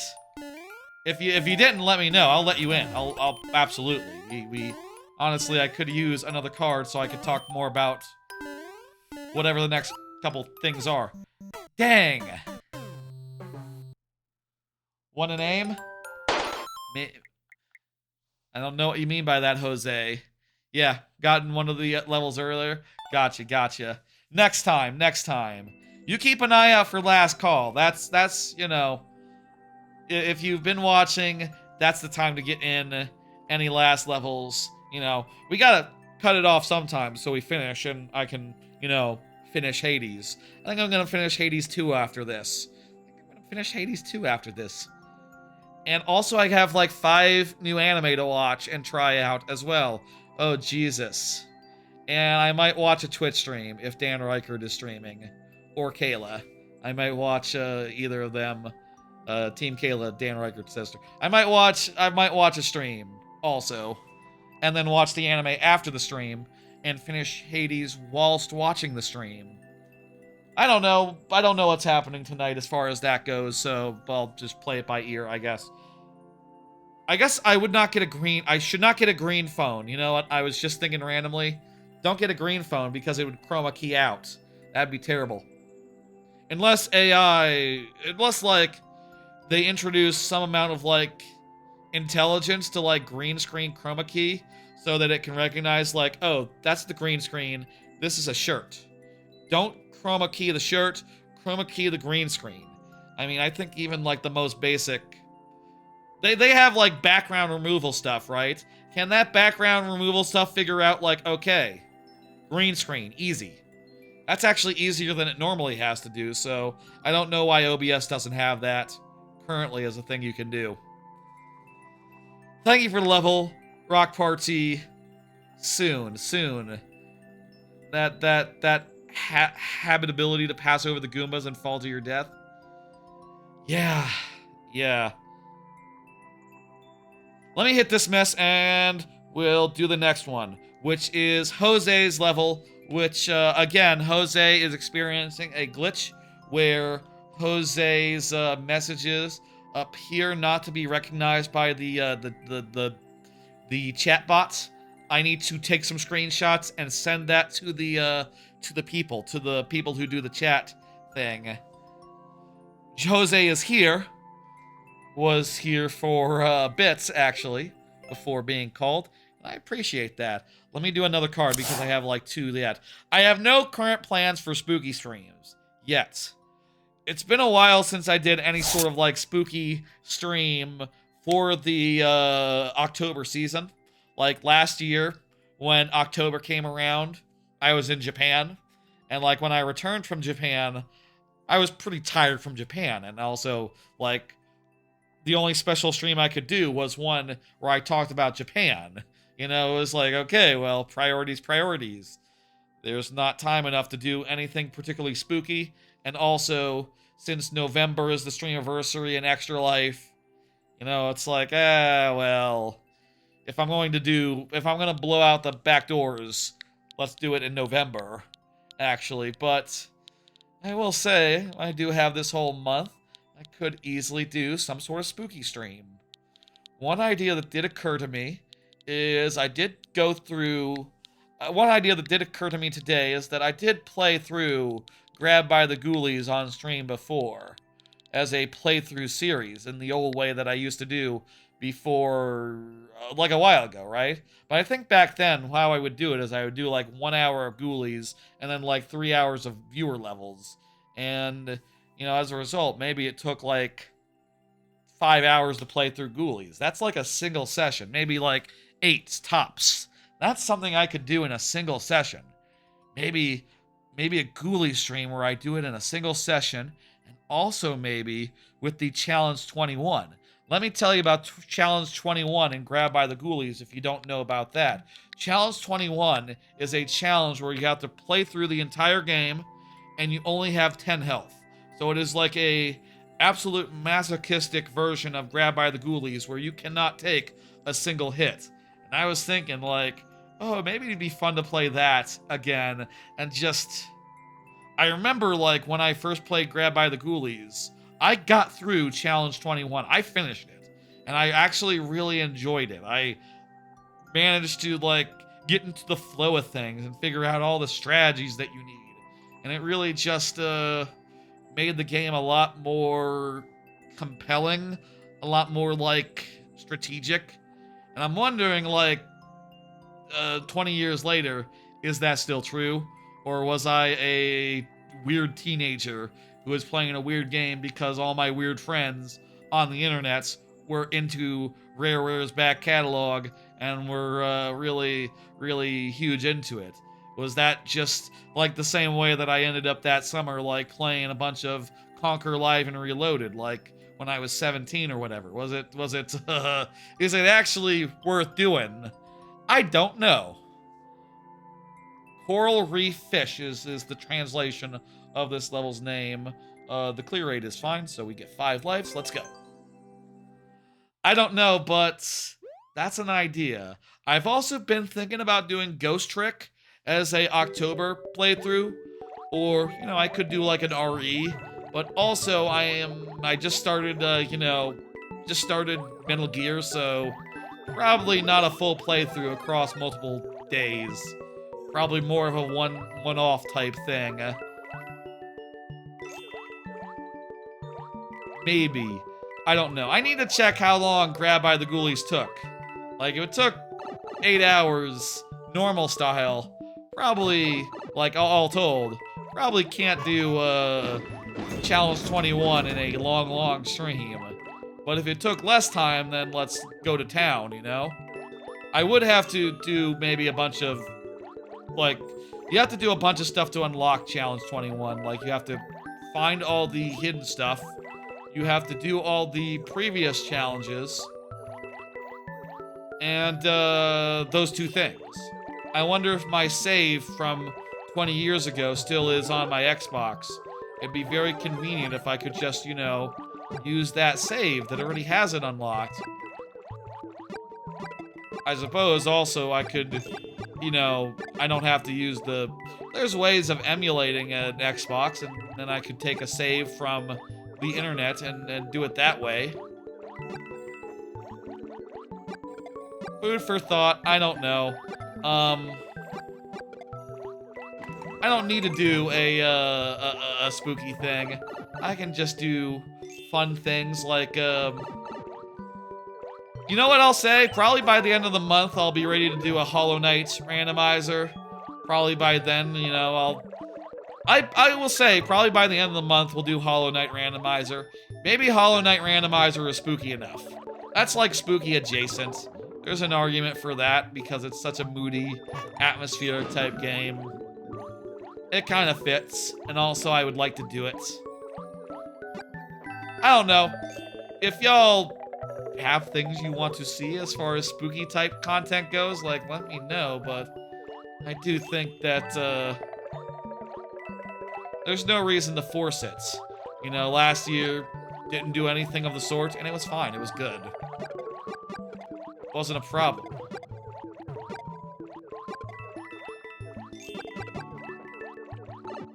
You know, one thing about streaming is finding out, like, what works for you, what you want to do, and so on and so forth. And, you know, if I don't want to do a spooky stream, I don't have to do a spooky stream.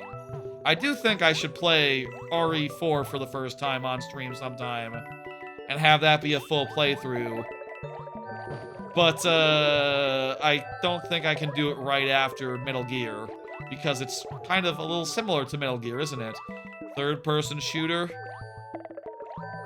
Is Metal Gear is third person, right? Third-person shooter, pretty serious. Probably want something that's a little bit more different than that for the next one. Usually good to mix it up, do something different every time up at bat. You know, every time there's an opportunity for a playthrough. Nice level, very good. We'll figure out spooky season plans in the coming weeks. Oh yeah. Probably also we'll play, let's just say Hollow Knight Randomizer, that's good enough. And then, also maybe Baby Steps and Mega Bonk. I think it'd be nice to play Baby Steps and Mega Bonk sometime next week. Maybe 2 separate streams. Maybe make that 2 separate streams. One on, like, Tuesday or something. One on, like, Thursday or something. Would that be too much? That might be too much. Maybe separate them out by a week. I don't know. Let's play it by ear. I'll think about it over the weekend, what I want to do with those two, if I want to do them as content, etc. Maybe I just buy those games and play them off stream and have a good time. And, broaden my horizons a bit as far as games that are out that are pretty good. Actually, no. Baby Steps is such streamer bait. I can't buy that and not play it on stream. Come on. That is so a game for streamers. It'd be wild not to play that on stream. That's not the way. That's not the way. Let me go ahead and hit complete. Thank you, Jose. Hope you enjoyed seeing me play it. Good little underwater level with some solid enough auto-scrolling type stuff. I got 2 cards left, so let me just, like, plow through them pretty quickly. First off, finished off Succession for the first time. Did that last weekend. Talked about it a little on last stream. But I really enjoyed it. I feel like there's tons of standout moments, which I have this thing. Let's pull up and do some quick Succession spoilers. Succession spoilers. Mute if you're sensitive, or if you're like 5 years behind like I was. I didn't watch it until just now. I finished it for the first time, and I gotta say the conclusion makes total sense. It makes total sense that Tom and Greg won out. They, you know, the 3 children never really did amount to anything, never did have a good idea, though they are all fun and cool and have good things about them. Collectively, they couldn't accomplish shit, and it makes sense that, like, they would have a crisis of confidence at the last moment and give it over to Tom, especially because, like, yeah, Shiv is with Tom, and, like, oh, I can work with Tom, I think was the thought that went through Shiv's brain. Like, I'd rather work with Tom than with the brothers. But yeah, that was a hell of a finale. Really liked the final gambits. Greg really just in the last seconds doing a real baller move, which almost backfired on him, but fortunately Tom kind of respects the hustle and respects the audacity that he'd had. Like, that was just a really, really good moment at the end where Tom forgave Greg for his maneuvering, for hedging his bets. And really, Shiv kind of almost screwed him over, you know, which is weird, accidentally, which is weird because she's totally, like, forgiven and such as well. And he really did it for her, so I think there's really should have been forgiveness there anyway, but that was a hell of a finale. I do think there was a lot of Succession where I was kind of bored, like just kind of not a lot really happening. Like, there's times between like the best scenes, like by the way, that image of Logan is from the scene where Roman texts his dad, Logan, a dick pic accidentally. That is the look that he gives when he just saw his son's dick, and it's just looking at his son going like, what the fuck? We need 5 minutes. 5 minutes. 5 minutes, folks. Hell of a show. I think its best moments, the stuff with the disgusting brothers. You know what? I forgot when I was talking about Hades 2 to say what I've been saying, like, off stream in Discords, which is that the Silver Sisters in Hades 2, they're basically like the Disgusting Brothers, right? Like an unofficial title, like an unofficial group, like not literal sisters, but like, yeah, we're the Disgusting Brothers, let's go! Can't separate us, we're the perfect combo. Yes, a lot of the Disgusting Brother stuff is very funny. Like, smelling Greg's finger, that whole bit. Smell Greg's finger, win a buck. That scene was very funny. The deposition. Are you asking if you can blackmail me? Greg is just a great character. I love his dumb ass, and, dude actually low-key does a great job at, Succession-ing. Like, really hedges his bets, plays the crowd, keeps a low profile, and, like Tom, he's happy to just be an empty suit at the end. Like, those three guys, the three fail sons, the two fail sons and the fail daughter, like, they are not only just, like, not content to be empty suits, but also they're bad at being full suits. So, like, Tom is just the perfect empty suit. It makes sense that he won. Those are, some... Yeah. Last, final Succession thoughts there. Also, I'll say I have one more card. Probably gonna watch the new Superman tomorrow. I saw us on HBO, and, I have been watching, Succession with my family. My folks, when I go over on the weekends to have dinner and stuff. Now that we're done with Succession, we don't have a show. What is going on here? One screen boss rush? We don't have a show now, but we're not going to rush into anything just yet. We're going to watch the new Superman, which is on HBO, so whatever. Yeah, that sounds like a good thing. What is the deal here?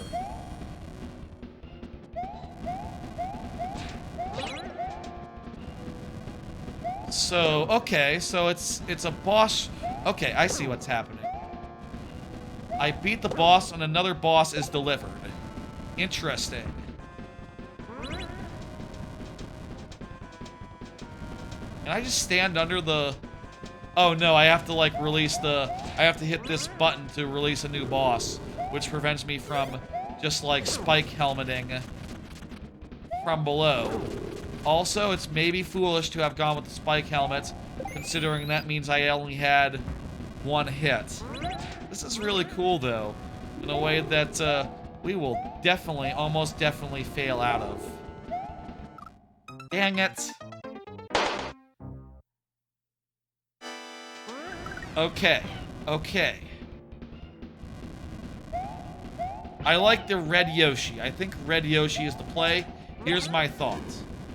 I probably won't be able to get back on red Yoshi after he gets hit because there's like nothing to the side, but with red Yoshi, I can fireball, which doesn't do enough damage to really do much good, honestly, but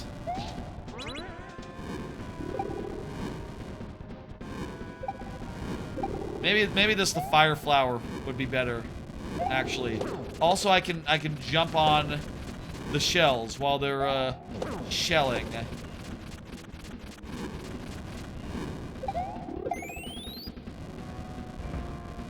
Let's see if we can do this.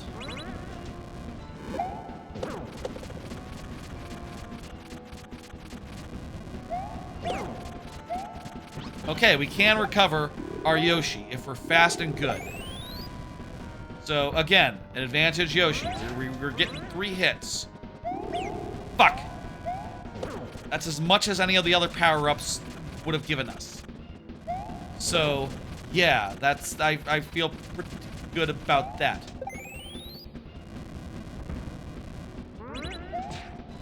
This is gonna be a close thing, though.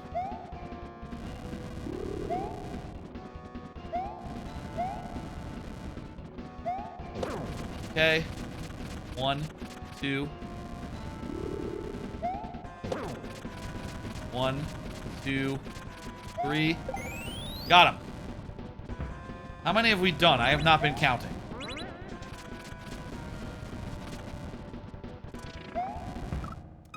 Ah! Yoshi's pretty good. What about the fire flower, though? Let's try the fire flower out for a spin. I feel like the fire flower is better able to spam and better able to get hits in without jumping, which might be powerful. Wait, Bone Shell can ground one hit everything with ground pound? What? I didn't know that. Okay, if we die again, we will try that.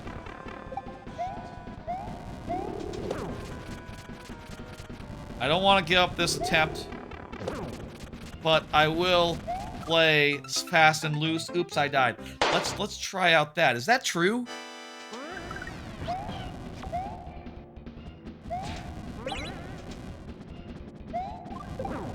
Whoa, ground pounding as a dry bones kills a mini boss? I don't think I knew that. In one hit, I mean, specifically? Obviously, it'll kill. Any jump kills, but you could kill him in one hit? That's amazing. This is OP. Holy shit. OP parentheses, it actually is. Wow. It fucked mini bosses.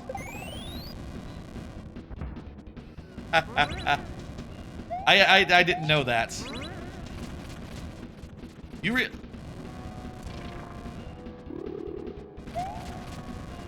Guy has to... Roy! We're up here, buddy! Here he comes.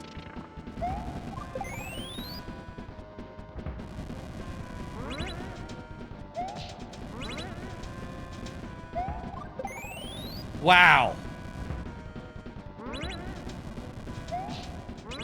Just wow. Fuck! I can still do this. We still got this. Fuck! Next time. That was the last one, wasn't it?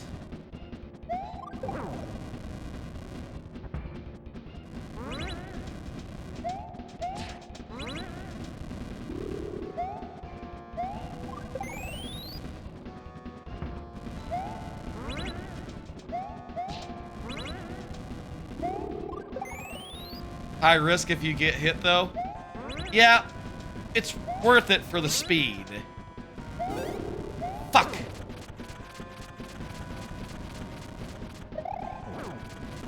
Well, I learned something new at least. We still have 3 tries left. And this attempt isn't over. It's just it's over. This attempt is over. It's just not as worth doing.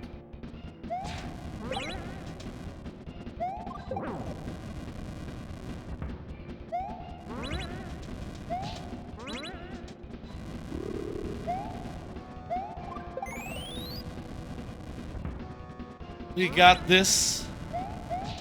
Here we go.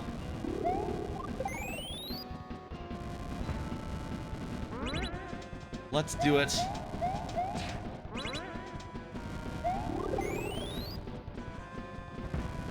Anyway, this is the last level. We're about to end the stream. I had a great time tonight, folks. A lot of killer levels, and I enjoyed, you know, talking about fuck me, all the things that. Come on, asshole! Do not do this to me. What a dick, off screen like that. I really enjoyed talking about all sorts of stuff, whilst, you know, playing all these very good levels, all these excellent levels. Looking forward to a great weekend where, you know, finish Hades 2, watch a ton of anime, probably sleep a good deal. Probably sleep in, and, such, which is always nice. Always nice. Oops. Missed that one. There we go.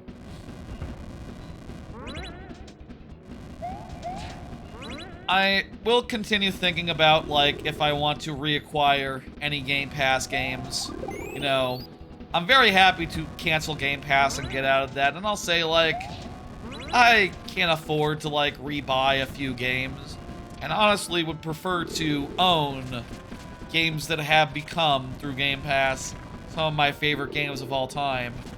Honestly, I could see a new series of just, like, oh, let's replay a Game Pass game, but, like, now I own it. Does that make sense? Is that a good conceit? Like, if I did a stream that was like, oh, hey, this used to be on Game Pass, now I own it. It's, Nobody Saves the World. A little bit of that. A little bit of, Tinykin. A little bit of, Tunic. Like, a lot of those were before I was streaming, you know, as much as I am now. Dang, we just lost our last life. A lot of those were before I, was streaming, so didn't play as much of them on stream. I think I did play Tinykin on stream for a bit during the first year. I think that was the second year, actually. Whatever. It's all good. Didn't play that much of it on stream, I don't think, though. That's a really cool boss rush. We did have 7 tries, right? We did. That was the 7th try that we just expended, correct? Yes, I think we're good. I think we did it. Or we didn't do it, but I think we did play by our own rules, and that's the end of the stream. That's the last level on the docket in the queue. Very good, very fun. Yes, yes, yes. I think this stream, the archive, the VOD, will be called Happy to Cancel Game Pass. Something like that. Just too topical not to put into the title, I think. Though, there were a few moments that could have had contributed the name to the stream had I chosen it. Like the part where I realized that, you know, the thing that Mario does with the giving you a mushroom before you fight a boss when you come off a checkpoint, that's kind of a corpse run. Kind of corpse run. That I probably could have made something work title-wise with that if I didn't have an alternative. Last week, I totally thought the phone would get the title, but the phone actually got no titles at all. It is a very nice new phone, though, and I like it a lot. Okay, folks. I'm gonna become big, and then I'm going to pull up the stream schedule. Oops, I forgot to edit the stream schedule after the last stream. Yes, that was supposed to be for last stream where I was playing you know, Metal Gear Solid. I enjoyed it well enough. We are doing more Metal Gear on Monday. I will say, just apropos of nothing, I think I would like to do baby steps Thursday Wednesday? Maybe Thursday or Wednesday. I'll think about it. Whether I want it like in the middle of the week or the day before the live stream. I'll probably have a lot of anime cards to make on Thursday. I probably can't afford to give up the prep time to do a live stream where I play Baby Steps. Well, I'll think about that next week. I'll let y'all know on the Discord and also by Monday's stream if and when Baby Steps will be. But I kind of want to do Baby Steps. So expect that in the near future. And Hollow Knight Randomizer sometime in the next month. And yeah, those are the upcoming. That's if you're looking for more viewer levels, every Friday, 6 p.m. Central, as it always has been, as it will continue to be. Let's go. Worth noting that Monday is a relatively new time. Monday at 7 p.m. is the new time going forward for all early week streams. The first stream of the week will be Monday from here on out, not Tuesday, and also an hour later or an hour earlier. Yes. Let me send you somewhere. Anyone watching the Twitch stream, do a quick Twitch raid and all that. See who's online today.